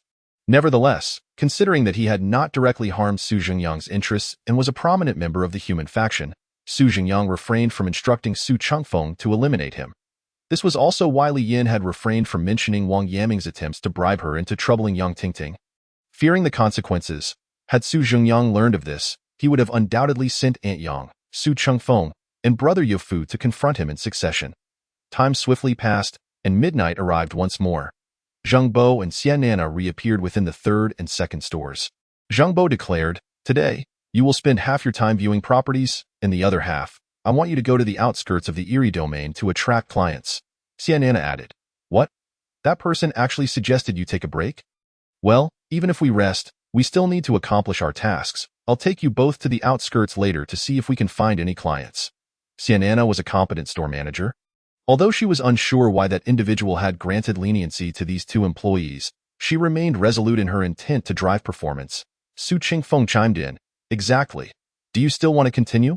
If not, ha ha ha ha, bombshell, I've won."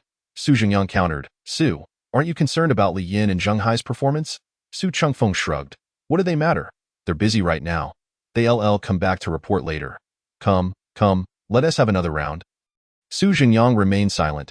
Soon, the perilous and exhilarating night came to a close. The personnel from the second and third stores returned to their respective establishments, while the first store was different that Su Jingyang and Yang Tingting were still fast asleep. Yang Tingting had not ventured out, opting to rest on the second floor of the store, where Su Chengfeng had kindly turned on the air conditioning for her. Su Jingyang, however, had not returned home, having rested at Aunt Yang's residence the previous night. There were no extra beds in the store, so Aunt Yang, concerned for the child, had invited Su Jingyang to stay at her spacious three-bedroom apartment. Aunt Yang's home lacked the unpleasant odors that the eerie beings favored, allowing Su Jingyang to sleep soundly in the morning. Aunt Yang prepared delicious fried dough cakes for him in the third store. Wang Yaming sat pale-faced at his station. His suit was now disheveled, almost tattered. The sleeves of his suit had been torn to shreds, and the legs of his trousers had been reduced to mere rags. A gash ran from his thigh down to his calf on his right leg. Last night, Wang Yaming had inadvertently stumbled into a bizarre room, and he had used his most potent trump card to narrowly escape. At this moment, he could hardly sit properly, awkwardly positioning himself on the edge of the chair while applying healing powder to his wound. Fortunately, he possessed a powerful healing item. Otherwise, that injury alone would have meant his demise in this instance. Despite his severe injury, an excited grin spread across Wang Yaming's face. He had uncovered a monumental secret. This secret could potentially allow him to conclude this eerie domain mission ahead of schedule. Many were unaware that, beyond the missions outlined on the panel, there existed hidden outcomes. A corner of a photograph of a man peeked out from his jacket pocket, serving as the crucial item for the hidden conclusion. Seated in the back, Chen Jun fixated his gaze intently on Wang Yaming, who was tending to his wounds. Due to his dissatisfaction with Wang Yaming, Chen Jun had not spoken to him for several days. Now witnessing his adversary's grievous injury, Chen Jun felt a surge of satisfaction and was tempted to taunt him. Yet he restrained himself. He harbored an intriguing plan that he could not afford to reveal just yet. As he pondered, Chen Jun subtly leaned forward, raising his right buttock while curling his right leg. Was this how Wang Yaming appeared when wounded? Chapter 31. Who's setting off firecrackers in my territory? Only 2 days remained until the conclusion of the Erie domain mission. Li Yin and Zheng Hai had also returned to the first store. Su Jingyang could only commend his keen judgment. The two talents he had endorsed had finally showcased their exceptional business acumen after being trained, brainwashed, successfully. Li Yin returned to the store ready to secure contracts, having identified a property with an Erie friend and collected the deposit. Intending to sign the contract that very evening, Zheng Hai was even more impressive, having somehow managed to deceive an eerie tour group into renting 5 properties in the blood-soaked district, a single transaction for 5 units. During Su Jingyang's tenure as a real estate agent, achieving such results would warrant a celebratory feast from the store manager, who said there were no talents among the eerie beings. The talent was standing right before him. They had merely strayed onto the wrong path, failing to find their suitable direction for development. Thus, one should not dismiss any industry simply because they are unfamiliar with it. Who knows, you might possess an innate gift that positions you as a leader in that field. Much like Su Jingyang, who had continuously struggled to pinpoint where his talents lay, leading him to change jobs frequently in search of his comfort zone.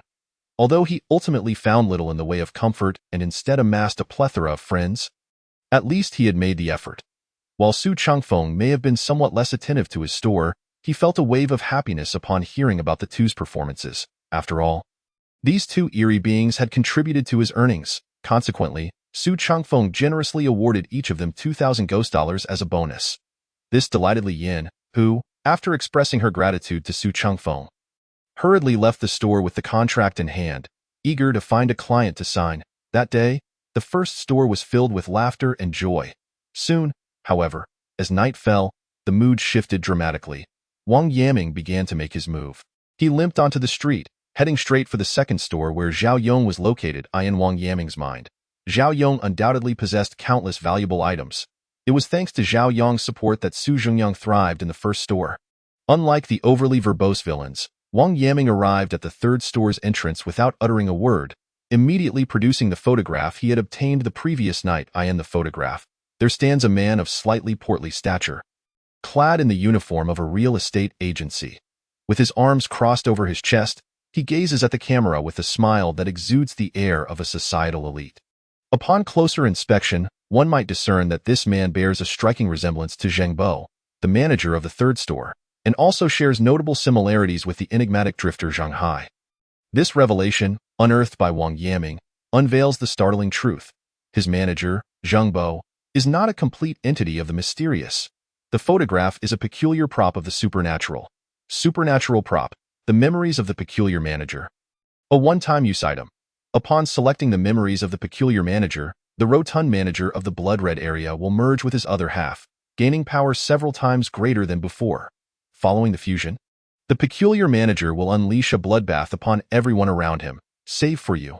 Note: utilizing this prop will trigger a hidden ending within the supernatural realm, culminating in a grand battle, and the tasks therein will conclude prematurely. Please safeguard yourself until the battle of the peculiar manager is over. Peculiar manager, I have a dream. I shall climb step by step to the pinnacle. I aspire to become Zheng Gao. The information regarding this hidden ending is explicitly inscribed within the description of the supernatural prop, and if Wang Yaming fails to grasp this, it would be sheer folly. However, there are 2 aspects to which Wang Yaming feels he must pay particular attention. Firstly, after Zheng Hai merges with his other half, with whom will he engage in battle? Based on Wang Yaming's understanding of Zheng Bo, the latter currently stands among the most formidable entities of the supernatural realm. The prop states that his power will escalate exponentially upon merging, suggesting he will reach a terrifying level of strength. In the blood-red area, aside from the master of this realm, Wang Yaming struggles to conceive of another entity of such terror. In fact, were it not for the prop's description, Wang Yaming might have believed Zheng Bo himself to be the master of this supernatural domain. After all, what good-natured individual would diligently toil to achieve results for another's realm? The clash of 2 terrifying entities is far beyond the grasp of a mere ordinary supernatural handler like Wang Yaming. Fortunately, he possesses certain supernatural props that may ensure his survival. From his pocket, Wang Yaming retrieves a card. Supernatural prop, the neglected identity card, a one-time use item. Upon usage, you become nearly imperceptible, reducing your presence by 99% and rendering your body ethereal by 99%. Entities of legendary rank and below will regard you as invisible. Duration, 30 minutes. Note: a diminished presence may not necessarily be advantageous. Beware lest your companions forget you in perilous situations. Uncertain whether 30 minutes will suffice, he shrugs it off, thinking that if it proves inadequate, he possesses alternative methods. After muttering this to himself, Wang Yaming's gaze shifts once more towards the second store. The second point of concern is the necessity of timely looting of corpses. When a supernatural handler is slain by an entity, their belongings do not drop. This serves as a protective measure for handlers within the supernatural realm. However, there are no such restrictions when handlers turn against one another. Yet, currently, Wang Yaming has sustained grievous injuries, significantly diminishing his strength, and he lacks confidence in besting Zhao Yong. This is why he intends to merge with Zhang Bo at the entrance of the second store. He aims to strike Zhao Yong swiftly while Zhang Bo is preoccupied with wounding him. After meticulously reviewing his forthcoming actions, Wang Yaming grips the neglected identity card in his left hand and the memories of the peculiar manager in his right. Time is of the essence. Let the merging commence. Wang Yaming chooses to utilize the supernatural prop. Simultaneously, before the third store, Zhang Bo is unleashing his fury upon Chen Jun, who permitted him to leave without my consent. Tonight is crucial. I have already detected numerous new entities on the outskirts. You are to go find clients this instant. Zhang Bo bellows, pointing an accusatory finger at Chen Jiyuan. As for the other lad, if he wishes for his demise, then I shall. Before he can complete his sentence, an invisible force abruptly seizes him. This is... Zhang Bo stares at his hands, astonishment flickering in his eyes. In that instant of being enveloped by power, a flood of memories previously absent from his mind surges forth. Wife? I have a wife. I have a home, Zhang Bo says incredulously. Simultaneously, Zheng Hai, who is outside seeking clients anew, finds himself ensnared by the same invisible force. I was never a drifter, Zheng Hai utters in bewilderment as segments of unfamiliar memories invade his consciousness. Children? I have children. My family awaits me at home. Unlike Zhang Bo, who only appears in the store for a few hours each day, Zheng Hai has long been aware that he is not a complete entity. Many of his powers remain untapped. Yet, he has been oblivious to the whereabouts of his other half and how to reclaim his wholeness. Now, propelled by Wang Yaming's actions, he feels the invisible pull of power, his heart swelling with exhilaration. I shall become whole again. In the skies above the blood-red area, two black shapes ascend slowly, one large and one small, one stout and one slender, racing towards each other with astonishing speed. Bang! A deafening collision reverberates through the blood-red expanse, followed closely by two figures pressing tightly together. Against the inky backdrop of night, they gradually merge into one, their powers surging rapidly, soon breaking through the shackles of a century, reaching the realm of terrifying entities. The fused form of Zheng Hai and Zhang Bo. Zheng Haiba. Incredible, Wang Yaming exclaims, unable to contain his excitement as he beholds the fruit of his labor in the heavens. He promptly activates the neglected identity card, slipping into a state of concealment. This chapter must conclude under my orchestration. Wang Yaming bellows with exuberance in the third store. Upon hearing the resounding commotion from outside, Chen Jun turns in shocked in his hands. He clutches the suit Wang Yaming donned upon entering the supernatural realm. In the second store, Zhao Yong instinctively chooses to evade upon sensing the disturbance, a premonition of impending doom washing over him. In the first store, who dares set off firecrackers on my turf? Su Chengfeng, Su Jingyang, and Yang Tingting peer out from the entrance. Chapter 32. Zheng Haiba. How does one address a superior? The pitch-black sky of the blood-red area grows even darker, shrouded in the mist emanating from Zheng Haiba. Su Jingyang, observing this scene, feels a sense of confusion. Yet, he senses that the sight of the stout figure hovering above is far from auspicious. Su store. What is happening? Su Jingyang inquires, pointing at Zheng Haiba and casting a questioning glance at Su Chengfeng. He is an employee of mine, Su Chengfeng replies, his gaze narrowing as he watches Zheng Haiba's escalating power. With a resigned sigh, he adds, an employee who has never been particularly compliant. In the sky. Zheng Haiba clutches his head in agony. It hurts. So much pain. My beloved. Su Jingyang blinks in confusion, glancing at Su Chengfeng. Oh, your employee is the Empress Dowager? Fortunately, Zheng Haiba's next words do not utter the name familiar to all. Why? Why have I worked so hard to earn money yet still failed to rescue you?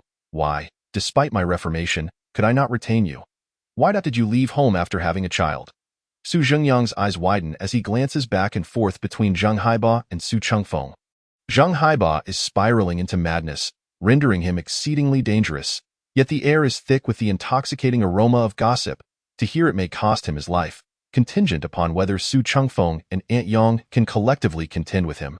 However, to remain silent would mean missing out on a juicy tidbit. Su Changfeng observes Su Zhengyang's eager expression with a hint of exasperation. Though discussing another's privacy is not commendable, Zhang Haiba is an entity, not quite human. Thus, he offers a brief recounting of Zhang Haiba's past. This fellow did not traverse dimensions. However, due to the parallel nature of their worlds, the Zhang Haiba who once served as an employee under Su Changfeng in one realm mirrors his role in this one. This lad, after completing high school, dropped out and, through friends and relatives' introductions, sought opportunities in a big city, i.e. the bustling metropolis. One either drifts north or heads south. Zhang Haiba chose the latter, further south, until eventually he went abroad. Young and impressionable, he encountered a raucous crowd of friends overseas, embarking on a lifestyle of spending lavishly. As soon as he earned point 2 years later, his parents retrieved him back to their hometown. His father, a domineering figure, insisted he embark on blind dates the very next day, urging him to settle down and focus. Zhang Haiba, a more obstinate individual, contacted numerous unsavory acquaintances, planning both to extricate himself and to give his father a good thrashing. Ultimately, however, Zhang Haiba's scheme unraveled when he met his blind date. Love can be like that, a fleeting moment, where even if the other is not particularly stunning or beautiful, upon seeing her, one simply knows. Zhang Haiba was doomed, for he had fallen into the throes of love. Yet, the woman was not particularly impressed by his lack of ambition. Thus, Zhang Haiba resolved to earnestly toil, striving for self-improvement, realizing that with a low education, he would take up factory work, and when that proved insufficient, he ventured into sales. Eventually, the sincerity and dedication he displayed won her heart, leading her to marry him. At this juncture, it should have culminated in a perfect ending. Su Changfeng cast a glance at the still sobbing Zhang Haiba, who was floating in the air, shook his head, and continued speaking. After getting married, Zhang Haiba believed that his life was complete, and his career was progressing smoothly. Consequently, he began to indulge himself once more, rekindling connections with his former dubious companions. As a result, those good brothers who had sworn brotherhood with him abroad collectively set a trap for him. What appeared to be a legitimate business venture was, in fact, a gambling den. Once Zhang Haiba traveled overseas, he fell into their scheme and engaged in a lavish gambling spree, losing everything in one fell swoop. To what extent did he lose? He ended up being captured and disappeared for 2.5 years. When Zhang Haiba finally returned, he found his wife working 2 jobs to support her parents. And he immediately resolved to turn over a new leaf, vowing to shun all vices. His wife, displaying remarkable forbearance, granted him a second chance. Subsequently, Zhang Haiba ventured into the real estate industry, where he truly excelled, achieving remarkable success. Gradually, life began to improve. Unfortunately, Zhang Haiba remained oblivious to the fact that certain scars, even if wiped clean, cannot be entirely erased. It was still that same group of friends. No, now they could be called enemies. This time, they did not target Zhang Haiba.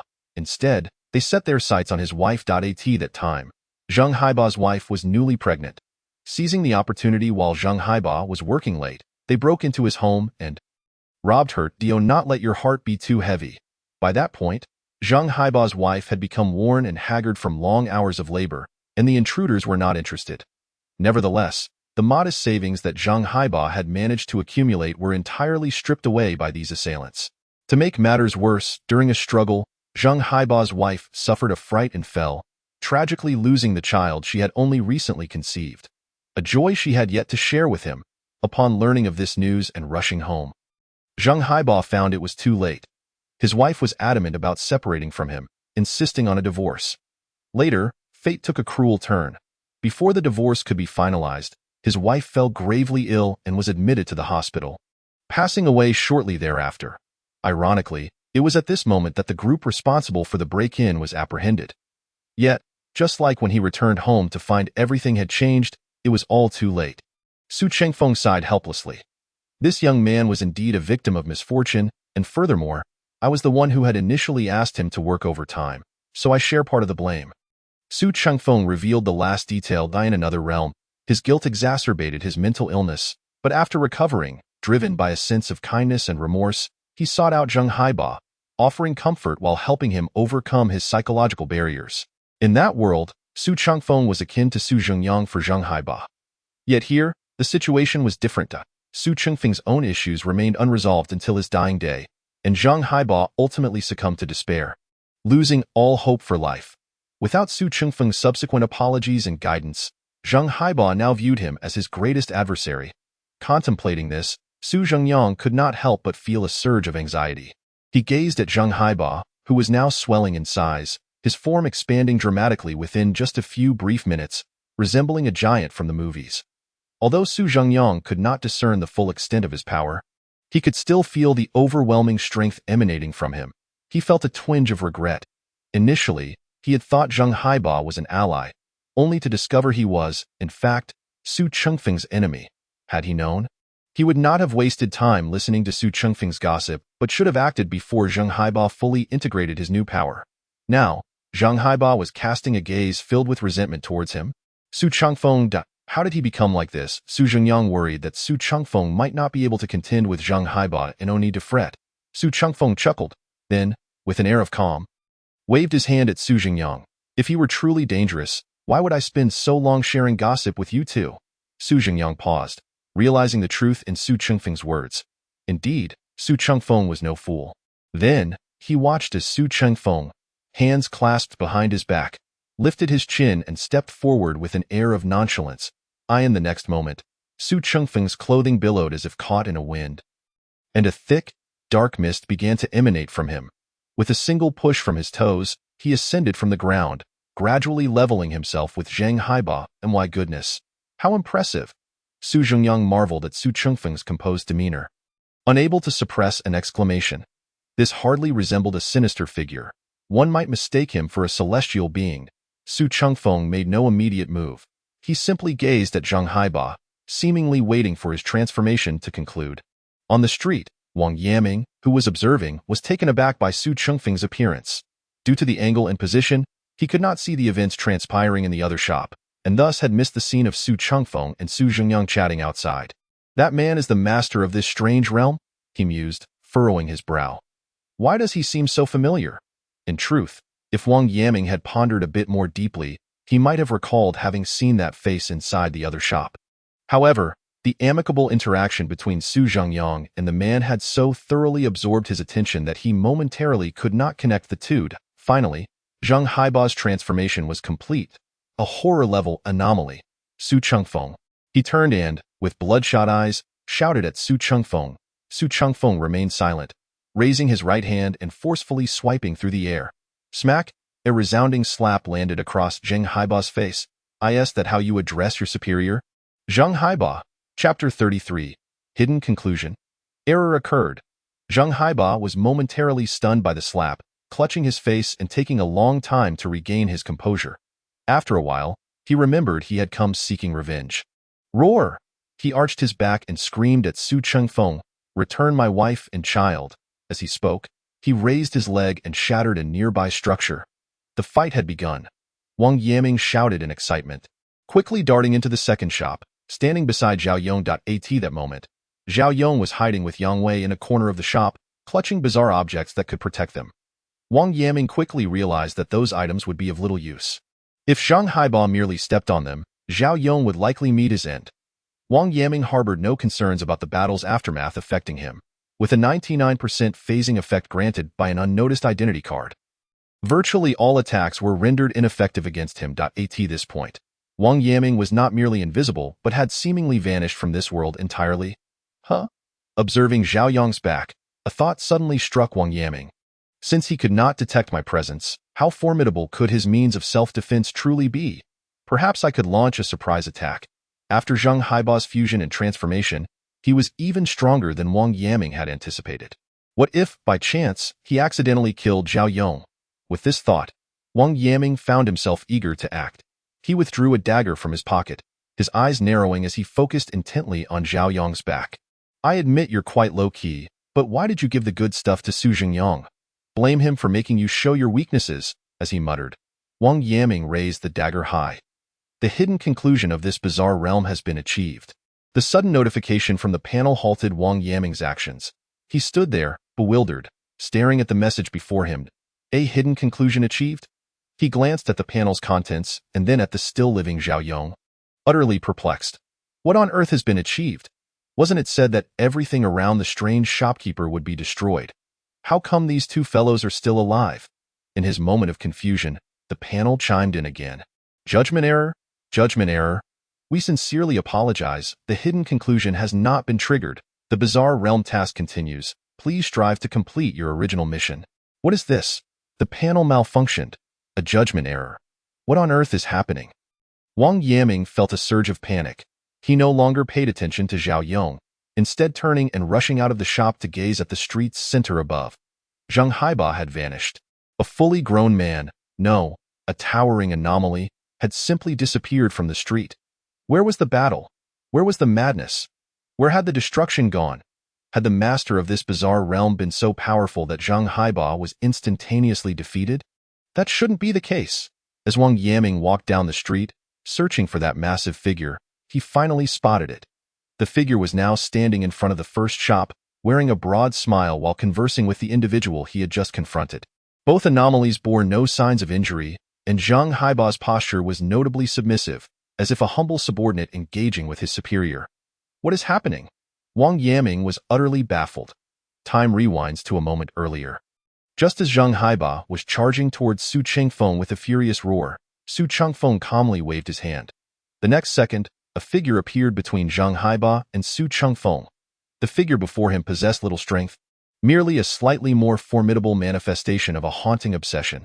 Yet, this seemingly insignificant presence managed to staunchly impede Zhang Haiba, even facilitating his swift return to lucidity. For this figure was none other than Zhang Haiba's late wife, who had succumbed to despair before he transformed into an anomaly. Not only was she there, but cradled in her arms was a somewhat malformed infant, babbling softly as it sucked on its fingers. Wife? Zhang Haiba stood frozen, disbelief etched across his face as he gazed at the apparition before him. Dabo, what are you doing? Are you about to do something foolish again? Despite her frailness, the woman exhibited no fear in confronting Zhang Haiba. She pointed an accusatory finger at him, chastising him loudly. Consequently, this formidable anomaly, recently ascended to a terror level, was reduced to a submissive demeanor, akin to a chastened bride.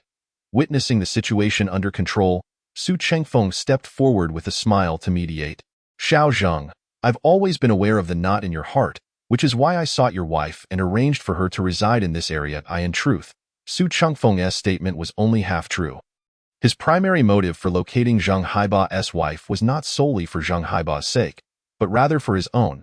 He understood that deep within this employee lay a simmering resentment towards him. Should this emotion ever become uncontrollable, it would spark a vengeful frenzy. Yet, the guilt he felt, coupled with Zhang Haiba's exceptional sales acumen, rendered Su Chengfeng unable to decisively eliminate this concealed threat. Thus, he devised a more prudent plan. He aimed to reunite Zhang Haiba with his wife, hoping to alleviate the regret that plagued him. Unfortunately, during the search, Zhang Haiba grew increasingly deranged, losing grip on many memories. With no alternative, Su Chengfeng temporarily abandoned the search to confront the rampaging Zhang Haiba. At this juncture, whether due to the influence of the eerie realm or Zhang Haiba's own psyche, he inexplicably split into two distinct anomalies. The elite sales persona transformed into Zhang Bo, while the ruffian persona became Zhang Hai. Subsequently, Su Chengfeng did locate Zhang Haiba's wife, but both Zhang Hai and Zhang Bo had forgotten their shared past. Lacking a method to reconcile the two personalities, Su Chengfeng resigned himself to allowing Zhang Bo to continue working for him while casting Zhang Hai adrift, relegating him to the status of a vagrant anomaly. These actions were influenced by Su Chengfeng's consciousness prior to his transference. According to the original assessments of the eerie realm and its practitioners, it was anticipated that, upon receiving provocation from the fused Zhang Haiba, Su Chengfeng would succumb to rage and engage in a fierce battle with his employee. Consumed by anger, he would likely forget the contingency he had arranged. However, under Su Zhengyang's influence, Su Chengfeng had transformed into a stable, middle-aged individual, thus remaining unperturbed by these minor disturbances. This resulted in the failure to trigger the hidden conclusion of the eerie domain. The anticipated conflict was abruptly curtailed without casualties, leading to a perfect resolution where Zhang Haiba reverted to his former self. At that moment, Zhang Haiba was cradling his child, apologizing to Su Chengfeng. I am sorry, Su Dian. It was my lack of understanding, my foolishness. I had no idea you were always considering my well-being. Zhang Haiba's wife, an unremarkable-looking matron, repeatedly bowed in apology, Su Chengfeng waved his hand dismissively. No need for that. Now that your family is reunited, the focus should be on living well together. Living well? Zheng Haiba glanced at his wife, a wry smile creeping onto his face. With their current appearances, how could they possibly live well? Anomalies have their own ways of existing, and though we have yet to be reborn, we can still continue to live. Su Chengfeng chuckled. I intend to gift you this eerie domain. Zheng Haiba, bewildered, replied. What? Su Chengfeng nonchalantly gestured. Do not be astonished. Real estate was never my passion. I see no reason to persist in this endeavor as an anomaly. I prefer running a small tavern. As he spoke, Su Chengfeng led Zheng Haiba into a shop. Observing the harmonious scene, Wang Yaming felt a pang of frustration. Setting aside the fact that he had exhausted his disposable props and violated the employee code, his very life was at stake, and they were simply allowing this to pass. Was this truly acceptable? Chapter 34. Wang Yaming's reluctance, Wang Yaming's demise. With only a few minutes of distorted time remaining, Wang Yaming felt urgency rise within him. The losses this time were too great. He could not bear the thought of leaving without achieving something. Contemplating this, he approached the entrance of the third shop once more. At that moment, Zhao Yong also sensed that the crisis had seemingly subsided, peering out through the window. After all, my target is you. While the assassination has become a bit complicated, I still have ways to retreat unscathed. With this thought in mind, Wang Yaming withdrew a dagger from his pocket. Without hesitation, he thrust it towards Zhao Yong's carotid artery. Clang! The sharp sound of impact echoed. Wang Yaming's attack was thwarted by some unknown means employed by Zhao Yong. Could it be another defensive anomaly? No, it appears to be three. Observing the 3 layers of protective barriers enveloping Zhao Yong, Wang Yaming felt a sense of despair wash over him. In a wonder, the defensive items he had previously produced appeared feeble. He had retained these additional precautions. In truth, Wang Yaming was mistaken. Zhao Yong possessed not merely 3 layers of defenses, but 6, 3 of which were so close to the skin that they were virtually undetectable under normal circumstances. Who goes there? Sensing the activation of his protective measures, Zhao Yong stepped forward, turning slightly to locate Wang Yaming's position, which was conspicuously empty. This is bad. It's an invisibility technique. Zhao Yong, not foolish enough to assume that a mere pebble had fallen upon him, swiftly retrieved a pair of glasses from his pocket. Donning them, he then produced 3 or 4 defensive-type disposable anomalies and activated them all at once. Witnessing the fortress-like protective barrier enveloping Zhao Yong, Wang Yaming's expression soured as if he had consumed something foul. He recognized that the glasses Zhao Yong wore were likely a type of anomaly capable of penetrating invisibility or illusions. Although this tool was ineffective against the loss of presence, Wang Yaming decided against making another attempt on Zhao Yong. He noted that Zhao Yong had produced several more defensive anomalies from his pocket. Damn it! Who possesses so many defensive items? Are all seasoned practitioners so deathly afraid? Wang Yaming felt no lingering attachment. Seizing the moment while his identity card's effect lingered, he hurried back to the third shop. Inside the third shop, Chun Jun gazed quizzically at the suit in his hands. He couldn't fathom why he was unable to recall to whom the suit belonged. Yet, a persistent thought nagged at him. He must keep this garment safe, for it held great significance. Just as Chan Jun hesitated, Wang Yaming returned to the third shop.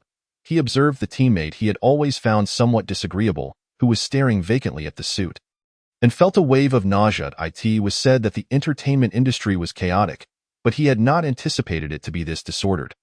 Wang Yaming was a selfish individual, one who thrived on a sense of control. He would readily betray a companion if his safety was threatened, and he mandated that each subordinate sign a contract out of distrust. However, it was undeniable that he was also an exceptional leader. Under his command, everyone in his organization complemented one another, enabling it to grow formidable in a short span of time. Many novices, or those who had previously been unremarkable, quickly evolved into powerful practitioners of the supernatural under Wang Yaming's guidance. Thus, even with his numerous flaws and the inequitable contracts he imposed on most of his subordinates, he garnered a loyal following. The boss may be unscrupulous, but under his leadership, one truly could become strong. Much like the factories before the apocalypse, or the slaves under a feudal system, or even certain educational institutions in China. When individuals are subjected to severe oppression and subsequently gain wealth, skills, and knowledge from it, many cease to resent the oppression and instead express gratitude for it. Wang Yaming operated in this manner. You may hate me, but once I help you grow through my methods, you will come to thank me. In recent days, Wang Yaming's perception of the young man named Qin Jun had gradually shifted. Initially, he regarded Qin Jun as a timid, useless individual. Such a person could serve as a subordinate, but cultivating him would require considerable effort. Wang Yaming had only considered recruiting Qin Jun due to his desire to develop a small faction within the safety zone where Qin Jun resided. However, over the past few days, Wang Yaming had noticed something different about Qin Jun. Though the boy was timid, inexperienced, and occasionally lacked mental acuity, his capacity for learning was astonishingly high, so remarkable that it was almost alarming. It is essential to recognize that learning ability is not solely tied to memory. Moreover, the ability to comprehend things, one's practical skills, and a certain emotional resonance capacity. Regarding these abilities, it can be said that Qin Jun is nearly perfect. This reinforced Wang Yaming's determination to recruit Qin Jun under his wing. A couple of days ago, when they went out together, Wang Yaming amicably expressed his thoughts and intentions to Qin Jun, clearly articulating the advantages of working under his leadership. Unfortunately, perhaps due to the poor first impression he made, this young man not only remained unmoved, but seemed to harbor even greater hostility towards him. This is certainly not a favorable development. If this individual cannot be utilized and even wishes to become an adversary, what would be his best fate? Naturally, it would be a grave. Now, witnessing Wang Yaming, who appeared to be engaging in some perverse act with his suit, solidified this notion. However, now is not the time to act. The duration of the bazaar prop has expired, and the benefits of eliminating Qin Jun do not justify the risk of violating employee regulations. What are you doing? Wang Yaming's form gradually solidified as he furrowed his brow. Casting a cold gaze at Qin Jun, startled by the sudden inquiry, Qin Jun trembled. Immediately, a surge of information flooded into his mind. Wang Yaming, it dawned on him. I am holding Wang Yaming's suit. He is my teammate. Return my clothes, PFF. The sound of a sharp blade piercing through flesh abruptly echoed thus. Under the benevolent gazes of the crowd, Qin Jun cautiously picked up the peculiar object from the ground. However, just as he was halfway through this act, the onlookers suddenly lost their composure. Chapter 36. Everyone has achievements. The task is complete. Wang Yaming possessed a bizarre object shaped like a bank card. On this object, the current amount of ghost coins stored within was clearly inscribed. Units, tens, hundreds, thousands, tens of thousands. Su Zhengyang merely glanced at the number and could not help but widen his eyes in astonishment. Over 400,000 ghost coins? Li Yin, standing at the rear of the crowd, gasped in disbelief. Over 400,000. A sum that Li Yin had never possessed in life or death. To see such a colossal amount of ghost coins on a human was inconceivable, especially when another human had stumbled upon it. Were it not for the overwhelming power of those standing before him, Li Yin would have recklessly dashed forward to pocket the card. What if I simply forego this money? Qin Jun, noticing the fervent gazes surrounding him, extended the bank card towards Su Zhengyang. He had not anticipated that Wang Yaming would possess such wealth. These ghost coins could facilitate numerous endeavors. Yet possessing them would also place Qin Jun in a precarious situation. Truth be told, even if Su Zhengyang declined, Qin Jun was reluctant to tuck the money into his own pocket. Interest not only ignite human greed but also summon the bizarre. It would be prudent to place this wealth in the hands of someone capable of managing it, like Su Zhengyang, a formidable manipulator of the bizarre. After a moment's hesitation, Su Zhengyang slowly shook his head. I do not want it. I mentioned before, since you were the one who eliminated Wang Yaming, this money rightfully belongs to you. With over 100,000 ghost coins already weighing down his pockets, Su Zhengyang saw no use in acquiring an additional 400,000. Would he purchase a house for himself in the Blood Red district? Alas, Su Zhengyang would never entertain such a thought, but Qin Jun certainly would. He cast a determined glance at the crowd and resolutely placed the bank card into his manager's hands. Zhang Haiba repeatedly waved his hands, fully aware of the foolishness of disregarding Su Zhengyang's words at this moment. Take it. I do not want it, manager. I wish to use this money to purchase a house here. Qin Jun declared with fervor. This notion had just dawned upon him, yet it felt remarkably viable. A significant sum of money might attract unwanted attention, but real estate would not. His statement left the crowd momentarily stunned. Purchase a house? Su Changfeng raised an eyebrow, a faint smile gracing his lips. It must be said that this young man was quite astute. Accepting the bank card was akin to acknowledging Su Zhengyang's favor, a gesture of goodwill and a desire for camaraderie. Conversely, buying property in the Blood Red District equated to navigating the complexities of human relations. Could humans reside in the Blood Red District? Undoubtedly, provided they could endure the foul stench favored by the bazaar. Moreover, for humans wishing to move in, they would have to traverse countless bazaar domains, covering unknown distances to reach the Blood Red District. Thus, acquiring such a property would merely be a formality for Chen Jun, yet it was not entirely without merit. Owning a house would classify Chen Jun as a resident of the district, affording him a degree of protection from the bazaar's domain master during perilous encounters. Ultimately, Chen Jun had devised a means to transfer the wealth into the hands of the district's ruler, first Su Chengfeng, and now Zheng Haiba. Both men were inextricably linked to Su Jingyang, thereby subtly strengthening their relationship. After receiving Su Chengfeng's nod, Zheng Haiba promptly arranged for the transfer of the property. In this manner, the bank card worth over 400,000 ghost coins was exchanged for a certificate of ownership for an eerie property. The achievement from this contract would be credited to the third store. Thus, Chen Jun accomplished his goals and would receive additional rewards from the panel after the task concluded. Once the interlude at the third store was resolved, everyone returned to their respective establishments. Later that night, the second store, thanks to Xian Nana's tireless efforts and Yang Wei's skillful assistance, also successfully closed a deal. Now, everyone could anticipate a bountiful array of panel rewards. With Wang Yaming, the notorious troublemaker, out of the picture, and every establishment's personnel having fulfilled their quotas, the newly appointed Zheng Haiba waved his hand to waive any penalties for violating employee conduct during this task. The following 2 days were filled with joy for all. Zhao Yong, Yang Wei, and Chen Jun relished their rare moments of respite.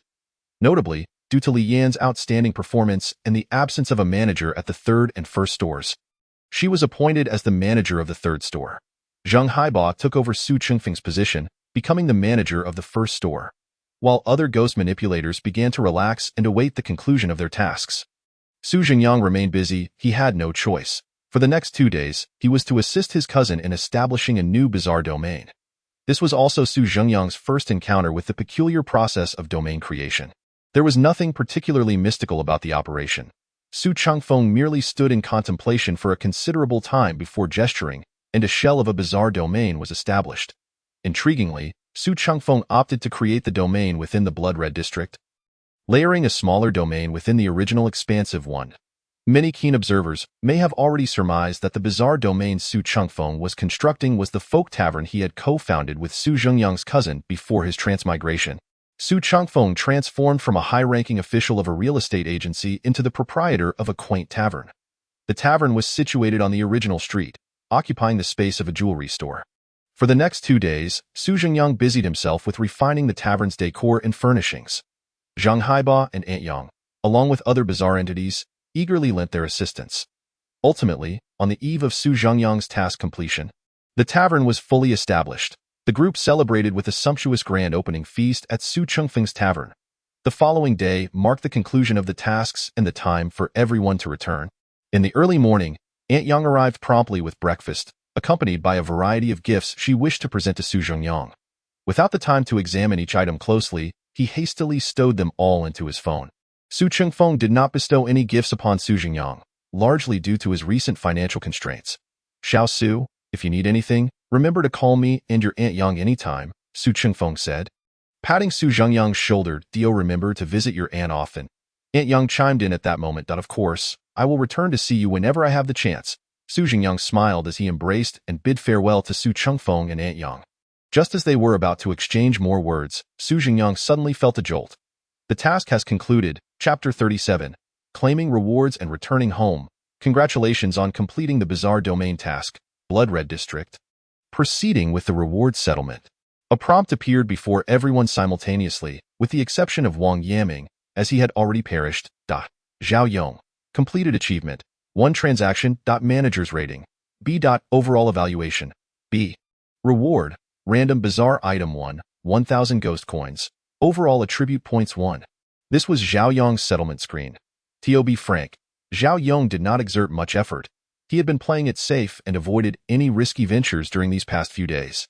Hence, Xian Nana rated him a B. In contrast, Yang Wei, who had successfully closed a deal using his skills, received an A rating from Xian Nana. Yang Wei's rewards included 2,000 ghost coins, a random bizarre item, and 2 overall attribute points. As for Su Jingyang, Yang Tingting also achieved an A rating. Although she had contributed little, her good rapport with Su Jingyang earned her an A from Su Chengfeng. Su Jingyang's situation was quite different. Su Jingyang completed achievement, 2 transactions, 6 rentals. Manager's rating, S. Overall evaluation, S. Reward, random bizarre item 3, 5,000 ghost coins, overall attribute points 3, achievement, uncovering the hidden ending of the hidden ending. Over the past 2 days, Li Yin had once again excelled, bringing in a transaction for the first store. Su Jingyang felt he could not leave empty-handed and accompanied Zheng Haiba to the fringes, utilizing his professional skills to secure a rental client. Consequently, the first store's achievements were staggering. Had this been the world before his transmigration, such performance would have elicited laughter from the store manager. However, in the post-transmigration world, store manager Su Chengfeng remained stoic, while the newly appointed domain master Zheng Haiba laughed heartily. With such high achievements and Su Chengfeng's evident nepotism, Su Jingyang naturally received the highest task evaluation. He paid little heed to the ghost coins, items, or attribute points. Having completed this dungeon, he had already accrued ample rewards, particularly in ghost coins.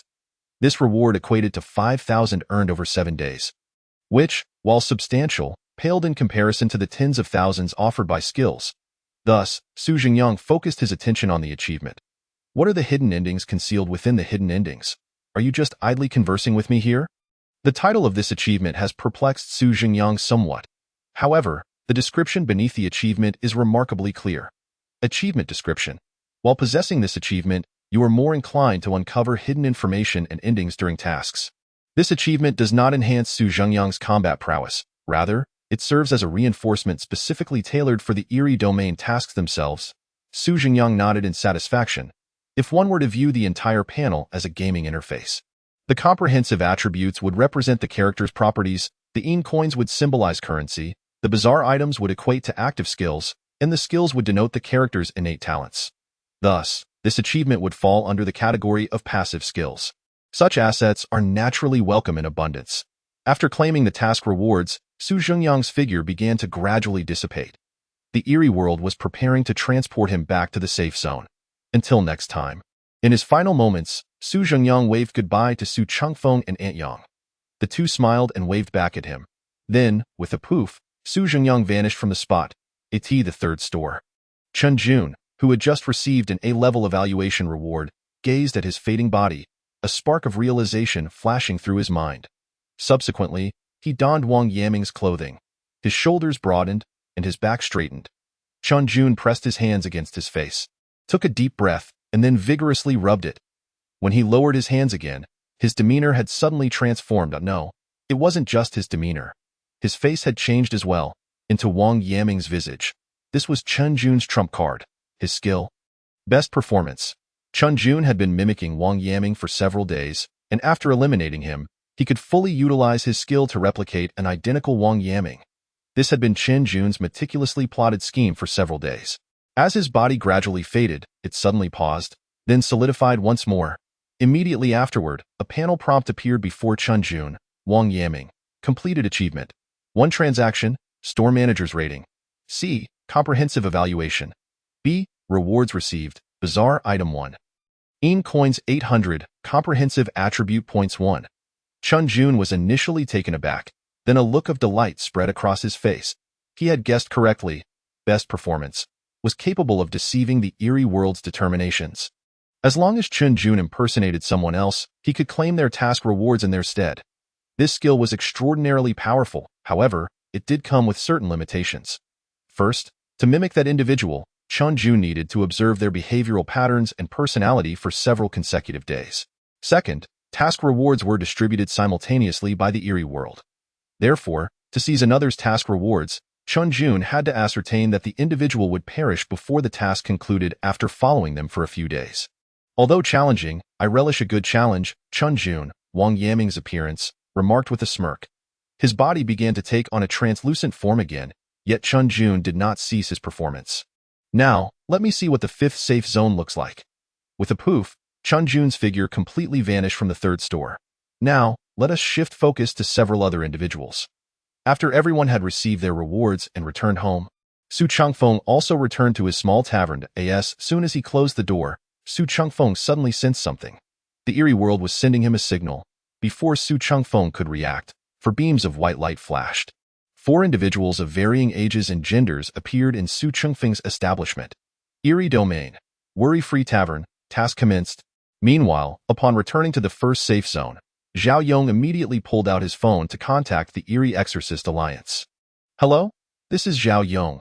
I have important matters to report. Zhao Yong stated, his expression grave. There is an eerie domain called the Blood Color District, and its nature is quite complex. Now, let us turn to Yang Tingting. After returning to the safe zone, she waited until noon before heading to her father Yang Feng's residence. Yang Tingting did not live with Yang Feng due to. Upon opening the door, she found her father engaged in a game of blindfolded tag with 3 women. After the apocalypse, Yang Feng had taken 2 more wives. His original wife, who was also Yang Tingting's biological mother, had been killed by the Eerie at the onset of the apocalypse. Who? Hearing the door open, Yang Feng released his grip on a soft spot and lifted his blindfold. Oh, it's Tingting. He smiled at it. Seems you did well on this eerie domain task. Yang Tingting remained silent, merely nodding with a blank expression. When chatting with Su Jingyang, she had not elaborated much, only mentioning that Yang Feng was rather strict with her. In reality, Yang Feng's strictness was far more complicated. What did you acquire in the eerie domain? Show me. Yang Feng extended his hand toward Yang Tingting with a grin. Yang Tingting gritted her teeth, knowing that once she revealed these items, there would be little chance of reclaiming them. Yang Feng was quite generous to his family and trusted individuals. But that generosity did not extend to eerie items or yin coins. Chapter 38. Yang Tingting begins to scheme. Ultimately, Yang Tingting reluctantly emptied all the eerie items and yin coins from her possession. She understood that soon, Yang Feng would send someone to search her, and if she were found with any concealed eerie items, the consequences would be dire. Oh, not bad. Yang Feng observed the 400 yin coins and a small eerie item resembling a hairpin in Yang Tingting's hands. Chuckling. Hearing this, Yang Tingting smiled as well. Indeed, not bad if you consider the eerie items I've hidden outside. Yang Feng took everything from Yang Tingting, casually gesturing to the other 3 women. They understood and stepped forward to search Yang Tingting. Oh, by the way, Yang Feng said, holding the small hairpin, examining its description on the panel, while pointing at one of the women beside Yang Tingting. This is your 3rd mother, whom I just found. Yang Tingting glanced at this 3rd mother, young, beautiful, and seemingly younger than herself. Your 3rd mother is pregnant. I can sense it's a boy, so you should be polite to her in the future. Yang Feng stepped closer, gently stroking Yang Tingting's 3rd mother's belly. After the 3 women completed their search, they uncovered nothing. Yang Feng graciously placed the hairpin back in Yang Tingting's hand, yet his hand did not withdraw. What's the matter? Yang Tingting inquired. You only returned what you received as a reward, Yang Feng replied. What about what I previously gave you, that ballpoint pen? Now that you have new eerie items, shouldn't you return the original to me? Yang Tingting fell silent, merely gazing at her aunt. Oh dear, I almost forgot. The aunt smiled, clapping her hands before handing the ballpoint pen she had just confiscated from Yang Tingting back to Yang Feng. Yang Tingting said nothing and turned to leave Yang Feng's home. Once she departed, Yang Feng's expression darkened ominously. You, he pointed at Yang Tingting's aunt, send someone to search Yang Tingting's home. If she resists, tell them it was my request. Understood, dear. The aunt giggled sweetly before turning to leave. And one more thing, Yang Feng continued. Don't let me find out you've concealed anything. I won't show mercy just because you're my woman. Hearing this, the aunt visibly stiffened, but she quickly smiled and replied, how could that be? I'm the most obedient one. Yang Tingting returned to her residence with a sullen expression, quietly waiting on the sofa. Sure enough, within 2 minutes, her aunt stormed in with 3 or 4 individuals. They searched Yang Tingting's home thoroughly, but upon finding nothing, the aunt shot a fierce glare at Yang Tingting before turning and leaving. Yang Tingting scoffed disdainfully at the closed door. Fool, still trying to flaunt your power here. The abortion pills your 2nd mother gave you could feed those people outside for a month. Once everyone had departed, Yang Tingting quietly stood up and walked to her bedroom. She ignored the disheveled bed and wardrobe, instead approaching the bedside table. On the table lay a photo of Yang Tingting with her biological mother. She picked up the photo, gently caressing her mother's somewhat frail face before carefully removing it. Behind the photo was a crystal pendant glimmering with a dim red light. This was a gift from Aunt Yang. In this eerie domain task, aside from Su Jingyang, Yang Tingting had garnered the most rewards. Not only had she acquired the reward items, but she had also forged a strong relationship with Su Chengfeng, a formidable and terrifying entity. Most importantly, Yang Tingting had recognized a powerful urban legend-level Eerie as her godmother, none other than Su Zhengyang's aunt, Yang Chunyan. Su Zhengyang was not particularly surprised by Yang Tingting's decision to take a godmother. After all, Aunt Yang's character is such that she favors children who are sensible, obedient, and kind-hearted. Coupled with Yang Tingting's intelligence, the process of acknowledging kinship unfolded quite naturally. Before the task concluded, Aunt Yang gifted Yang Tingting her pendant, an object of formidable and mysterious power. In addition to possessing an independent space for storing items, akin to Su Zhengyang's phone, it also has the capability to conceal its peculiar aura. From one perspective, this means that even ordinary individuals can utilize this enigmatic artifact. Conversely, it implies that those adept at manipulating the bizarre are utterly oblivious to the pendant's strange energy. This allows Yang Tingting to effectively hide any additional otherworldly items or ghostly coins.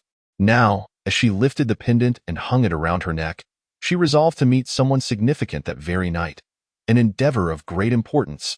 When Chun Jun opened his eyes once more, he found himself seated upon a leather sofa. Beside him stood 4 impeccably dressed men in suits, poised like statues. "Mr. Wang, you have returned," they greeted in unison, bowing their heads respectfully upon his appearance. Chun Jun could not help but smirk slightly. Why does Wang Yaming persist in playing the role of a gang leader? Though he silently critiqued in his mind, his demeanor remained composed. Having fully grasped Wang Yaming's characteristics, he was confident in his ability to portray this role adeptly thanks to his skills. "You may leave," he gestured dismissively. The 4 men nodded in unison and promptly exited, taking up positions like statues once more just outside the door. Chun Jun calmly rose, discarding his suit into a nearby trash bin. After enjoying a refreshing shower, he donned a new suit and stepped outside with a cigarette dangling from his lips. When the 4 men attempted to follow, he waved his hand, signaling them to remain behind. He then ventured alone into the number 5 safe zone. The number 5 safe zone was entirely different from the number 7 safe zone where Chun Jun resided.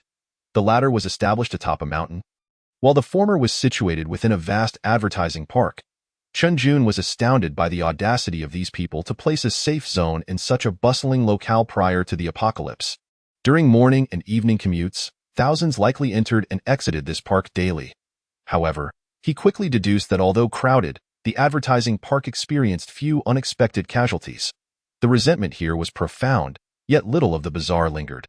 Most strange occurrences tended to remain in the places where lives had been lost. It seemed that before the apocalypse, this location had seen surprisingly few untimely deaths. How curious, Chun Jun mused to himself. Though his smile vanished abruptly upon spotting a familiar figure. Yang Tingting, Chapter 39. Yang Tingting collaborates. The anomaly at the Cannibal Beach. As Chun Jun recognized Yang Tingting, she too caught sight of him. "Wang Yaming!" she exclaimed, instinctively attempting to retreat. The shock of Wang Yaming's survival and presence in the safe zone left her utterly astounded. She sensed that he was concocting some grand scheme and felt an urgent need to escape. Yang Tingting keenly recalled Wang Yaming's attempts on her life within the realm of the bizarre. Turning away, she furrowed her brow in contemplation. How could Wang Yaming have returned? She distinctly remembered that upon his demise, his strange artifacts and ghostly coins had been scattered. Could he possess some means of escaping death, or perhaps he had an identical twin? Alternatively, a sudden thought struck her.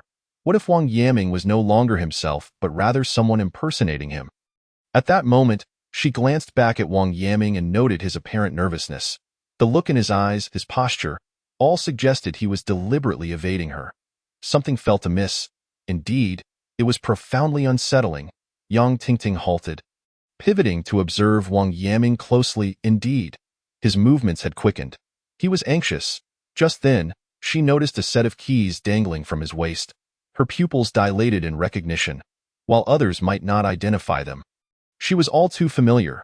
Those were the very keys that hung on the key box at the entrance of the Blood Red District Realty Office, representing properties within that area. Since all the houses were constructed by Su Chengfeng, the keys bore a striking resemblance. What did Wang Yaming's possession of such a key signify? 2 possibilities emerged. Either he had relatives or friends within the Blood Red District, maintaining a close relationship with the domain's master. thus acquiring a key, much like how Su Zhengyang had procured the key to Aunt Yang's residence, where he had managed to obtain a property in the Blood Red district through legally permissible means, be it purchase or rental. Aside from Qin Jun, few could achieve such a feat. Qin Jun, Yang Tingting's voice rang out as she seized the collar of his shirt from behind. Qin Jun felt a wave of despair wash over him. How had he exposed himself so quickly? Clearly, his composure was inadequate, and he would need to improve his mental fortitude. Yang Tingting, he turned to face her, an awkward expression on his face. Is that really you? Qin Jun? Yes, he replied. With his identity revealed, Qin Jun chose not to conceal any further. Their relationship was not adversarial, and as long as she kept his secret, he could remain in the safe zone without issue. Following a brief explanation, Yang Tingting learned about the powerful abilities granted to Qin Jun by his skills, which left her in awe. This skill is astonishing. Why do we all possess such formidable abilities? She pondered aloud. I'm merely here to see if Wang Yaming has anything of value before departing in a few days. You mustn't report me.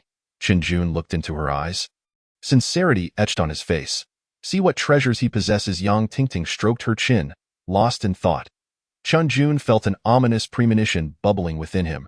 Sure enough, her next words sent a chill down his spine. I have another idea. You impersonate Wang Yaming to help me seize power. Once successful, the treasures within the entire number 5 safe zone will be yours to claim. What do you say? Qin Jun was taken aback. Your idea is intriguing, but have you overlooked a critical detail? We appear to be mere novices. By the seaside, a gust of wind howled. The beach lay desolate, devoid of any presence. Upon closer inspection, one would notice that the sand's hue was slightly deeper than that of an ordinary beach. A yellowish tone tinged with hints of reddish-brown.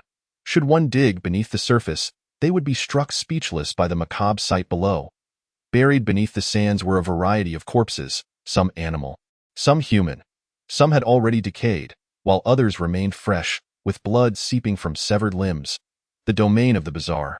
Cannibal Beach. Suddenly, beams of white light flashed. In the next moment, dozens of individuals of varying ages, genders, and appearances appeared on the beach. They exchanged glances, each face reflecting despair. Cannibal Beach, a realm with nearly no chance of survival. Amidst the anguished wails, a resonant voice abruptly pierced through the atmosphere. It was a trumpet. Yet not quite, a peculiar sound, unlike any Western orchestral instrument. Following this, the sound of drums and Simba, the diminutive figure, playing the swana, continued to leap forward with exuberance. Soon, a series of silhouettes emerged behind him. Some ringing gongs, others beating drums. Clad in vibrant red attire, they exuded an air of festivity. Gradually, an entire procession materialized before the onlookers. Behind the drummers and gong players stood 8 towering giants, each reaching a height of 3 meters. Their muscular forms enveloped in resplendent red silk. Together, the giants hoisted a palanquin that resembled a small building. Perhaps sensing an overwhelming threat, a mysterious entity concealed beneath the sandy beach sprang into action. Suddenly, a blood-red figure erupted from the sand, charging straight towards the palanquin at the center of the procession. Then, with a resounding slap, akin to swatting a fly, the figure was crushed against the beach by the strength of the bearers, faring far worse than the waves before it. Subsequently, the onlookers on the beach were astonished to discover that this peculiar mission had come to an end. Had the fleeting figure, now slain, been the master of this eerie domain? One voice exclaimed in horror. Just how formidable must this procession be? Alarmed, an experienced ghost master realized the gravity of the situation. That was likely a legendary anomaly. We must, before he could utter the word run. Everyone found themselves immobilized.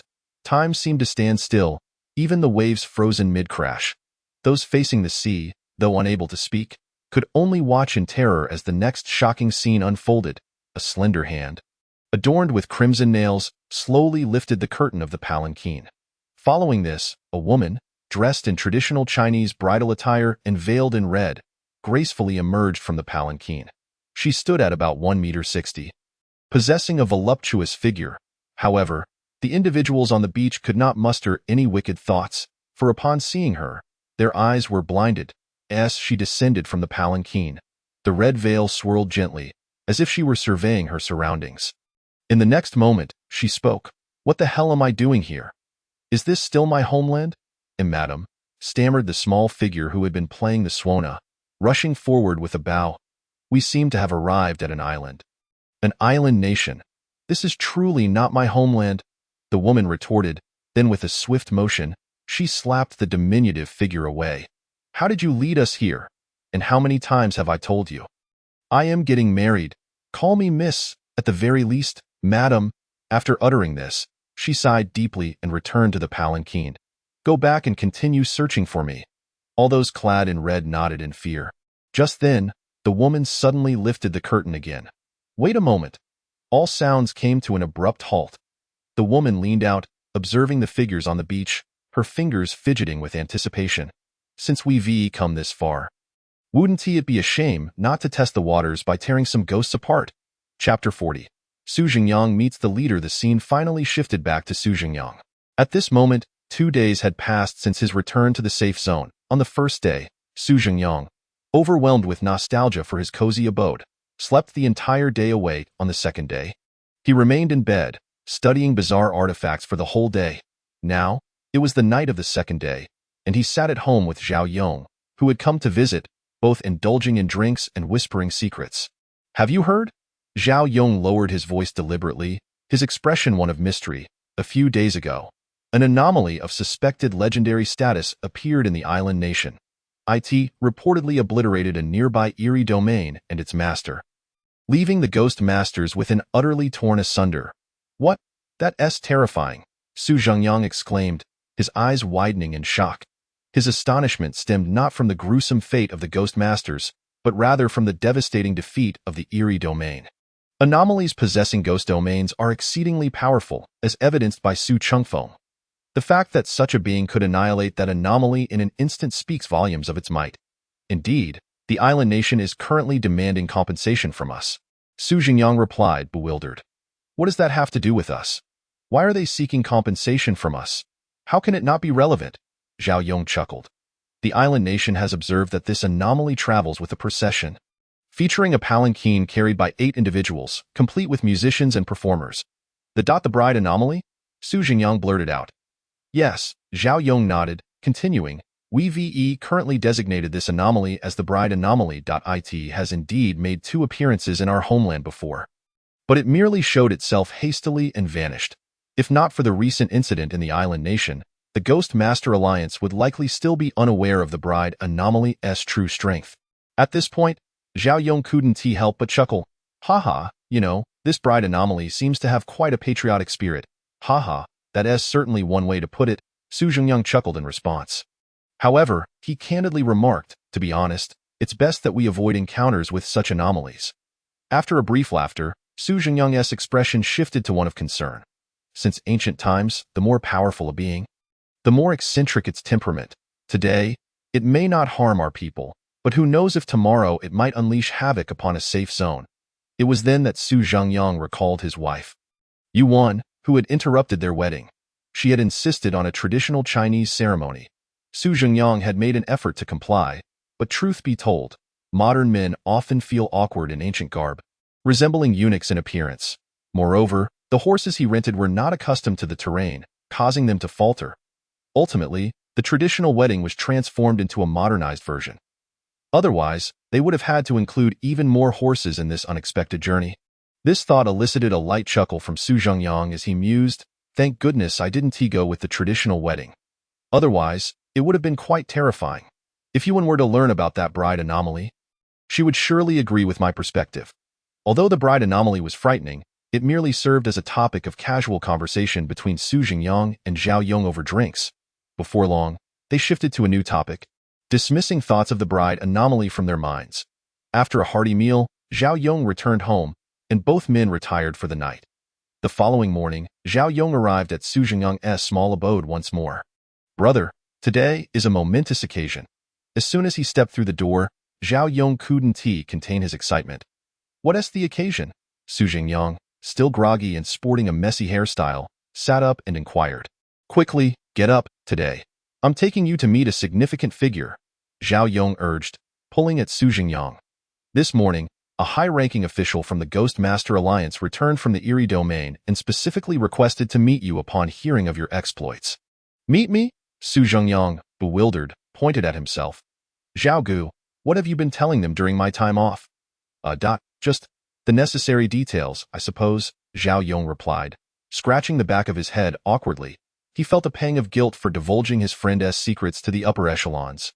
Initially, Zhao Yong had been reluctant to share such information, but after Su Zhengyang emphasized that keeping it hidden would not last long, it was better to prepare everyone mentally.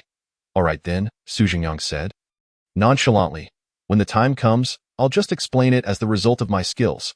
Ghost artifacts and spirit currency can be seized, but skills cannot be taken away. From Zhao Yong, Su Zhengyang gathered that the members of the Ghost Master Alliance in Zone 1 were generally kind-hearted and righteous.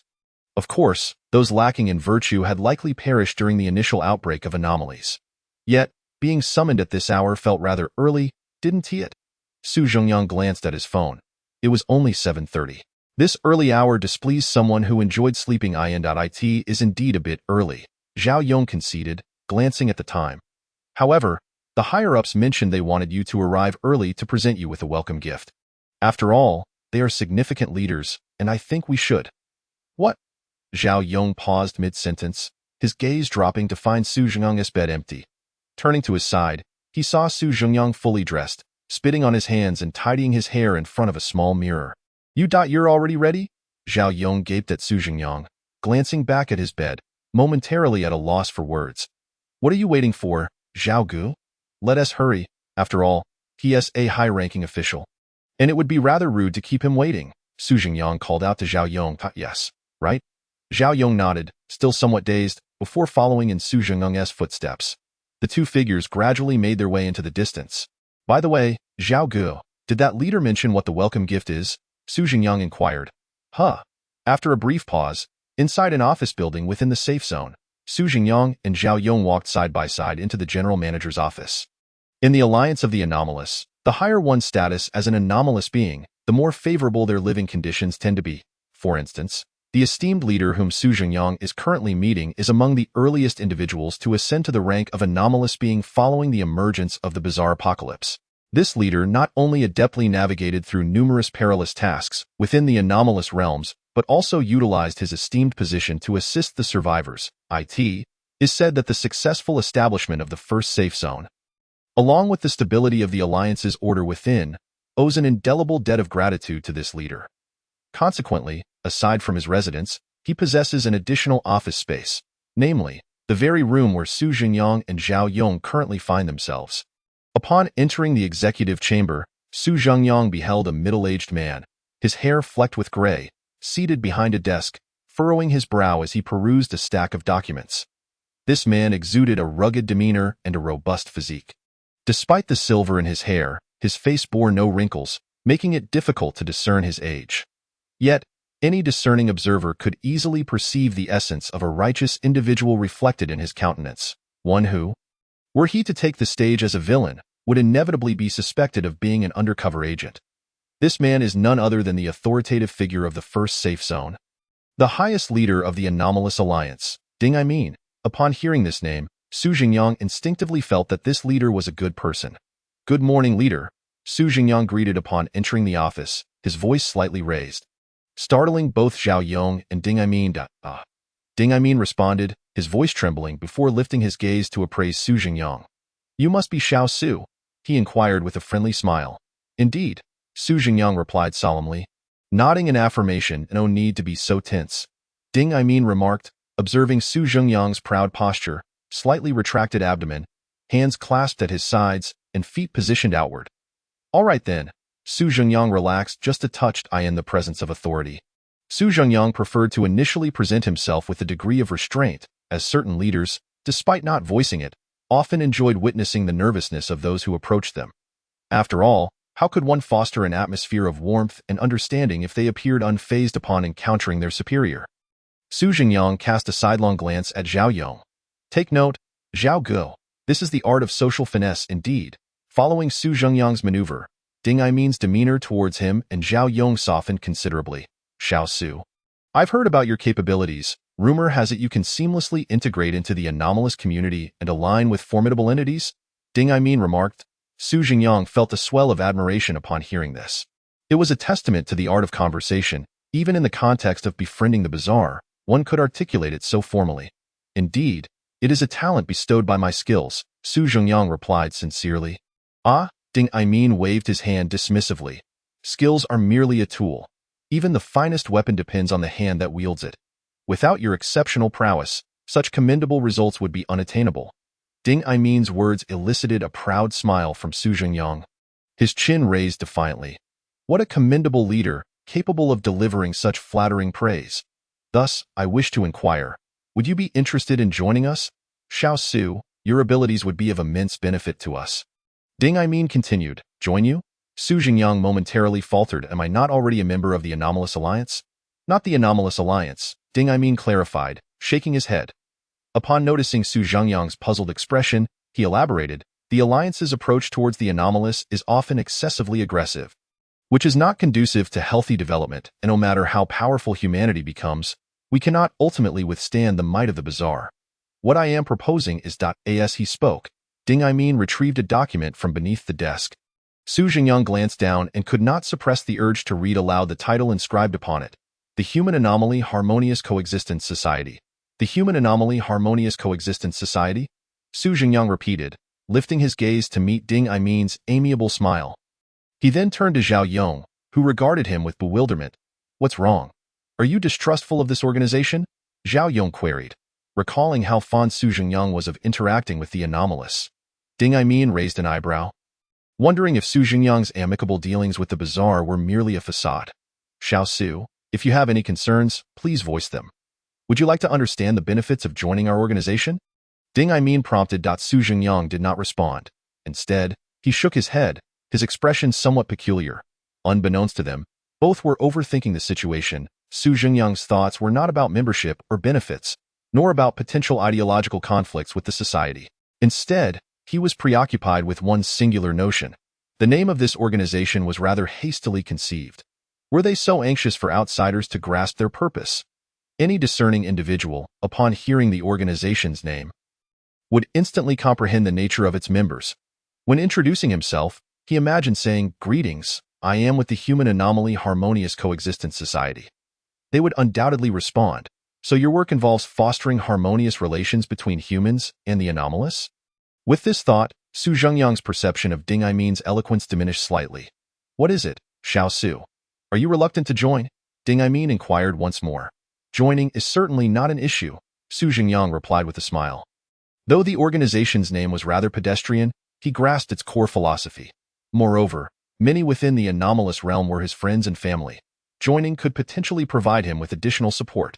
"That's splendid," Ding Aimin responded with equal enthusiasm, then proceeded to open the document. "Once you sign this, you will be a member of the Coexistence Society." Su Zhengyang raised an eyebrow in confusion. What on earth? Ding Aimin's comment struck Su Zhengyang like a long-forgotten joke. Isn't this the Human Anomaly Harmonious Coexistence Society? How did it suddenly morph into the Coexistence Society? The full name was ripe for ridicule, while the abbreviation left one speechless. Who came up with this name?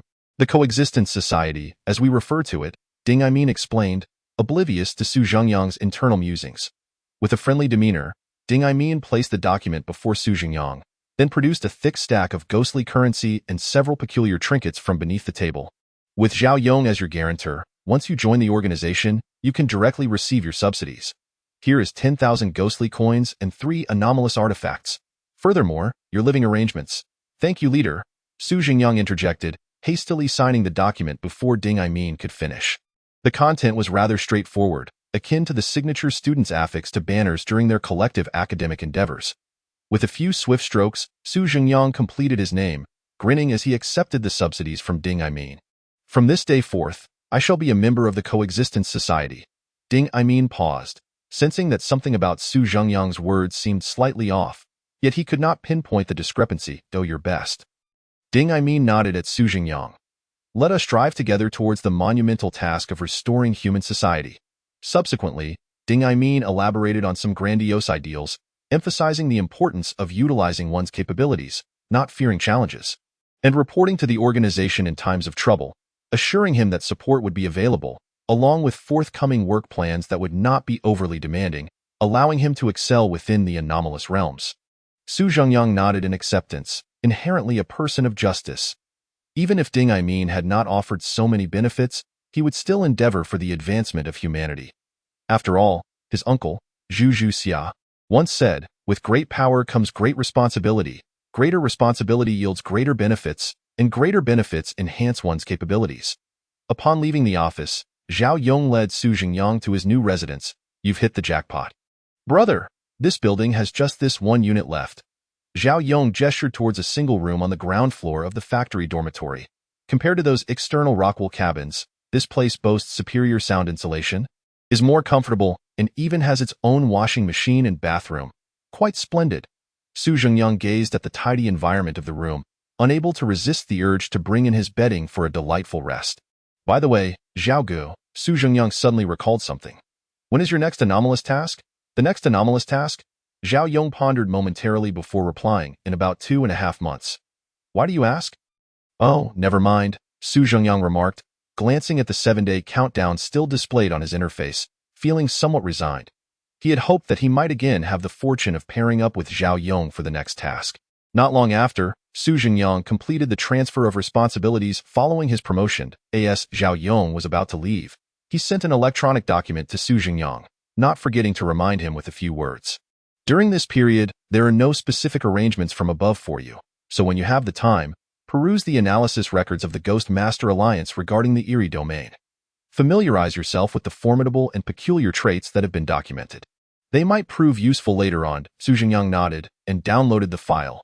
He resolved to set aside his laziness in the coming days and dedicate himself to diligent study. At noon, Zhao Yong arrived at Su Jingyang's room, carrying 2 bottles of baijiu.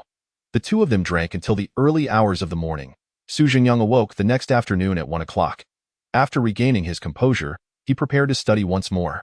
That evening, Zhao Yong returned, this time bearing 2 roast chickens and, of course, 2 more bottles of liquor. They continued to drink until dawn. On the 3rd day, Su Jingyang finally stirred awake at 3 in the afternoon. Just as he intended to freshen up, he heard a knock at the door. Upon opening it, he found Zhao Yong standing outside, holding half of a Jinhua ham and 2 bottles of baijiu. Su Jingyang exclaimed, "What the hell, brother? Are you trying to drink me to death?" Zhao Yong replied, "Just a little sip, just a little sip." The two continued their revelry until morning, at which point Su Jingyang realized that Zhao Yong was an ardent lover of alcohol. The most vexing part was that he never seemed to get drunk. Of course, Su Jingyang, with his exceptionally high attributes, had never been inebriated either. However, drinking too much made him drowsy. On the 4th day, Su Jingyang firmly locked his door, determined to ignore anyone who called. He was resolved to study. Meanwhile, Zhao Yong called Su Jingyang over 40 times. Eventually, Su Jingyang reluctantly opened the door, only to see Zhao Yong accompanied by a young man. Su Jingyang asked, "Zhao Ge, is this sidekick you've brought a bit too tough?" "What are you saying?" Zhao Yong replied, visibly embarrassed. He then turned to the young man and spoke kindly. "My apologies, teacher. My brother is still not fully awake." Su Jingyang raised an eyebrow, glancing from Zhao Yong to the young man. "You refer to this child as teacher? With that appearance, he might not even graduate from vocational school." Although he was tempted to voice his thoughts, Su Jingyang held back. He opened the door wider, allowing Zhao Yong to usher the young man inside. Upon entry, the young man, who had been following Zhao Yong, pinched his nose. "Good heavens, how can it smell this bad? Is this a pigsty?" Hearing this, Su Jingyang frowned. What a hostile visitor. With that thought, he promptly pulled out his phone, intending to call for help. The eerie ringtone. Zhao Yong, startled by Su Jingyang's actions, quickly stepped forward and grasped Su Jingyang's hand, restraining him from dialing. "No, no, brother," Zhao Yong whispered urgently. He was well aware of the power of Su Jingyang's phone. Sometimes, when intoxicated, Su Jingyang would idly call the eerie ringtone in his presence, and surprisingly, the other end would engage in conversation. "Why not?" Su Jingyang's expression soured. "You can call me a pig if I live in a pigsty, but I cannot be called a pig because I am just as handsome as those readers who enjoy online literature." He gestured toward the young man. "This is the assistant, liaison, financial officer, designer, chef, cleaner, tailor, and chauffeur appointed by the old leader for you." Su Jingyang was momentarily taken aback. So many roles. He must truly be a jack of all trades. "But he insulted me." Despite realizing the young man's identity, Su Jingyang still felt a twinge of anger. Well, this teacher has a cleanliness obsession and a bit of a sharp tongue, but his intentions are good. Just see for yourself. Zhao Yong pointed behind him. Su Zhengyang turned to observe the young man, who was now wielding a mop in one hand and a broom in the other, simultaneously sweeping and mopping while muttering. In such a filthy environment, if one doesn't contract tuberculosis after a prolonged stay, it would be quite strange. Spotting a stubborn stain on the floor, the young man pulled a wet tissue from his pocket and knelt down. Scrubbing vigorously, Su Zhengyang interjected, Teacher, over here please." With a warm smile, he led the young man deeper into the room. "The floor is quite dirty. Could you help clean it? And there's a bit of grime on that wall." "I would appreciate your assistance," Su Zhengyang exclaimed. "I never realized my windows were this transparent. Truly impressive, teacher." "The urine stain in the toilet seam. Teacher, put down my toothbrush." More than half an hour later, Su Zhengyang surveyed his freshly rejuvenated room. Feeling immense joy, initially, he had thought the space was quite clean and tidy, but compared to its current state, it was indeed a pigsty when he first moved in. "Thank you, teacher," Su Zhengyang said, enthusiastically shaking the young man's hands. The young man, panting and standing still, was drenched in sweat. It's nothing. He waved his hand, clearly too exhausted to converse further. Su Zhengyang continued, "May I ask how to address you?" "Zhenjia." "Huh?" Su Zhengyang looked around in confusion.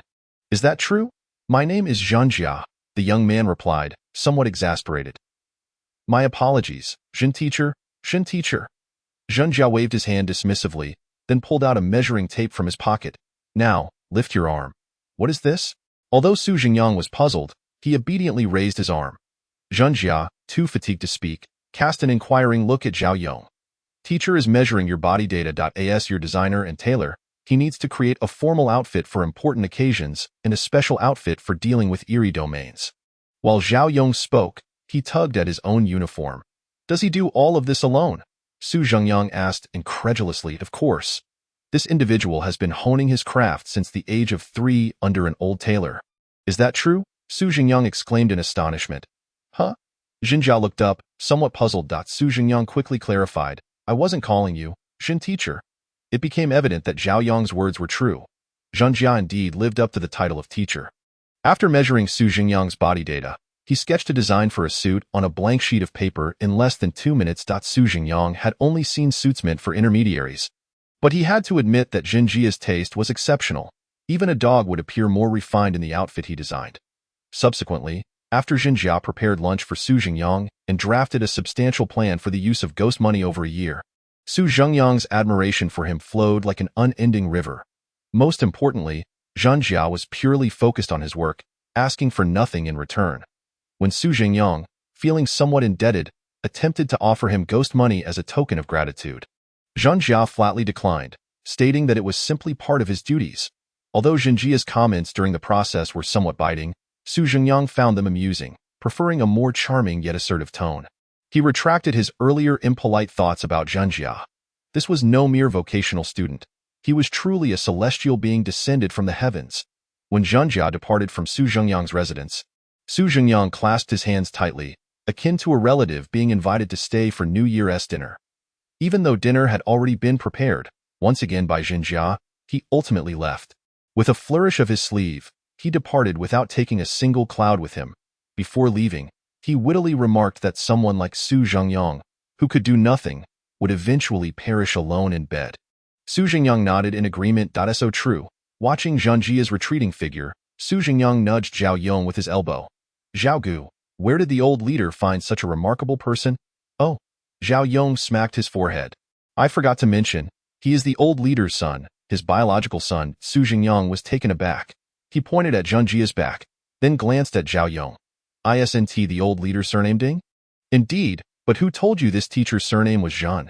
He's simply magnanimous and doesn't bother with such details." Su Zhengyang paused. "So his full name is Ding Zhenjia." Su Zhengyang pondered. "Isn't something missing here?" Missing an EYE.IN the following days, Zhao Yong returned to his duties, finally ceasing his visits to Su Zhengyang for drinks. Su Zhengyang, on the other hand, finally had time to focus on his own matters. He began by sorting through the powerful and peculiar information recorded by the Ghost Master Alliance regarding the eerie domains. Based on Su Zhengyang's own conjectures, he suspected that a significant portion of the eerie entities might actually be his relatives or friends. If he stumbled upon any suspicious individuals, he would make a note of the eerie entity and the domain it resided in, so that when he encountered that domain during a task, he could immediately recognize them. However, he soon realized that he could find no clues within the information recorded by the Ghost Master Alliance. Such information is exceedingly superficial. There is no residential address, no place of origin, nor any political affiliations, which Su Zhengyang could just about tolerate. However, how is it that even the true name of the individual is absent? Terms such as strange belle, strange actor, bride's ghost, old man ghost, and strange butcher abound, as if names could not be conceived without the word strange. Yet, Su Zhengyang soon came to a realization. These names were predominantly derived from the prompts on the interface. The members of the Ghost Manipulator Alliance merely transcribed the suggestions. Thus, the true inability to create names lay with the entity behind the interface. In addition to the names, the Ghost Manipulator Alliance meticulously documented various peculiar characteristics and abilities. For instance, the strange actor possesses the bizarre trait of donning theatrical garb while wandering through its own eerie domain, the Midnight Theater. According to the records, its ability seems to ensnare those who hear its voice or witness its performance into a cyclical illusion, akin to a form of mental manipulation. Thus, the next time Su Zhengyang encounters it, he should promptly cover his ears, shut his eyes, and shout, "I will not look. I will not listen." A turtle is reciting scriptures. Other peculiar beings also exhibit unique traits. Some can transform their hair into tentacles, others possess the ability to teleport, and yet others can disguise themselves as humans. This led Su Zhengyang to ponder deeply. Judging solely by these strange abilities, many had already transcended the traditional definitions of the bizarre. They were superhuman entities with a penchant for devouring humans. The only characteristic that aligned them with the realm of the strange is that they were all deceased humans. Upon thoroughly familiarizing himself with the documented peculiar beings, Su Zhengyang astonishingly discovered some minor details within the materials. Most of the compilers of this information were, surprisingly, his good brother Zhao Yong. Who would have thought that brother Zhao, while seemingly languishing like a cocooned creature in the eerie realm, had actually accomplished quite a bit? Su Zhengyang chuckled to himself. However, jesting aside, the fact that Zhao Yong was a compiler indicated he was far from an ordinary individual. After all, who of simple stature could survive amidst several horror-level strange beings and dozens of urban legends? Besides reviewing the records to glean information about the peculiar entities, Su Zhengyang also conducted a brief organization of the strange tools he currently possessed. They could be broadly categorized into three types. The first category, offensive tools. For instance, among the rewards from the last eerie domain task, there was an object resembling a ruler. Its effect was rather straightforward. It could inflict significant damage on entities below the abnormal level. Just one strike from this ruler would incapacitate an opponent for 3 days. Yet, its efficacy against entities of abnormal level or higher was negligible, akin to the head of a chicken amidst its own uselessness. The second category, defensive and auxiliary tools. Generally lacking in offensive capability, these either helped shield oneself from harm or enhanced mental clarity or speed. The third category, miscellaneous tools. This category contained only a few peculiar items, with the threefold eerie phone claiming a spot among them. Besides the eerie phone, there were also items like the deed to an eerie residence and a landlord's token of gratitude. Overall, it was difficult to articulate the specific functions of these strange tools. Yet they appear to be quite useful. After categorizing these eerie tools neatly within his mobile space, Su Zhengyang commenced his final preparations for the impending eerie domain task. This time, he learned from his past experiences and specifically included an outdoor travel sleeping bag in his mobile space, effectively resolving the issue of inadequate rest due to environmental factors in the eerie realm. Furthermore, he packed a change of clothes. During his previous venture into the eerie domain, he had only brought one outfit. Had it not been for Aunt Yang's assistance in cleaning it, it likely would have spoiled by the time he returned. Therefore, this time, Su Zhengyang had Ding Zhenjia craft 4 or 5 high-strength, cut-resistant, and explosion-proof outfits for him. Although they were not particularly comfortable to wear, they provided a considerable sense of security. In addition to clothing, there was one more crucial element: food. Not every eerie domain would have Aunt Yang preparing meals for Su Zhengyang. Thus, he planned to bring Ding Zhenjia into the eerie domain with him. Naturally, he failed in this endeavor. Consequently, Su Zhengyang packed an abundance of vacuum-sealed instant food, sufficient to keep his stomach satisfied for an entire month. After completing these tasks, The countdown for the Eerie Domain mission was nearing its end. On the final day, Su Jingyang rose early, donned a clean and tidy outfit, and even gave himself a wash. The same feeling from the previous time resurfaced at 10 o'clock in the morning. The panel's notification chimed in Su Jingyang's ears. Eerie Domain, Nursery Rhyme Village. Preparing for transmission? Moments later, a wave of intense dizziness washed over him. Su Jingyang, confronting the dizziness with a calm demeanor, retrieved 2 motion sickness pills from his pocket and placed them in his mouth. A flash of white light ensued. Su Jingyang vanished from his room and entered the Eerie Domain. Simultaneously, in the 7th safety zone, Eerie Domain, Nursery Rhyme Village, preparing for transmission. Chun Jun sat quietly on the sofa, experiencing the dizziness in his mind, feeling a sense of helplessness. His next transmission into the Eerie Domain would be a month later. But due to daily impersonations of Wang Yaming, the strange world had sent him Wang Yaming's Eerie Domain task. This was both a blessing and a curse. On the positive side, Chun Jun could participate in more tasks, earn more rewards, and accelerate his strength growth at a pace several times faster than others. Yet, it was perilously dangerous. The opportunity to engage in more tasks also meant that Chun Jun's probability of death was several times higher than that of others. Come on! No matter what you are, I shall conquer you, as he roared. Chun Jun was enveloped in white light. The next moment, the white light flickered, and Chun Jun vanished from his spot in Nursery Rhyme Town. A gentle breeze brushed through the willow trees, causing the branches to sway delicately like flowing hair. Beneath the trees, Su Jingyang slowly opened his eyes. Chapter 44. Taoist, Northern Sect, Reunion with an Acquaintance. Safely entering the Eerie Domain, Su Jingyang brushed off the willow fluff that had settled on his pant legs and turned to survey his surroundings. In the distance lay a hazy expanse, with the faint outline of mountains barely discernible. On either side were quaint, small buildings reminiscent of southern countryside architecture from the last century, closely clustered together, numbering about a dozen in total. Su Jingyang stood at one end of the street, appearing to be at the village's entrance. Huh? Su Jingyang remarked, frowning as he noticed the desolate surroundings. Why am I the only one here? Is this task a solo instance? Just as this question crossed his mind, flashes of white light began to appear around him. Subsequently, several figures emerged in close proximity to Su Jingyang. Their reactions were similar. They first shook their heads in confusion before surveying their surroundings with curious and cautious gazes. Being one of the first to be transported, Su Jingyang scrutinized the newcomers while they observed their environment. Soon, he noticed a distinctive figure not far from him. It was a middle-aged man appearing to be in his 30s. He was slender but stood tall and proud. While everyone else appeared dazed and disoriented, he remained calm, surveying the scenery around him. Most notably, this middle-aged man wore a dark blue Taoist robe, his long hair tied up with a simple, ancient-style wooden hairpin atop his head. This was indeed a Taoist. While Su Jingyang was observing the middle-aged Taoist, the latter also caught sight of his gaze. The Taoist smiled and nodded at Su Jingyang before striding purposefully toward him. Su Jingyang exclaimed, "I know this question. Hello. Greetings, greetings." They exchanged pleasantries enthusiastically. Su Jingyang stepped forward warmly to shake hands with him. "I am Su Jingyang from the 1st Safety Zone. My current Eerie Domain experience is one.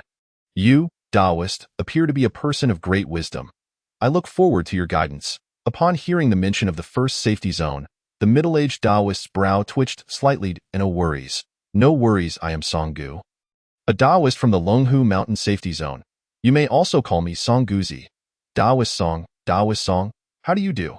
Su Jingyang replied with a cheerful nod. That how one addresses you. The communication between Su Jingyang and Songguzi grew quite loud, drawing the attention of others nearby. Upon seeing Songguzi, their expressions lit up, and one by one, they rushed over to his side. "Oh my, who would have thought we would encounter a Taoist? It seems we are safe in this Eerie Domain," one exclaimed excitedly. A Taoist, clearly from the Longhu Mountain Safety Zone. Remarkable presence, definitely not an ordinary person. Another chimed in, giving a thumbs up in agreement. Gradually, Su Jingyang found himself pushed to the periphery as several individuals gathered around Songguzi, who was enveloped in a chorus of admiration. Songguzi appeared accustomed to such attention, smiling as he engaged with each person. Observing the throng, Su Jingyang felt somewhat bewildered. What is this, a fan meeting? Well, he is a Taoist. In a world teeming with the bizarre, his skills must be quite formidable. A voice laced with local dialect chimed in beside Su Zhengyang. Su Zhengyang turned his head and beheld a plainly dressed man, arms crossed, gazing at the crowd surrounding the Taoist with an expression of mockery.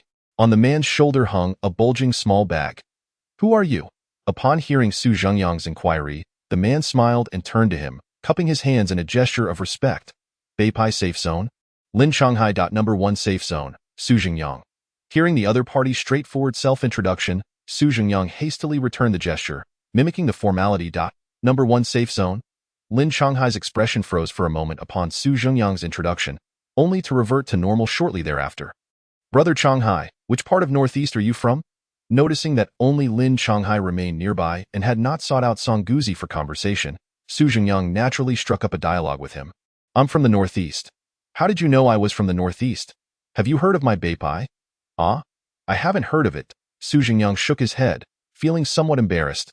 Aside from the few large safe zones established by the Alliance of the Imperial Exorcists, he was largely unfamiliar with the safe zones of other civilian organizations. "I could tell by your accent that you were from the Northeast," he candidly replied.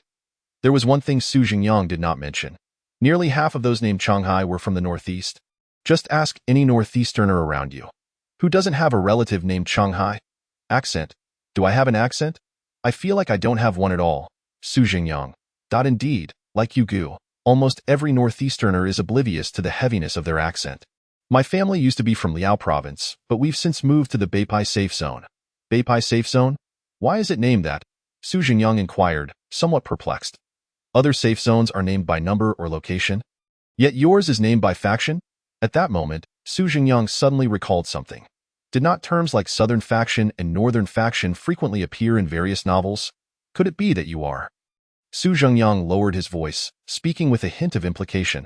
Observing Su Zhengyang's cautious demeanor, Lin Shanghai waved his hand nonchalantly, and no need to hide it.